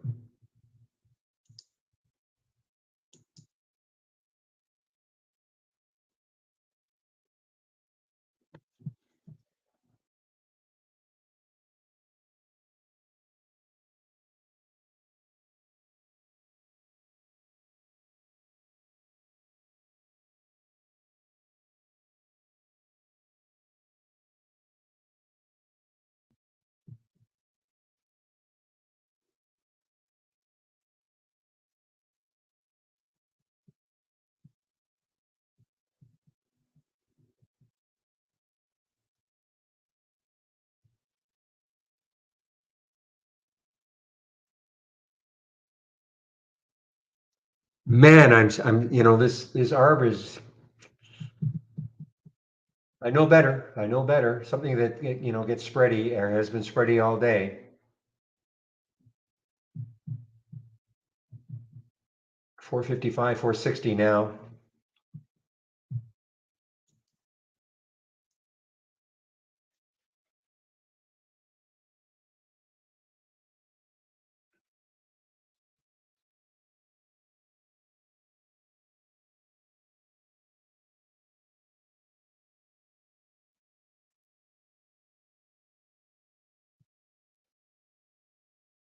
So I'm just going to get out of this trade, flatten it.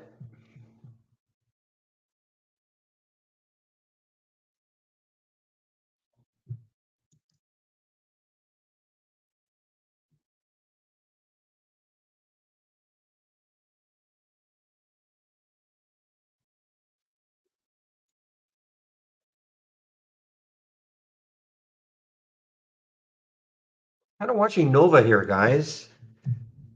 I think I got up to about 1930, then it pulled back to 19, and 19 is kind of holding, I think. Yeah, 19 is kind of holding. Could go on another run.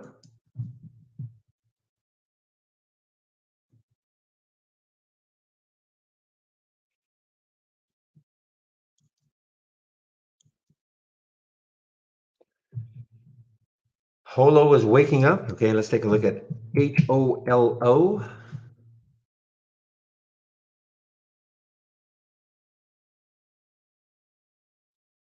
Yeah, it is waking up. Some volume coming in. This is an AI play. The high yesterday was 268. Wonder why I'm not seeing it anywhere. The relative volume is low and the overall volume is low. That's why. So it's not, some of my filters aren't being met.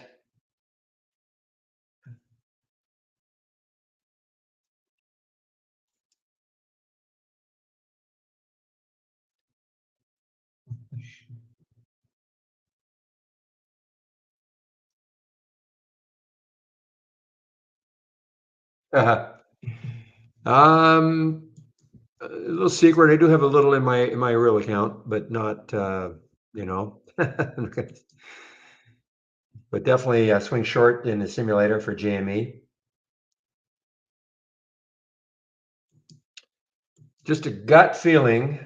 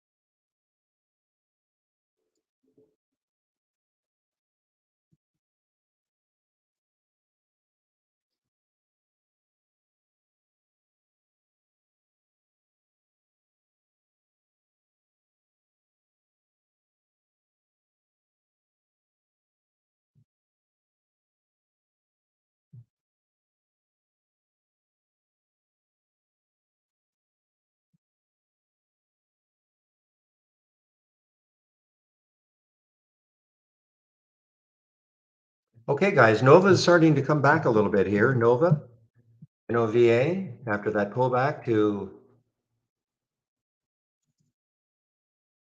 19, starting to come back.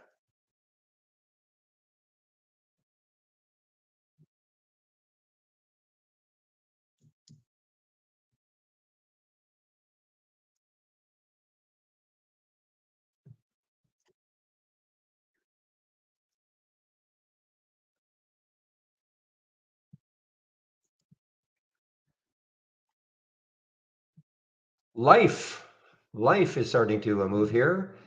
Alert happened at 1 o'clock, 177. Ugh, how ugly was this morning? 154, so it got all the way down here. Next high is 190, not interested.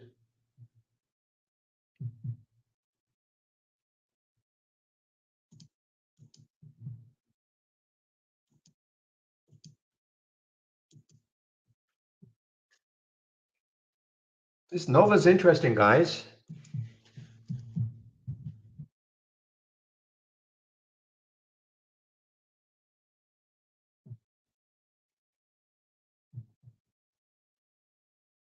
I think that is this is the 10 SMA that Steve likes. That's that blue line on my 15-minute chart. That's the 10 SMA.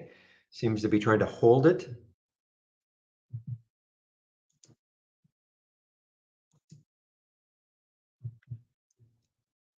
Wow, how ugly is JYD now? Oh, brother.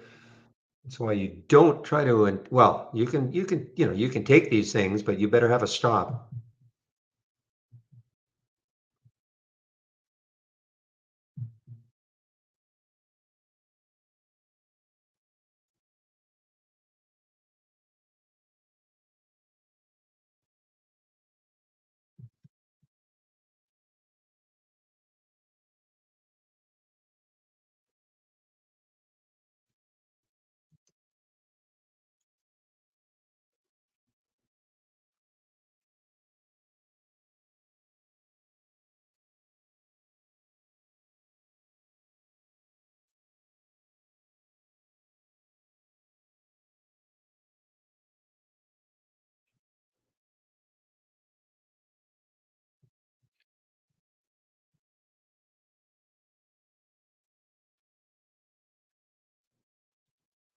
Well, MGRX now underneath the VWAP. This is shortable for, no, I don't know if it's shortable for me.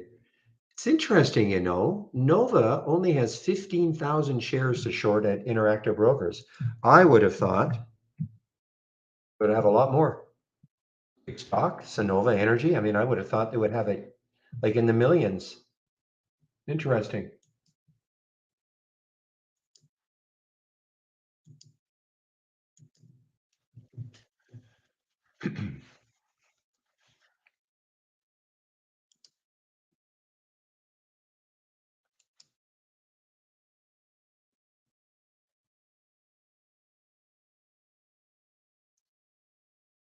You know what, that might have been something else that was residual. I find it impossible that Nova has has just several thousand of shorts available. But that's what it says. 15,000 at Interactive Brokers. That's it for Nova. That doesn't make sense. I mean, it's a big stock. It's but one of the big big stocks. 112 million in the float. Interesting.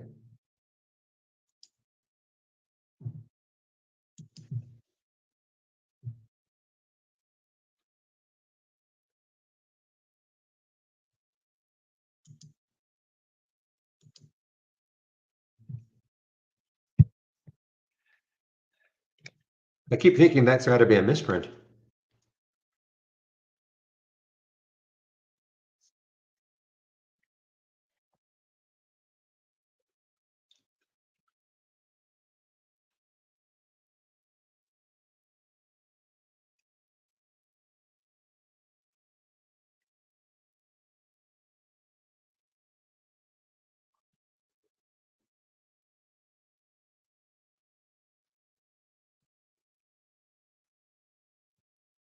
Hey, Michael, are you in the room? You wanted demonstration of a limit order? I just don't see you. You haven't introduced yourself yet. You say you're in the room. Oh, there you are. Okay. Mike, okay. Well, so this is what I'm assuming you're talking about. So let's take a look at something that has a spread. And ARBB is something that usually has not a good spread that we've seen all day. Yeah, so 43.54, okay? So if if I want to take a limit order and I want to go in at, I don't know, 48, it's fine. In between, see if it works, buy, send it.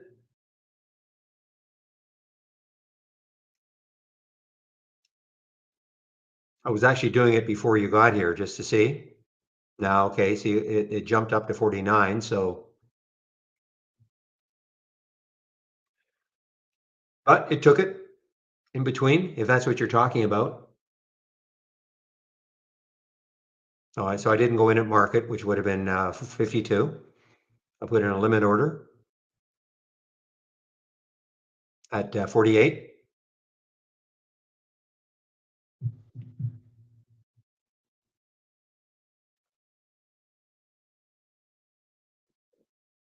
If that's what you're talking about.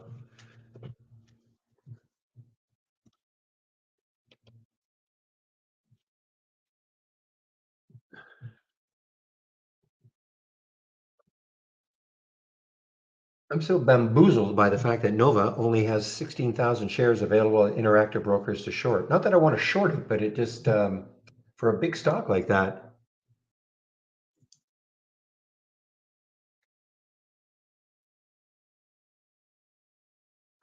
William.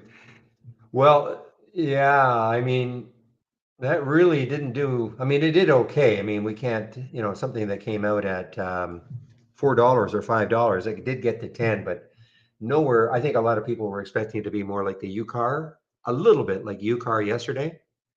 I just didn't do it.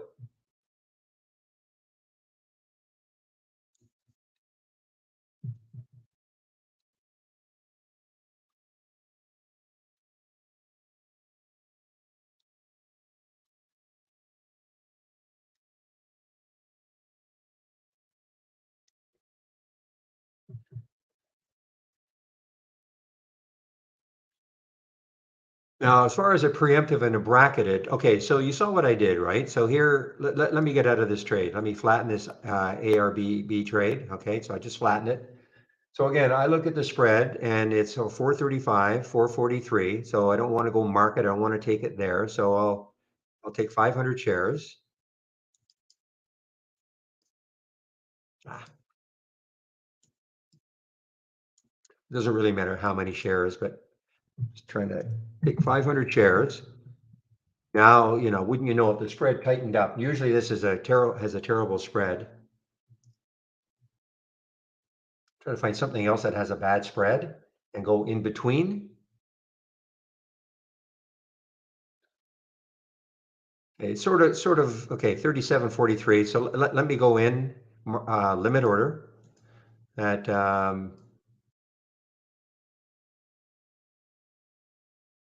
41.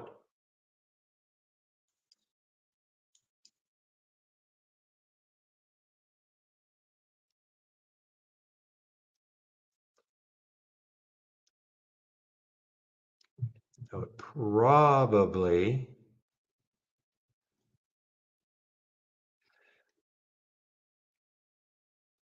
yeah, so it did not go into the market because the market was, no, it did go. In this one, it did go. The other ones, it did not. It went right in the middle. Let me try another one.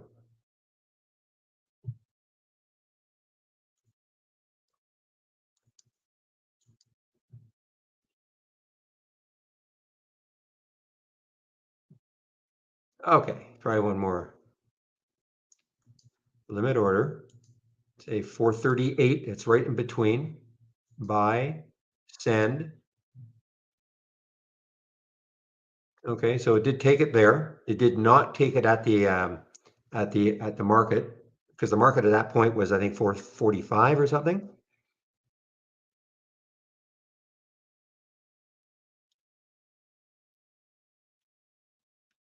Oh, that's different. I don't use the simulator at all, doing that, Mike, but okay.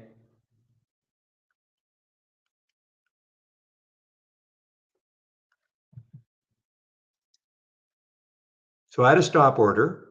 Okay, where? 420?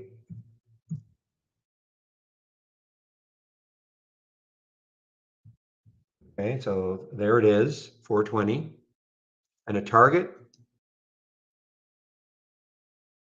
order, I don't know, 450.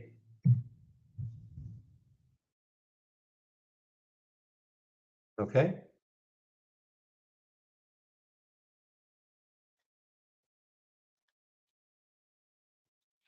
So here's my stop loss below the current price. Here's my target above the current price.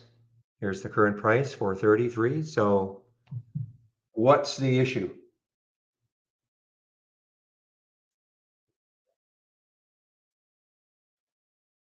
Now, Chris is way more experienced in using Brokerage Plus than I am, but I don't really use it. But I did see that, well, we saw the question about not being able to place a limit order, which I looked like I could do it. And now I've got a target order above. Now, I do know this. If this gets taken out, this still remains, I think, that target still remains. So I know there's an issue where you have to get rid of, but I don't know. I mean, that's months ago. I don't know if that's been fixed, because they should wipe out. Once you're out of the trade, the target should be wiped out. Otherwise, I think it buys it up there or something.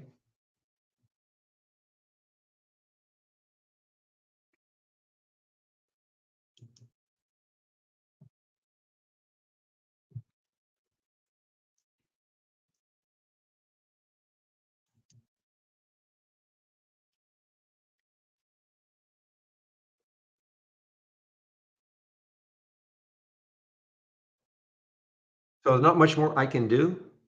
Okay.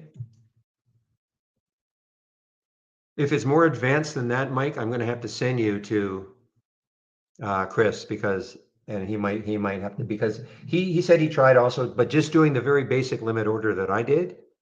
Okay. And he said it worked. If it's any more advanced than what I've just done, I'll probably have to send you to Mike, to Chris Farley.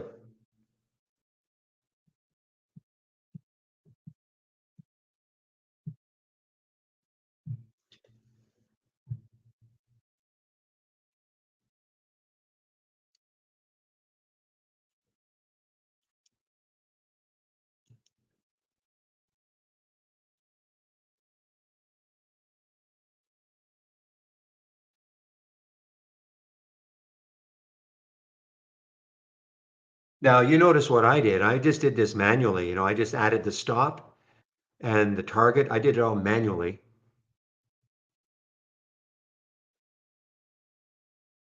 Now, it looks like I'm going to get taken out.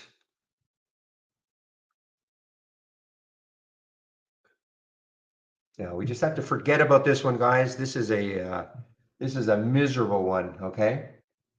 The spread is terrible.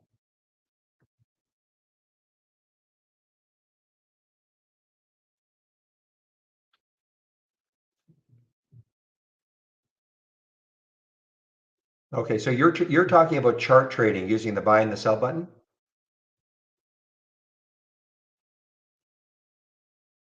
I'm not right clicking on the chart. Once I'm in the order, that's when I added it. So if I right click on the symbol, once it's in the simulator, then these are grayed out now, but I could add a stop order and add a target order. I'm not clicking on the chart.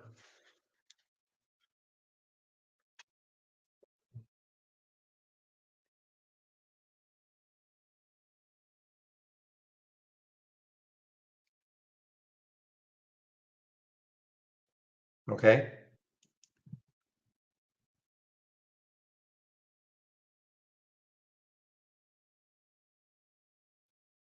So again, if I want to get into this one right here, Veer,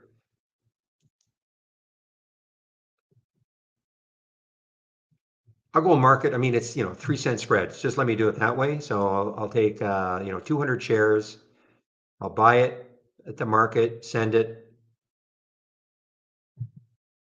So I'm in the trade here, VIRR. Now I can add my stop.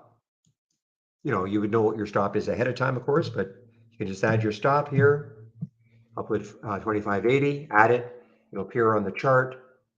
It appears on the chart, but I'm not doing it on the chart. And then I can add a target and I don't know, 26.20, add it, and that'll appear on the chart. So I'm not doing it on the chart. Now, if you want to use the buy and sell button, you have to assign a strategy, a long strategy to your buy button. Maybe you don't know that. If you want to use the buy and sell buttons, and then that'll automatically put a stop and a target based on your strategy. But that's a little more advanced.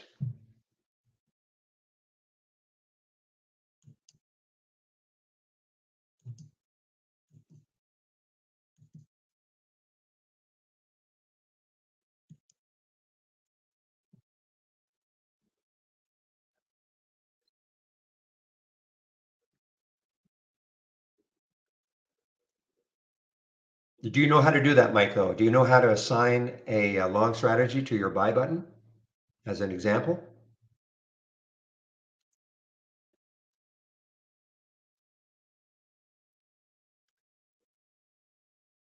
It's looking.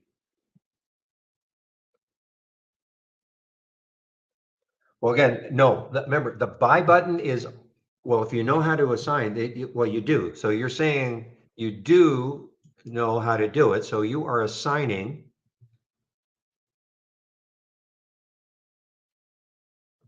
Of course, what I have to do is go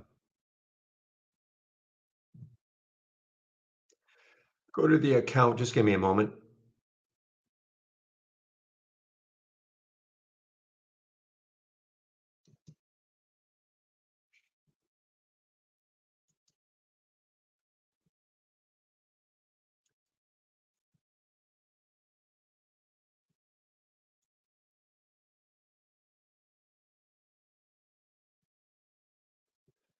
Okay, so I've assigned that strategy to the buy button.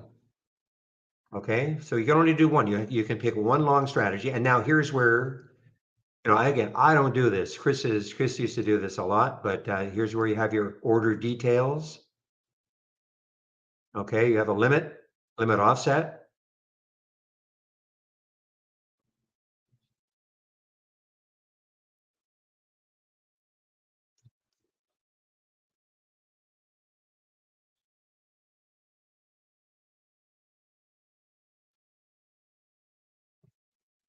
So remember, all the buy button does is buy that strategy. All the sell button does is sell a short strategy. You have to assign one. So if you want to get out, for instance, I think maybe what you're thinking is that if I'm in this trade right now, this VIR, and somehow I ungray this, I can't buy. I mean, I'm not buying this. Okay, if you saw that video, then maybe I should send you to Chris then, because I'm not sure I can answer your questions.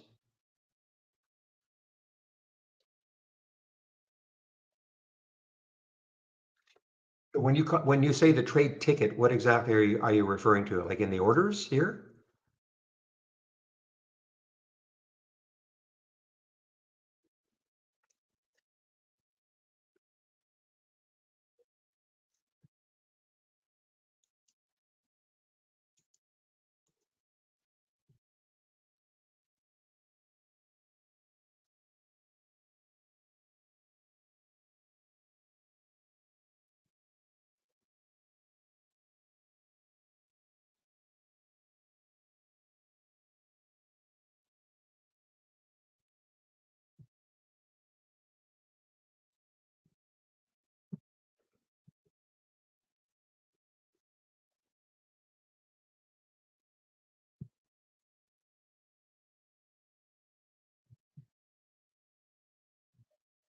Sorry, I don't know what you mean. When you open the link and see the trade ticket at the bottom of the screen. So this is the bottom of my screen, but you can't mean that. So are you talking at the bottom of the screen in Brokers Plus?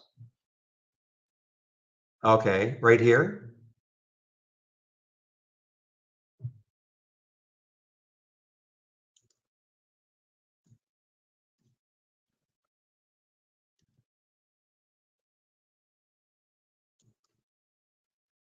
Here, the order entry panel, this.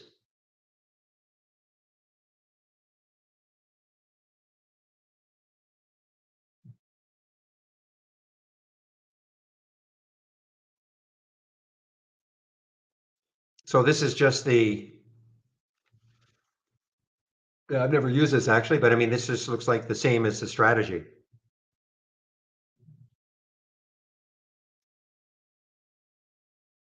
This looks like, yeah, the orders, it looks like the same as what I see here in essence.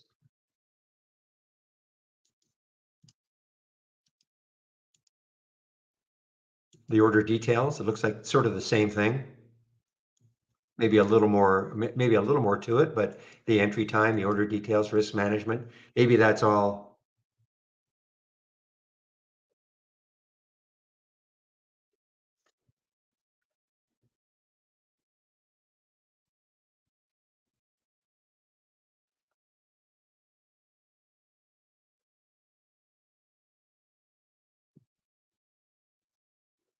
Okay, so I'm not sure what you mean by that is what you need.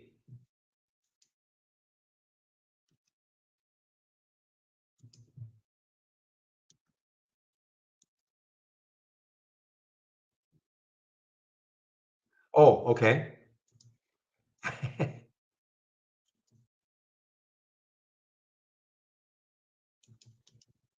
So you right click on your strategy, edit trading strategy, and this is how you set up your strategy. You know, here's your configuration. That's the name of it. Is it long? You know, here's your entry time. I mean, you can set it all up here. How long you want to hold the trade, end the trade, stop sending after 10 entries, you know, so you can control. I don't do this at all, okay? I'm just kind of, I know the general gist of it, and then your order details. You know, you can either go in at based on a stop loss, fixed shares. I mean, I usually, when I used to demonstrate this a little bit more, I used to say based on a stop loss, okay? And then how much you're going to risk on the trade.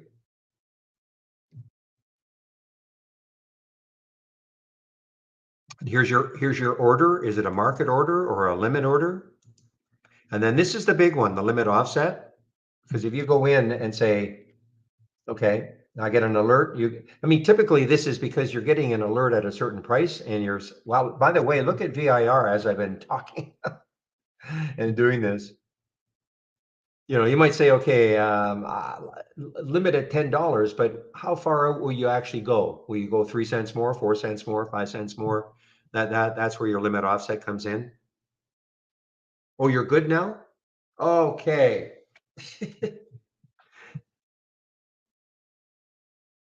Okay, good.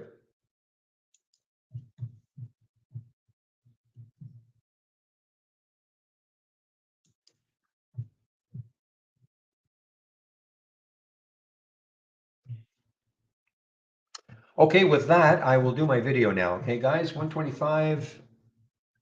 Ooh, AI now underneath 20. AI underneath 20.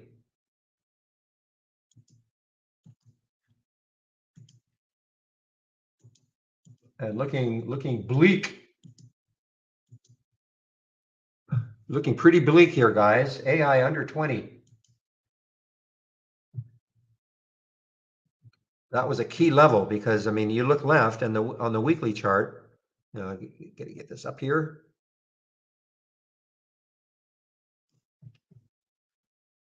So on the weekly chart, right there, that low is 2016. That low there was about 2031. So all these lows just around 20. This breaking down now through 20. This is not good. The next low looking left is way down here at 1621.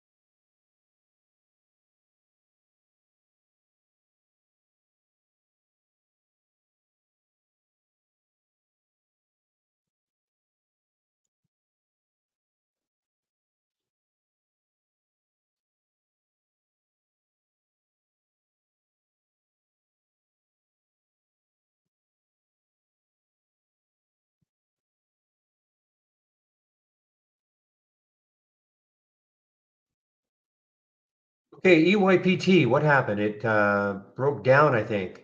I think EYPT broke down a bit. We were waiting on either a break up or a breakdown. A little bit of a breakdown, nothing extreme.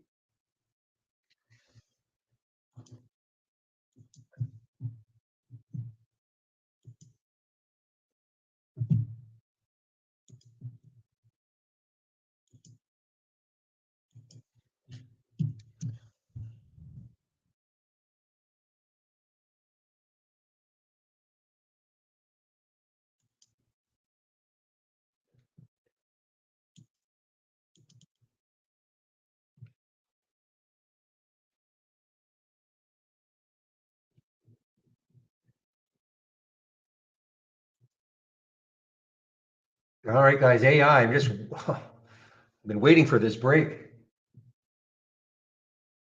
It's sort of like the GME.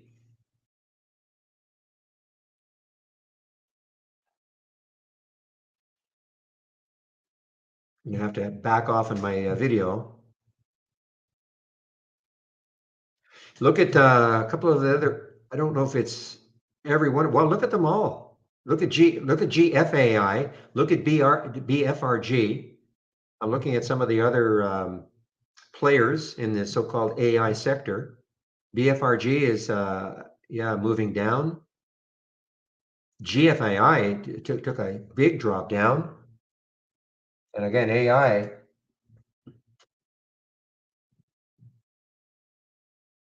underneath 20. Except Holo, right? You're going to tell me Holo boom on the way up?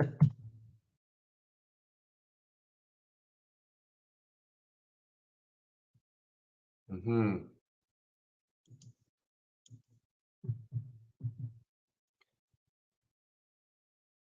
But at the same time that AI moved down, take a look at BFRG. Almost like somebody said, you know what?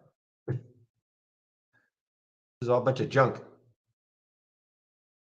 See, look at that red candle there. And then GFAI,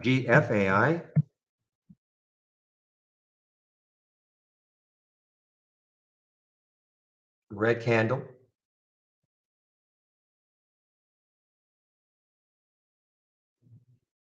And of course, AI itself. All kind of moved in tandem.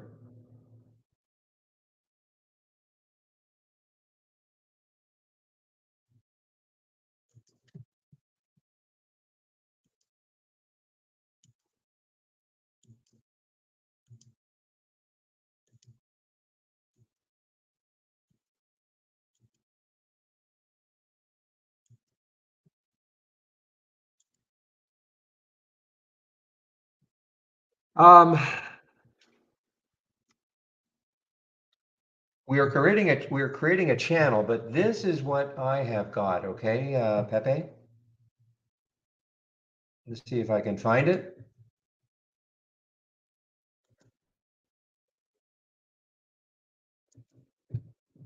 See if I can. Hopefully, I can just copy this. This is what I've got so far. I mean, I'm sure there are others, but this is what we're trying to build this list. Oh, it's Pete, not Pepe. I gotta get my eyes going here. So let me see if this works. I'm gonna put the list in. Hopefully this works. Ah, can you see that? Yeah, I think if you okay, if you click on it, you can see them. Okay, this is a start.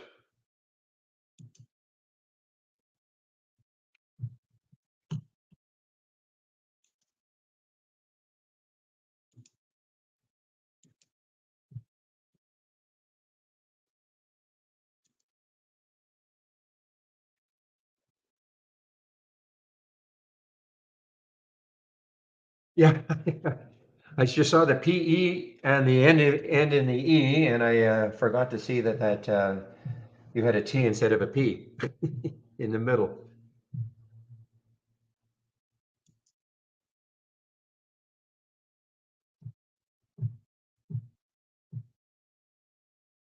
But it is interesting, guys. I mean, they all hit at the same time. Well, all. I shouldn't say all. Let me take a look at another one. The another one that was very active, CXAI. And let's see if they all kind of putting in that red candle. Yeah,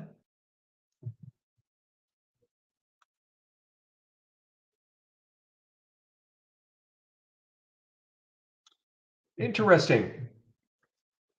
Okay, guys, I will do my video now. What time is it? 1:20, 1:32. So 1:32, 1:33, 1:43. So I'll say no later. I should not take until 1:43, but just in case I have some technical difficulties.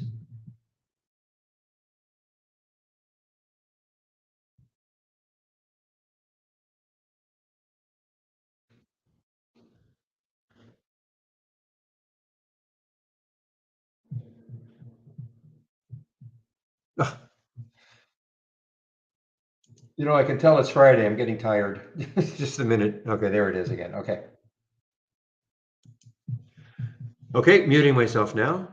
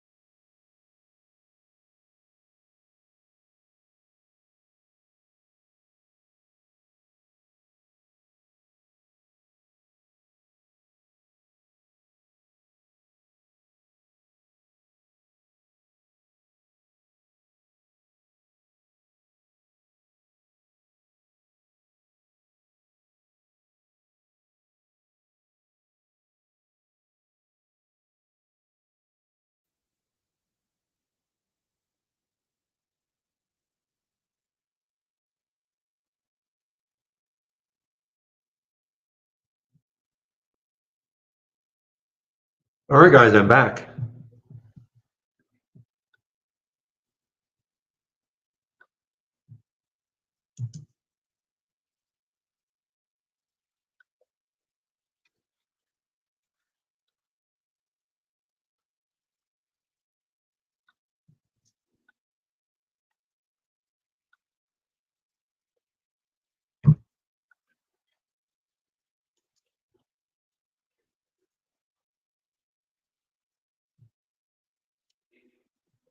Okay, life is on the move a little bit again. 177 was the original alert, 186 now, making a little bit of a move, but I don't know, I just can't believe it's going to take out two with any authority.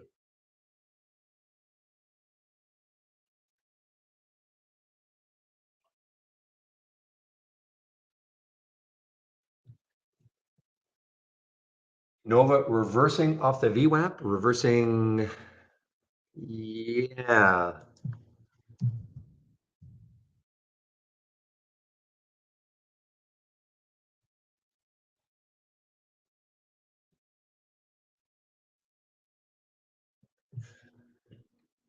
Yeah, 1872 is the VWAP, so it held, tried to hold anyway.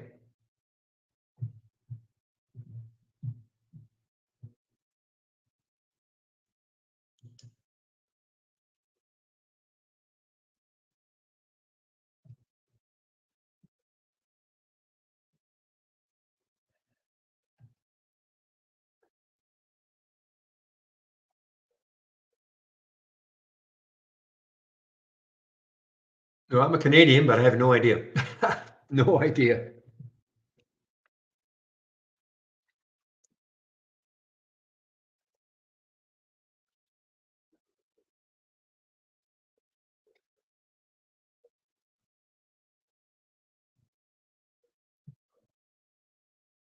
I don't think, no, we don't hold, I don't, our family do not hold bonds, so I guess that's one reason.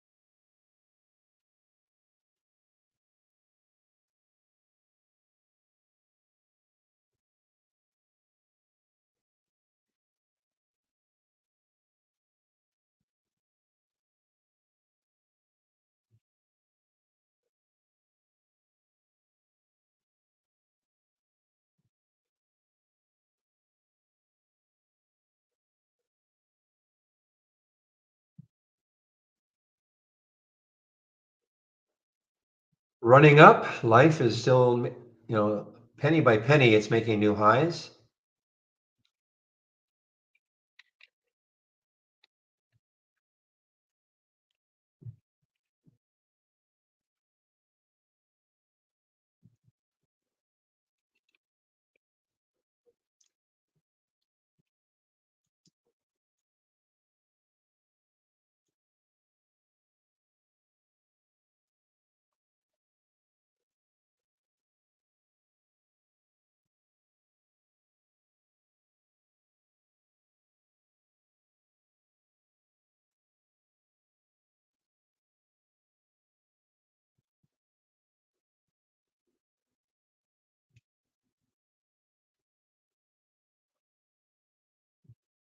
Guys, permit me to do another video, please, okay? I want to do another one, so might take me 5 minutes or so. What time is it now? 1:43.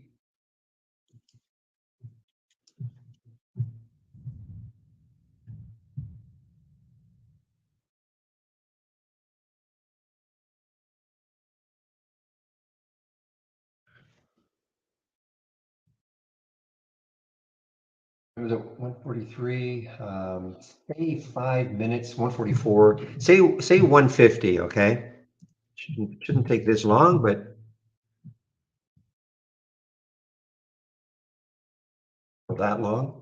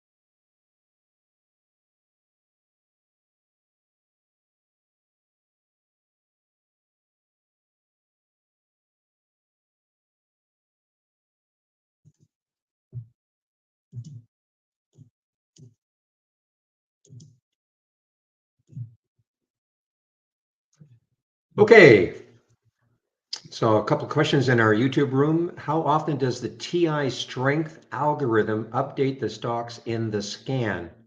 Which one are you talking about exactly? Are you talking about in the doc channel bar, TI strength, wherever it is, or swing trades? Which are you talking about? Which one are you talking about, BB Swing? Exactly. Are you talking about in Market Explorer, or are you talking about, excuse me, these swing picks, which used to be called TI strength?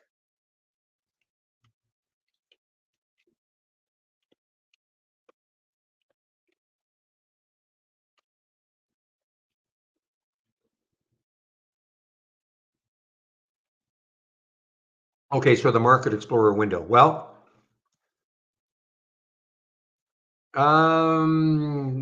I don't know. I don't know, I don't create the Market Explorer, of course, but oh, just a minute, just a minute.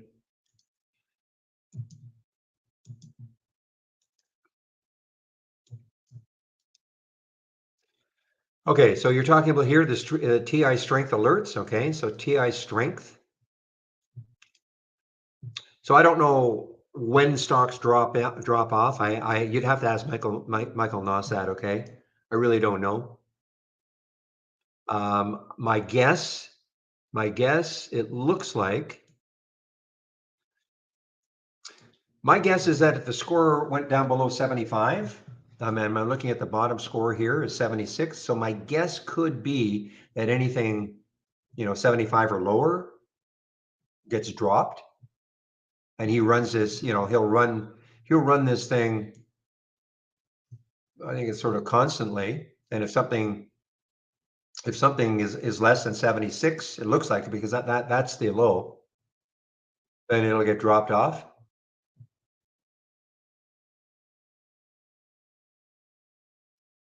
Well, as long as, as long as it meets all the filter requirements. That would be the same as saying, as long as a stock meets all the filter requirements, it'll maintain. Now, I have no idea what all those filter requirements are. It does look like at least one of them is the score has to be probably 75 and above. Looks like. Now, what else has to happen? I don't know. So I think that as long as a stock meets the requirements, it'll remain.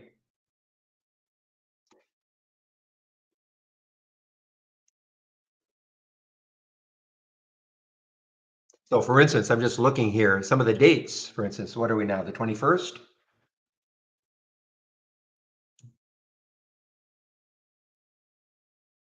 I mean, the last one I do see is the 20th, so maybe there is let me ask Michael, see if he's around.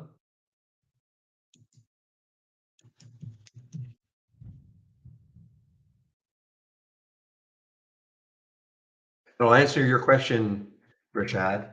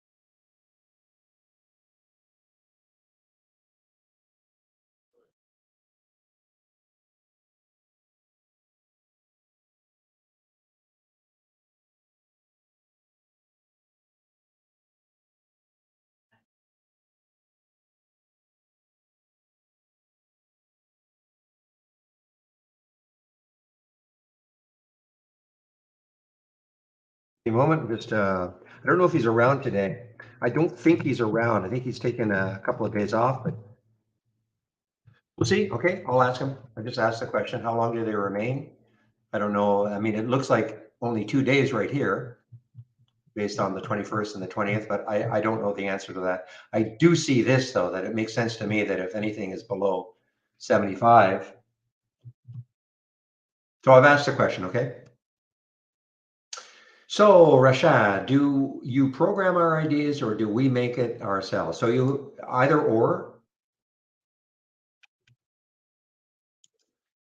So we share a lot of scans. You're obviously not, you're new to trade ideas or you're thinking about looking at the program. Is that why you've asked that question? Because, I share a lot of my scans and we have a lot of scans that are pre-built in this toolbar. So for instance, in the doc channel bar, we've got swing picks, we've got pre-market, after hours, we've got a momentum channel. So these are all theme-based channels that we've created. So for instance, if you looked at the momentum channel as an example, by the way, that was a nice one, Nova, off the VWAP, wasn't it? I don't know how much longer it's going to go, but so these are all scans that we've created, okay, for you. And you just go into the different channels and you can kind of look to see what they're all about. So any scan, well, not really a news scanner. I mean, we have a news tab, okay, but if you're looking for like that breaking up-to-date news, no.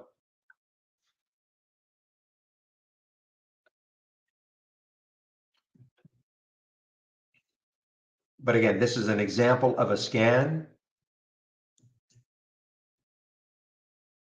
So what we're really good at is real-time alerts, okay? Real-time alerts.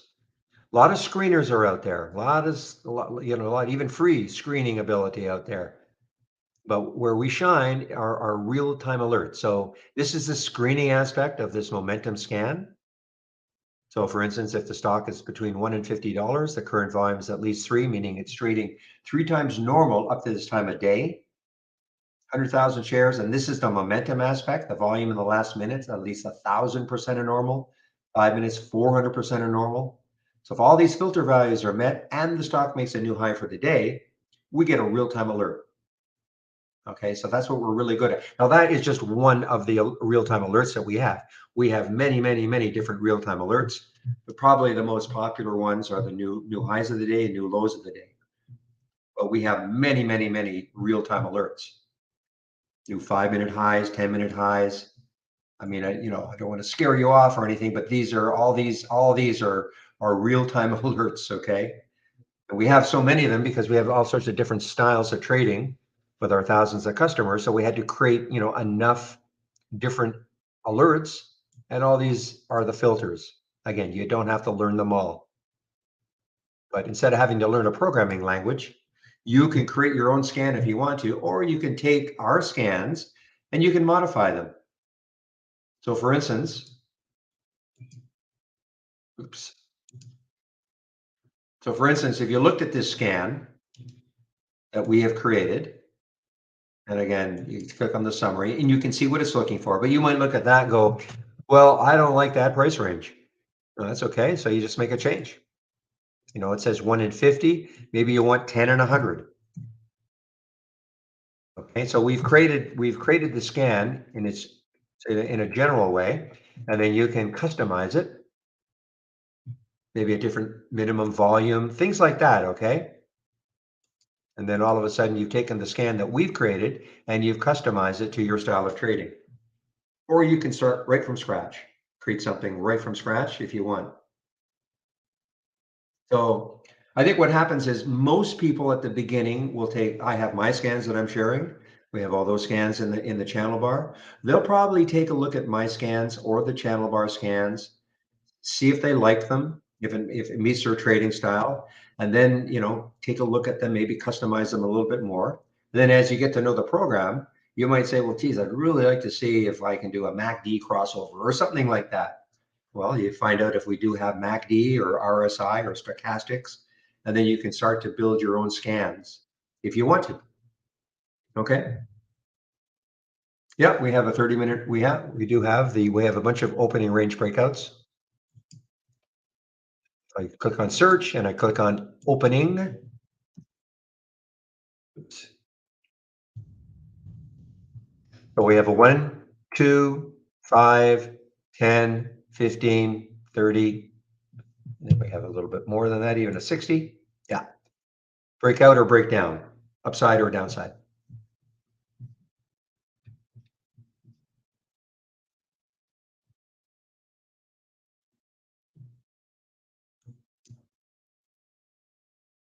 So we do have a trial coming up finally. We do have dates, but it's not soon. But we will have a trial of our software. I know it sounds crazy that you say, well, wait a minute, how come it's not in May? But it'll be June 5th to June 20th.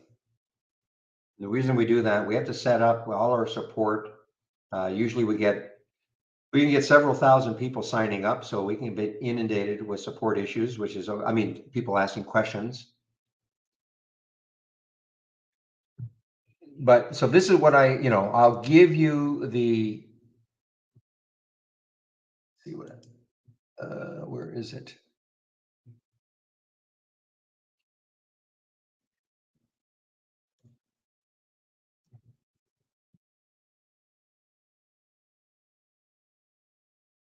So that is the test drive sign up, okay? So if you sign up, this is what it's going to look like.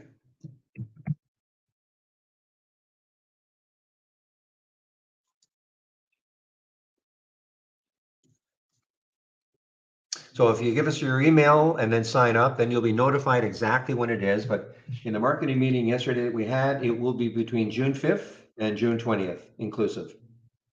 Okay. Now, I mean, if you didn't mind spending $118 less 15%, you could try us out for a month right now. Okay. We do always have a 15% discount. But if you want to wait, I understand. That test drive will cost $11.99 or something like that. I can't remember what $11.11.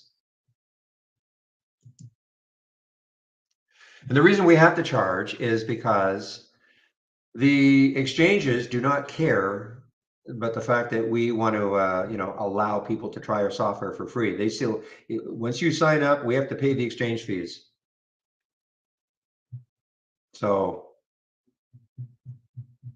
and I think that, people say, well, yeah, but there are other services that do allow you. Well, they probably are using BATS data, which is kind of free. But if you want true real-time data, we have to pay the exchanges.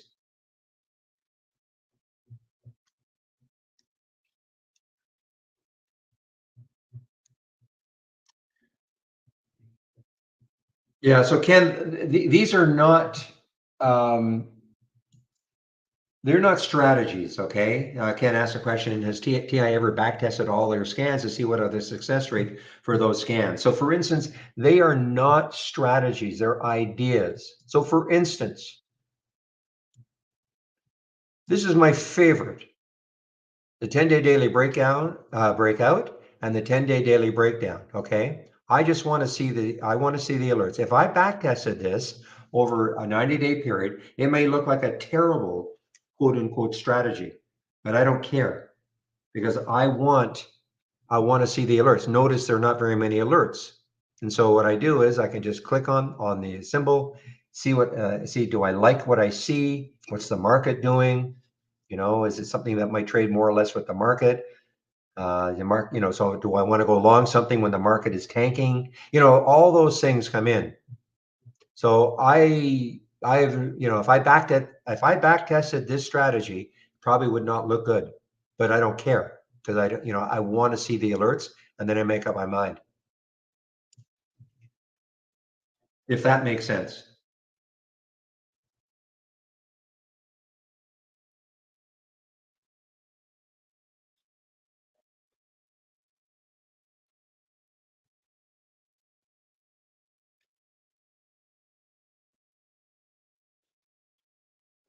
Hey, William, I agree. We talked about that several test drives ago, and I actually made the suggestion, why not just turn anybody who has our standard service, turn on the AI for them. But we got shot down. Actually, I didn't get shot down, but then when it came time to do the test drive, And I don't know if it was more of a technical issue to try to en masse take every standard subscriber and give them. I don't really know, but you know what? When the test drive is starting, why don't you just make a little comment, not to me, but to the brass. They'll see it.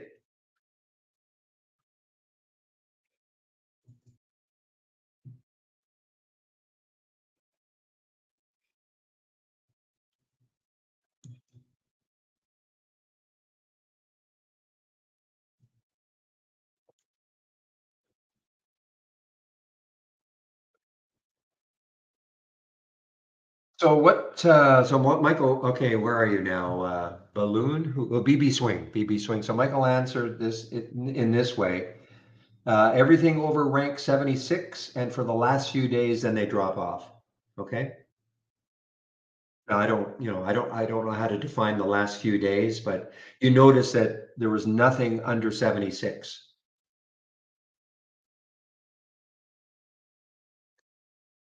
Okay. Well, remember when we looked at this?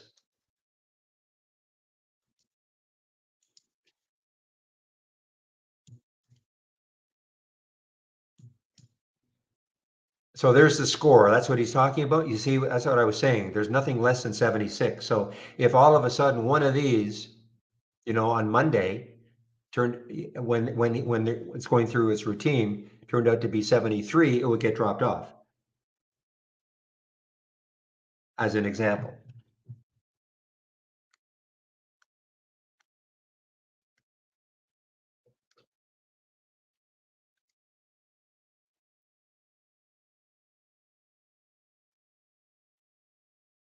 But it's possible that something is not going to be on, even if it's over 76, it's not going to be on all year. Okay, I don't have an answer for, because he said, and for everything over the rank of 76 and for the last few days, then they will drop off. Because I don't, the idea, I don't think they want to have like like a huge list of stocks all the time.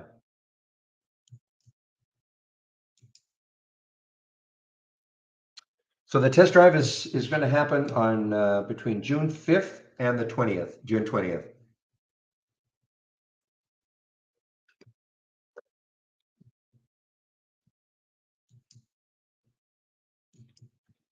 And you can sign up for it right there.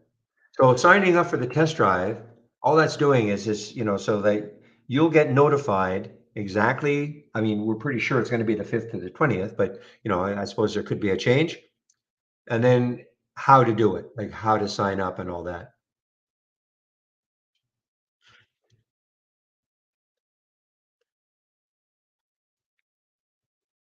You did not get that one in the 10-day daily breakout. Okay. Do you have mine? Jared, do you have it?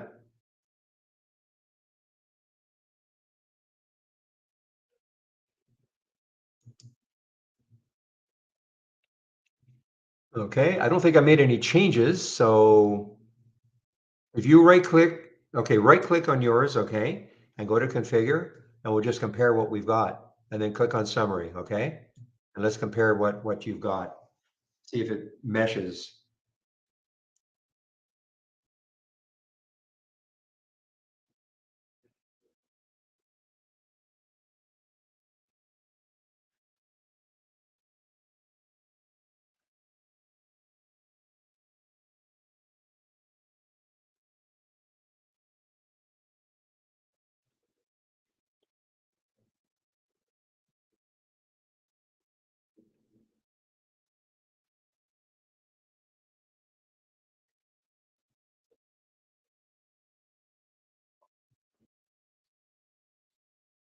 It's the same?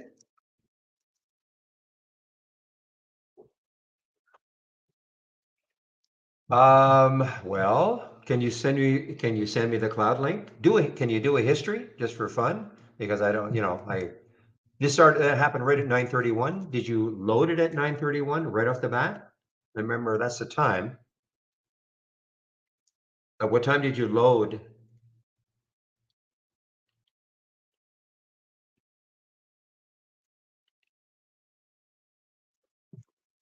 Okay, what time zone though? This is 9:31 Eastern time. So what time zone are you talking when you say around 8? You talking Eastern time? Okay, so obviously, and did you get the rest of them?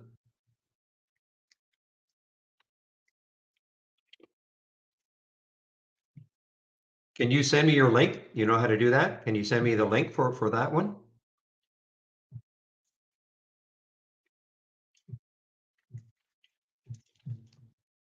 Okay, pop it in here and I'll take a look at it. I mean,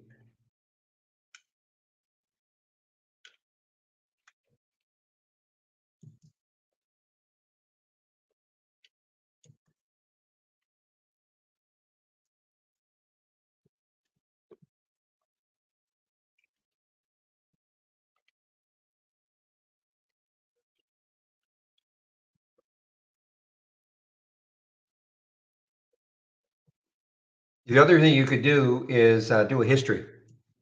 Before you do that, like do a right click and do a history of today. I mean, you shouldn't see very many and just see if it does show up.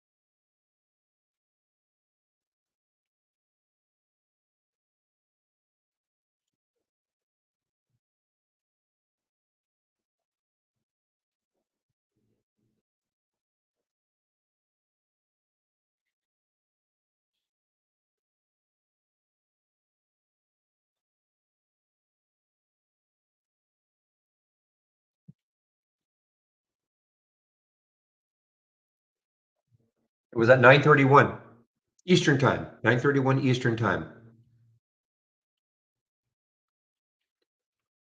So a minute after the market opened.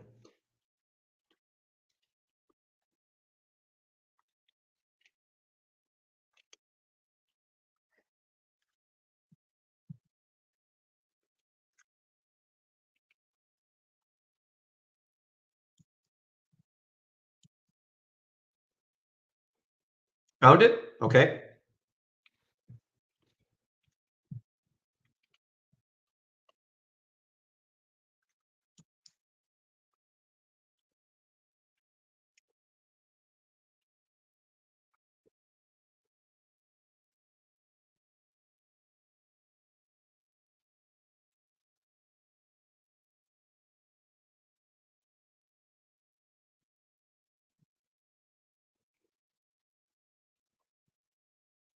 So what's happening here with Lyft? Lyft showed up on my option scanner at 10:42 at 2 o'clock, very late.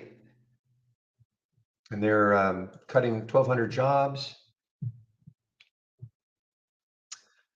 commonly called the layoff pop. Not that I want to stir up more controversy, but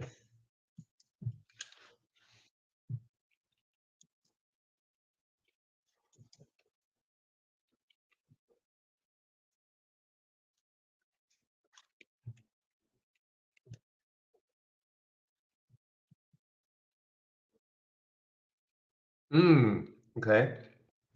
Corporate jobs, not the drivers, okay?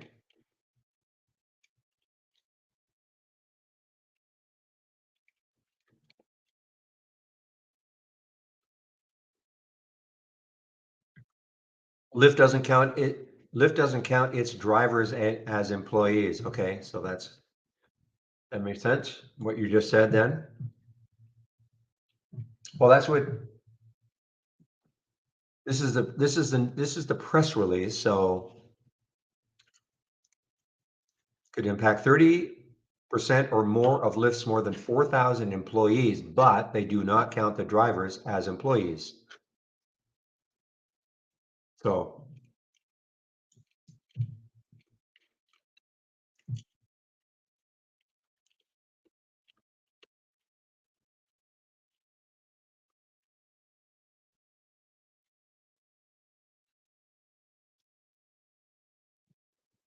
Well, shady. Okay, let's put that in perspective. That was some guy in our YouTube room. Nobody saw that in the main room. Okay, and I basically said, "Really?"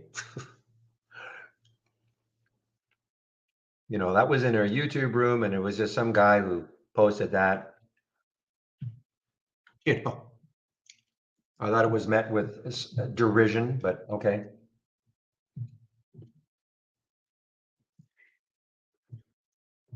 The guy who talked about the spy bounces at oh, that one. Oh, okay, I'm sorry. I thought you were talking about something else. I thought you were sorry. I thought you were talking about something else. With another individual in the YouTube room. It wasn't the same thing though. Yeah, I know. Okay.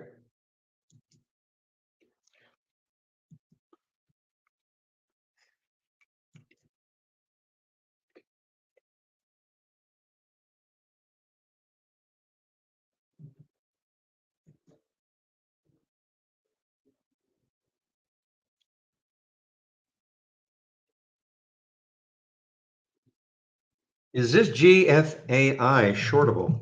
GFAI for me. And the answer is nope. Too bad. This looks like it's going to another leg down. There's room to about 1633.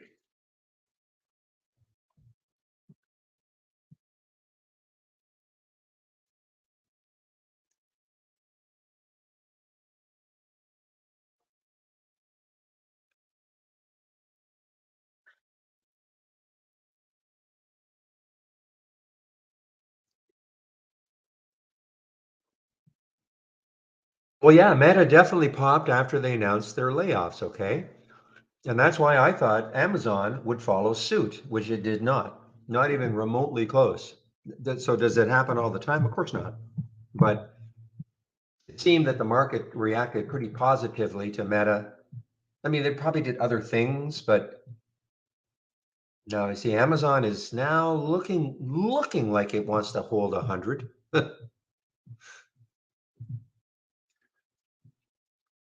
I sort of lost sight of this. Now it's through the 200-day moving average. I was actually going to take some. I took some way back here when it popped over 100. I was bound and determined I was going to hold it, and I just couldn't do it.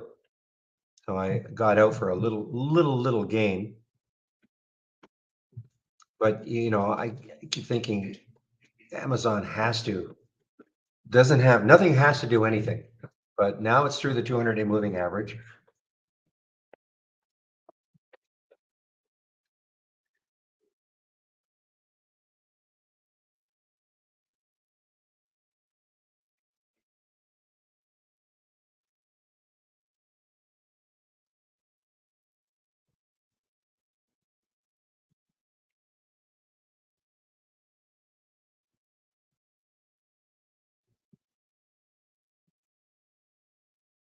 Well, look at this life. Okay, so from 177 to 198. I'm just so conservative. I don't take these when they're so close to the whole number.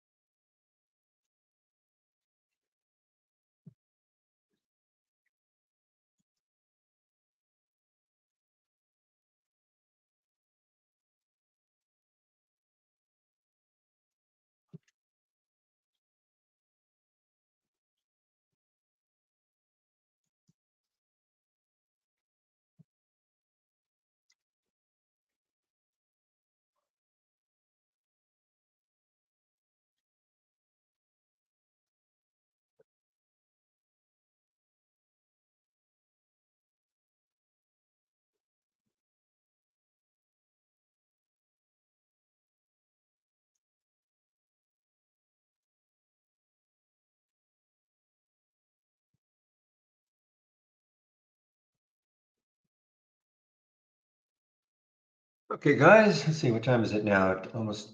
So it's 2:19.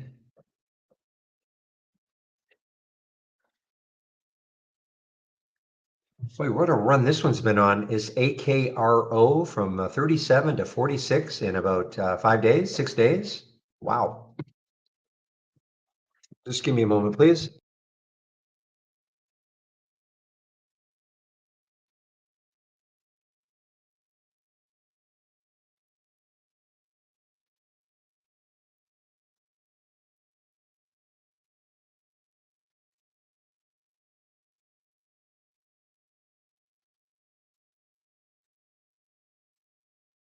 Okay, guys, I'll be right back. Give me about 5 minutes, okay?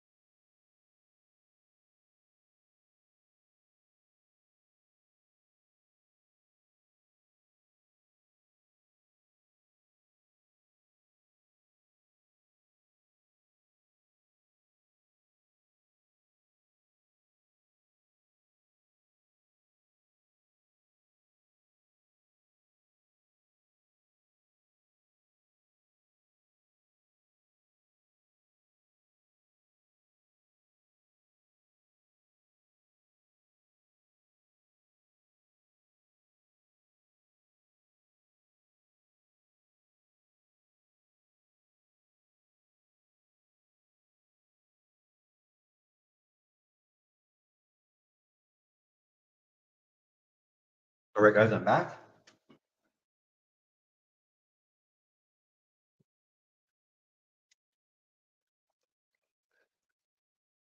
So Rashad, yeah, my style most of the time is buying momentum. Okay, so I like to see stocks near the high of the day if I'm going long, or near the low of the day if I'm going short. I'm not a big pullback player, but that's just me. So it doesn't mean because a stock makes a new high, I take the trade. But for instance, if let's take a look at something here.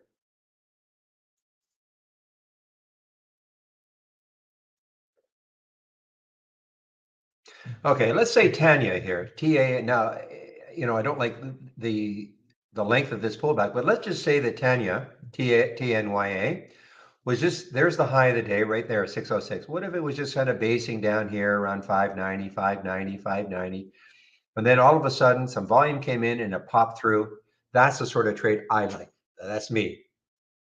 Okay. Yeah, but I'm always looking left though on the daily chart to see where the next high is.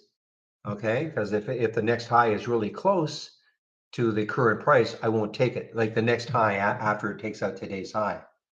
Okay, I won't take the trade. And if I can't see anything on the daily chart, then I turn to the weekly chart. But that's just my style of trading. Okay, I'm not a huge pullback player. I'm trying to get a little more accustomed to watching things at the VWAP.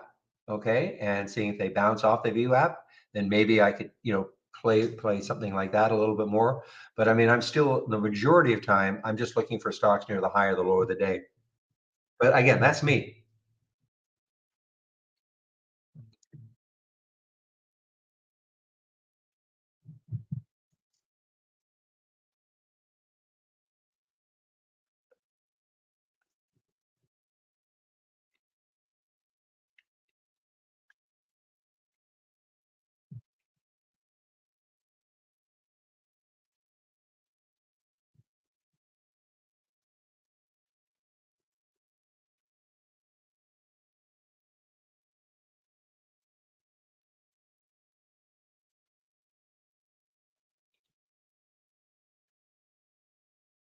Yeah, that news about the Chilean government nationalizing the lithium mine. Wow, yeah, no kidding. I should have kept following this all day. I blame William because he usually lets me know these things, so I blame him.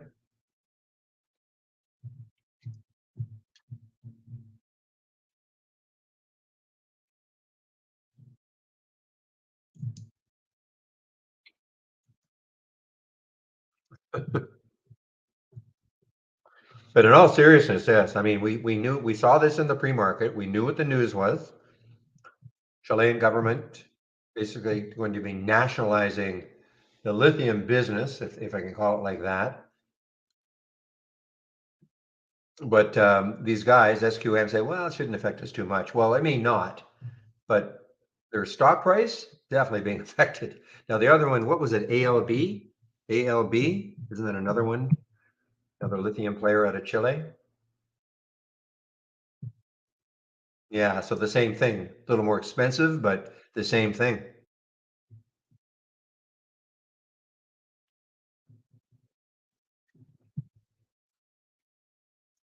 In fact, virtually identical patterns.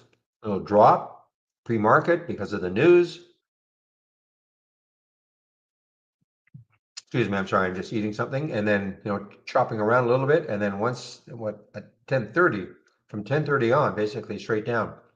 SQM almost straight down. I mean, this one had a little, excuse me, a little bit of consolidation, a couple of points, but SQM basically straight down. So they may be a bigger player.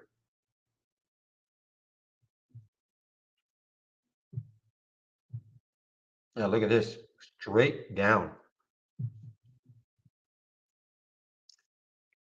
And the low here is 61. Oh, so it's below that low.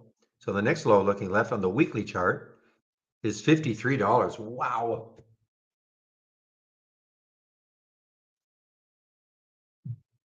So you know what? Got to watch this on Monday.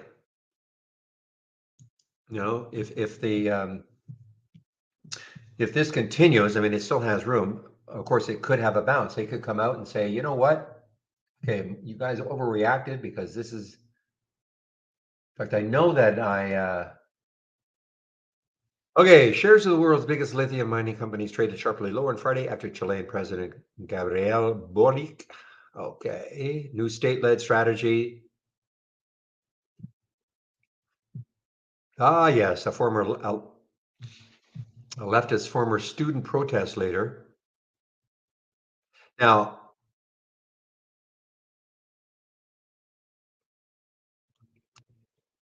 said it expects no material impact on its operations, that the government will respect existing mine contracts. Okay.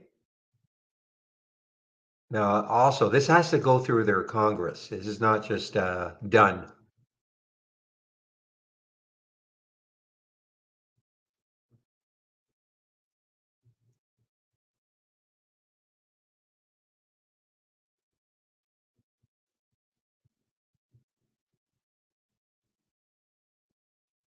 Yeah, there we go. So I know a little bit about Chile because my wife deals with some people in Chile, and yeah, they.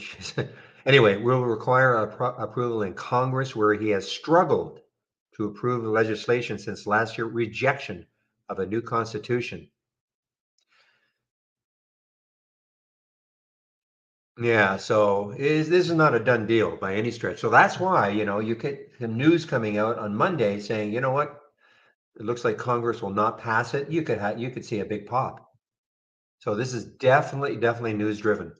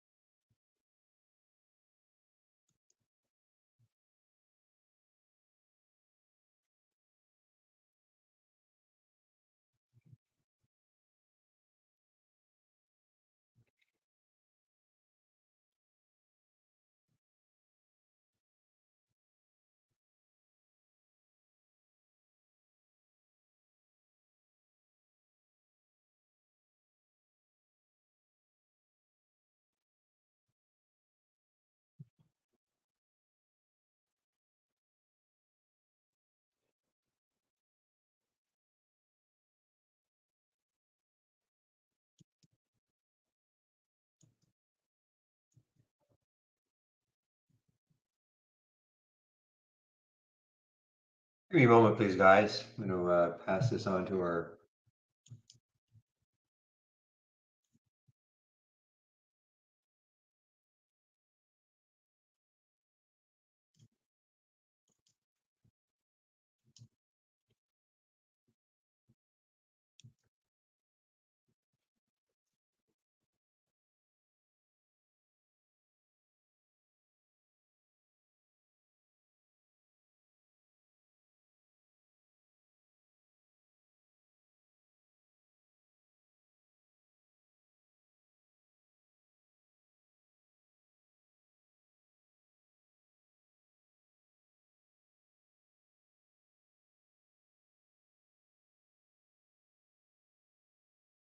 Give me a moment, guys. Just passing some information on to our developers.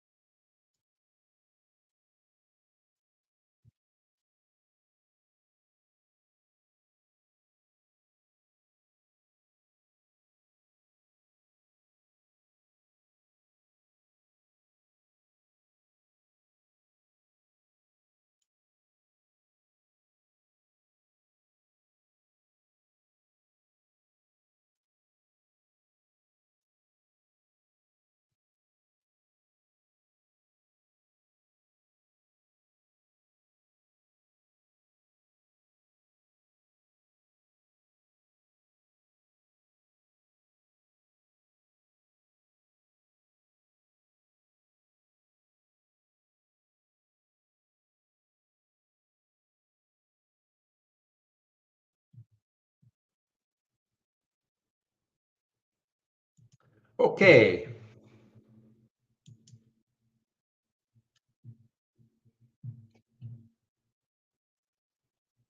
Spread got better, but to me, this looks bleak, but let's take a look. ARBB. It did get better certain times also. At one point, it was only a penny. Yeah. Now take a look at it. Does. Does. Now take a look at it. 433, 448. I would just forget about it. Here it is again, like 433, 448. I mean, they're just making it so difficult to trade it.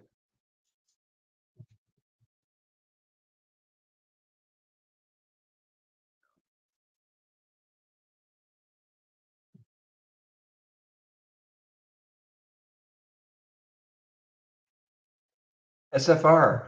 Now I see why you're talking about SFR.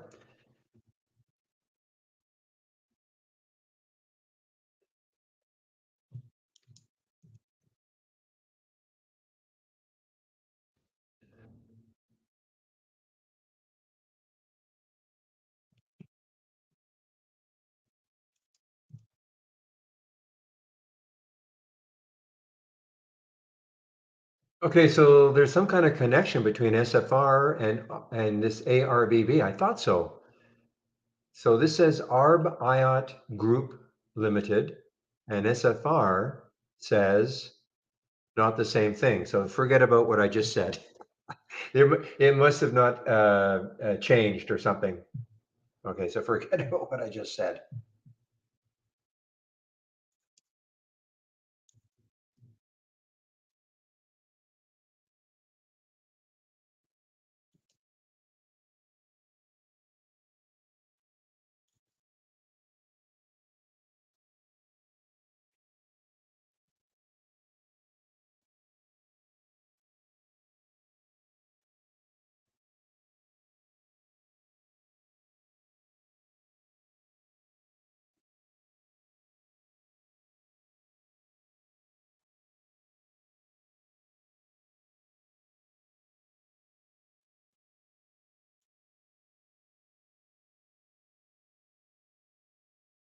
All right, guys. So what I've been doing on Fridays is instead of going to 3:20, I've been going to about 3 o'clock. So I'll always say later if there are questions, okay?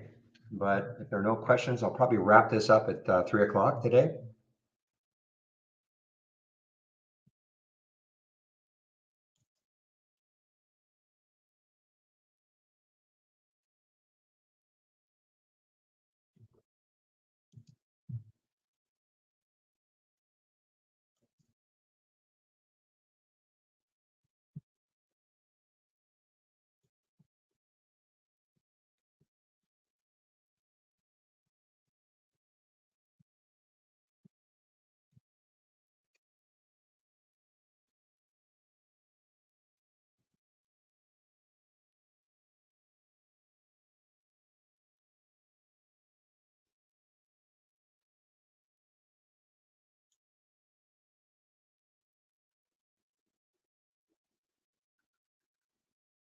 Yeah, it's called vacuuming the house.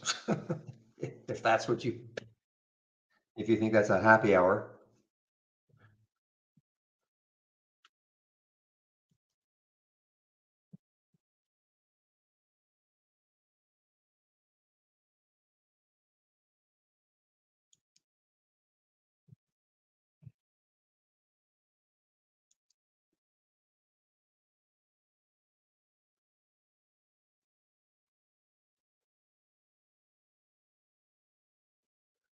Todos Santos.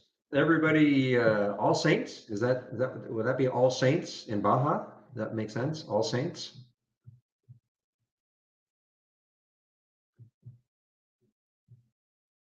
See, I knew my Spanish isn't terrible.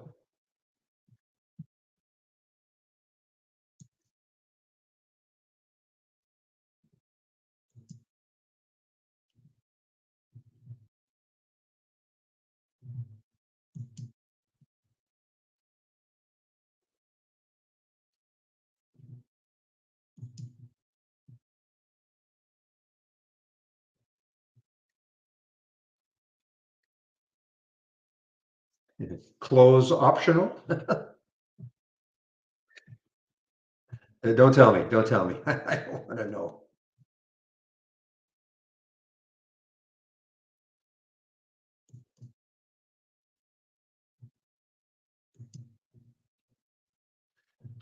You know what we haven't seen for quite a while are any of the cruisers. They're still all stuck way down here. NCLH, RCL, CCL. I know this is having a little run here, but boy, oh boy, they just cannot get going at all. Look like, back here when the NCLH was up to 30, and if I back this out, you would have seen a nice little move, and then all of a sudden, nope, nope, nope, nope, nope, nope. Yes, I have played.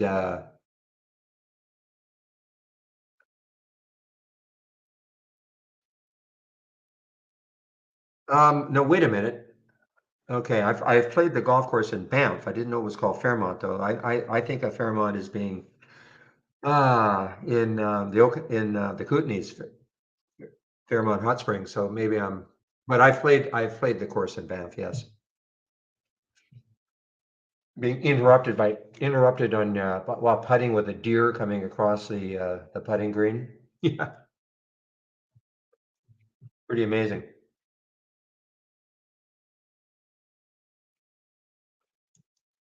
I used to be a big golfer.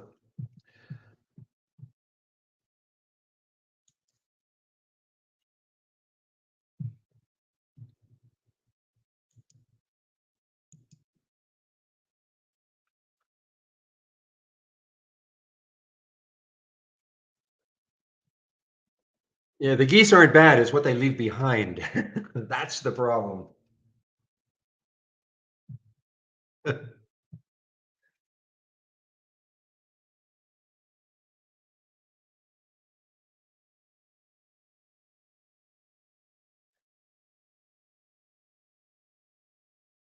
I was golfing in a place in British Columbia, British Columbia called Castlegar, sort of nestled in the mountains.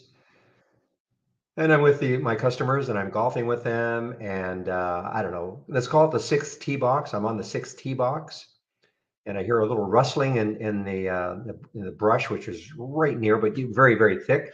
And I started going over there. I said, "Nope, don't do that." I said, "Why not?" "Probably a bear." And sure enough, it was a bear. You can believe it. So any ball that I hit astray into the woods, they could have it. I wasn't going looking.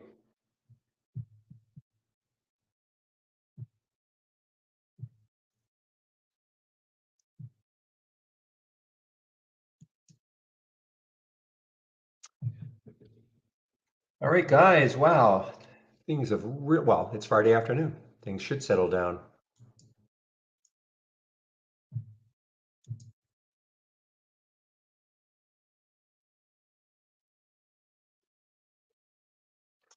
Yeah, I do have one, Zachary.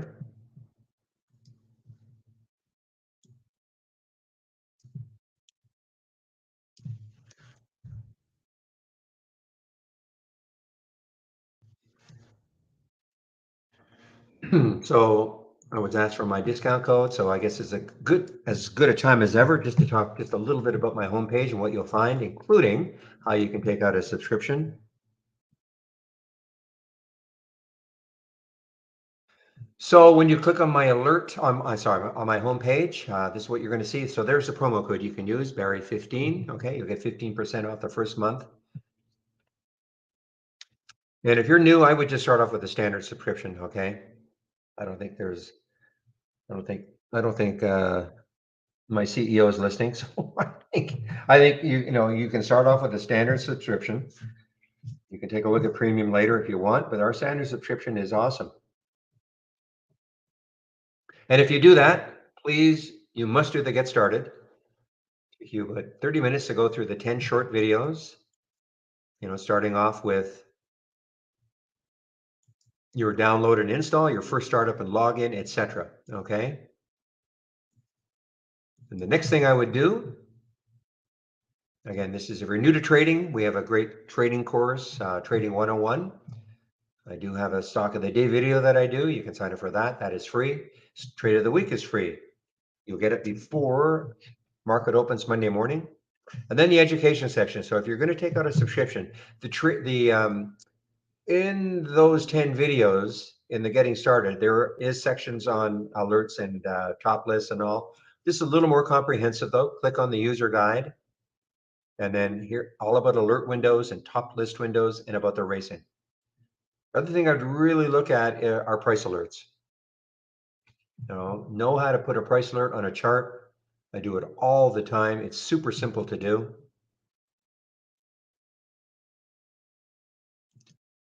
And then, of course, whoops. See, okay, sorry about that. That's the only problem. There we go. Can you see my screen again and all that? Yeah, I clicked on the tab to get out of the room.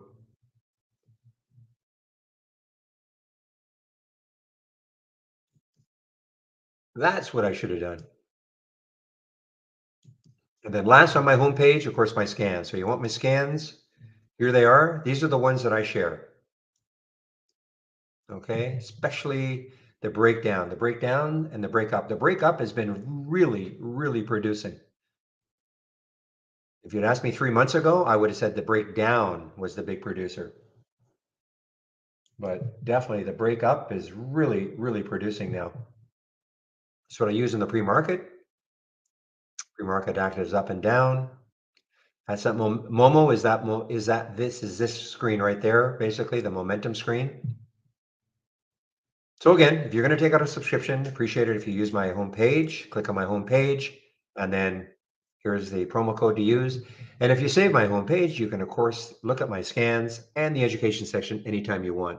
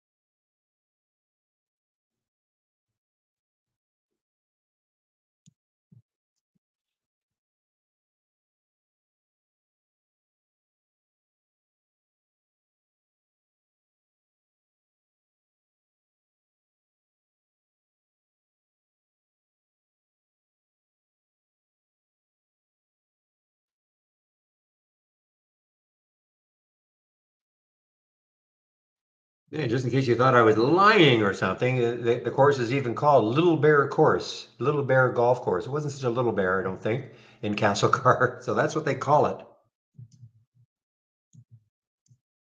Not that you thought I was lying, but maybe exaggerating. Ooh, that's a groaner perfect circle. Why did the bear refuse to play golf? Because he kept getting stuck in a bear trap. Okay, good one.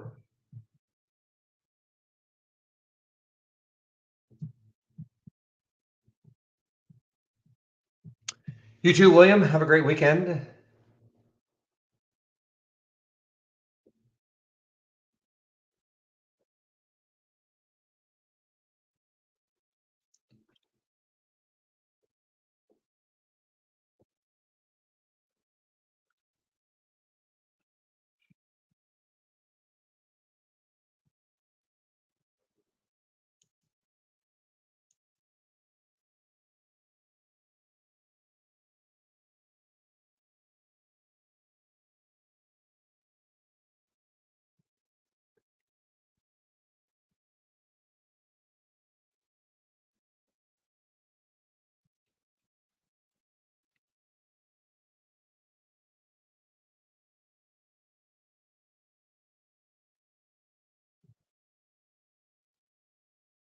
Wow, look at this one. Boy, this just been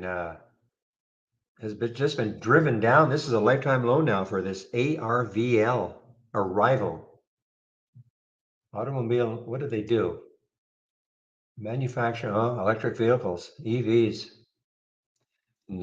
headquartered in Luxembourg.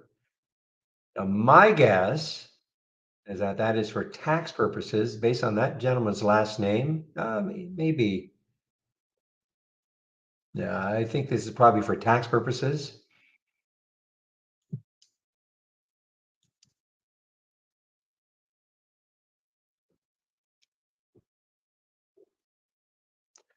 Well, perfect circle, but you heard Andy talk about how difficult it is to swing trade right now.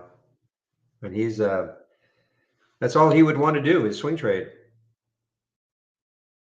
But he's finding it very difficult to swing trade. How I do it? Well, because I don't like swing trading. I suppose that's I'm just the reverse of you.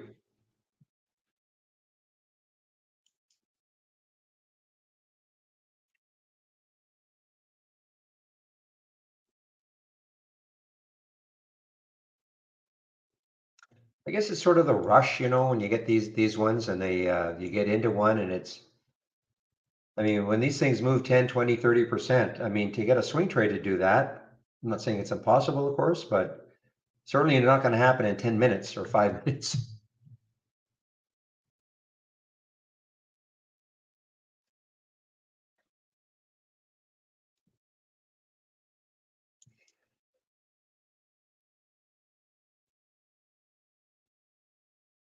Look at IC, just keeps it's sort of it's a choppy intraday type trader, but boy, every single day, not every day, but I mean, it came from 24. It's now basically 30, 24 on March 31st. So 3 weeks.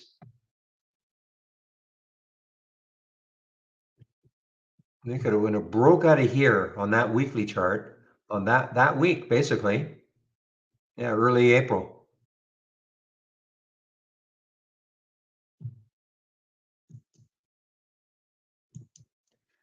Yeah, I don't know. I don't know what the count is. Thousands. I can just say thousands. I really don't know how many subscribers we have.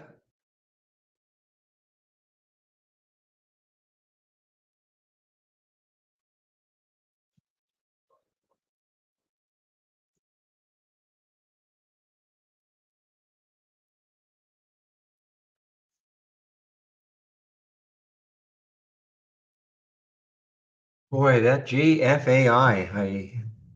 Everybody had shorts for that one. That was excellent. Again, I know trade ideas. I know that Interactive Brokers used to have shorts for that one, but they come free and then they don't. But look at this. I mean, look at this daily chart. 1695 is the low, and from up here, 37 down to 18 in 7 days.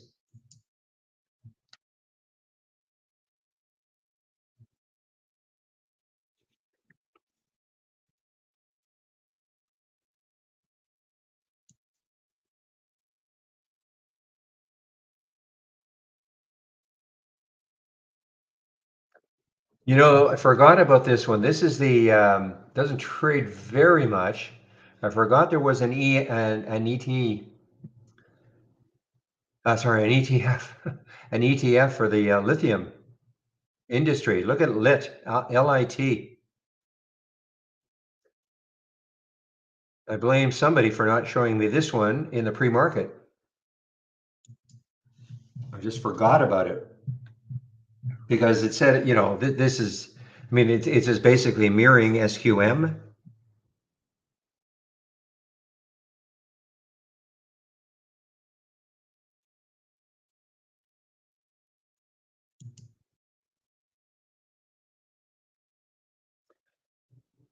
But this, I have to make sure I follow this one on Monday, just in case, their Congress comes out over the weekend and says, you know what, we don't care what our president says, we're not passing this. The fact that they want to nationalize this industry.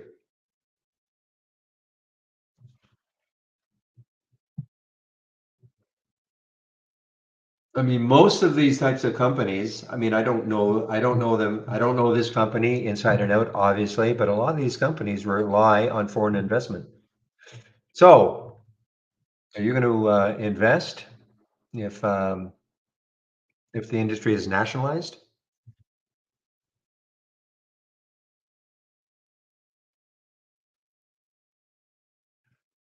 Good shows up for the last 7 minutes. I thought you said this was you're going to be showing up and working with us for the whole day.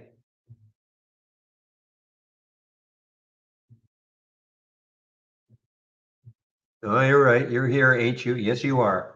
You got 5 minutes left.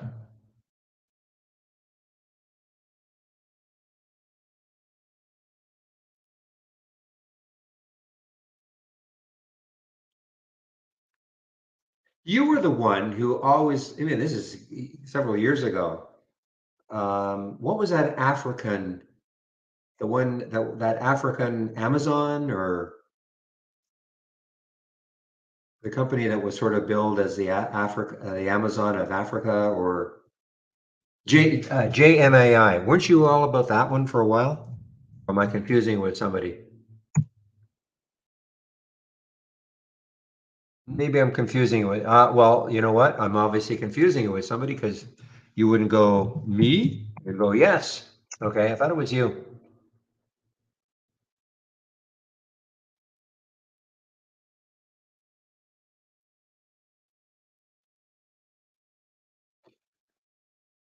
Just another disaster, though.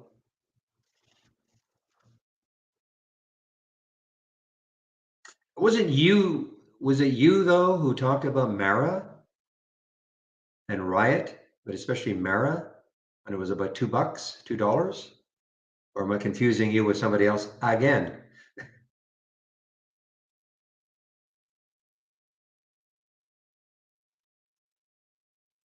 And this is when Mara, this is like several years ago.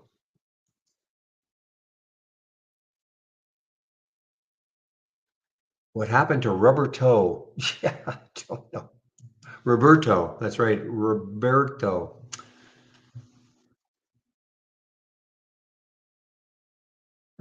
People come and go, Pepe.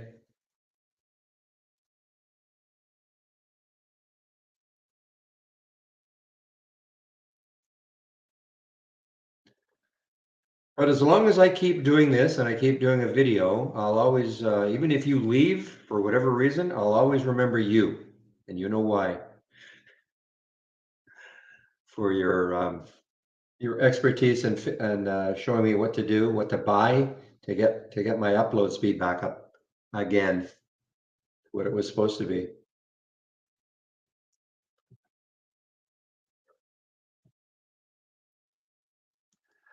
All right, guys, 2:58. I think I'll wrap it up. Again, I'll stick around if there are questions. I just don't see any questions. I think people are just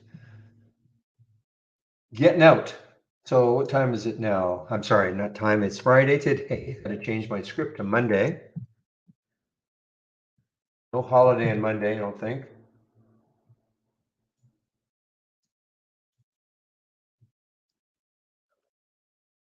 Oh yeah. All right, guys, have a great weekend. Have a great weekend. Thanks for all the help all week. And I'll open the room Monday morning at no later than 8 o'clock in the main room. Get on the mic at 9.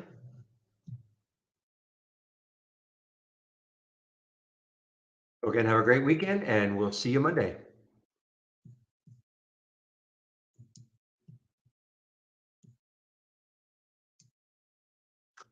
And now for the YouTubers.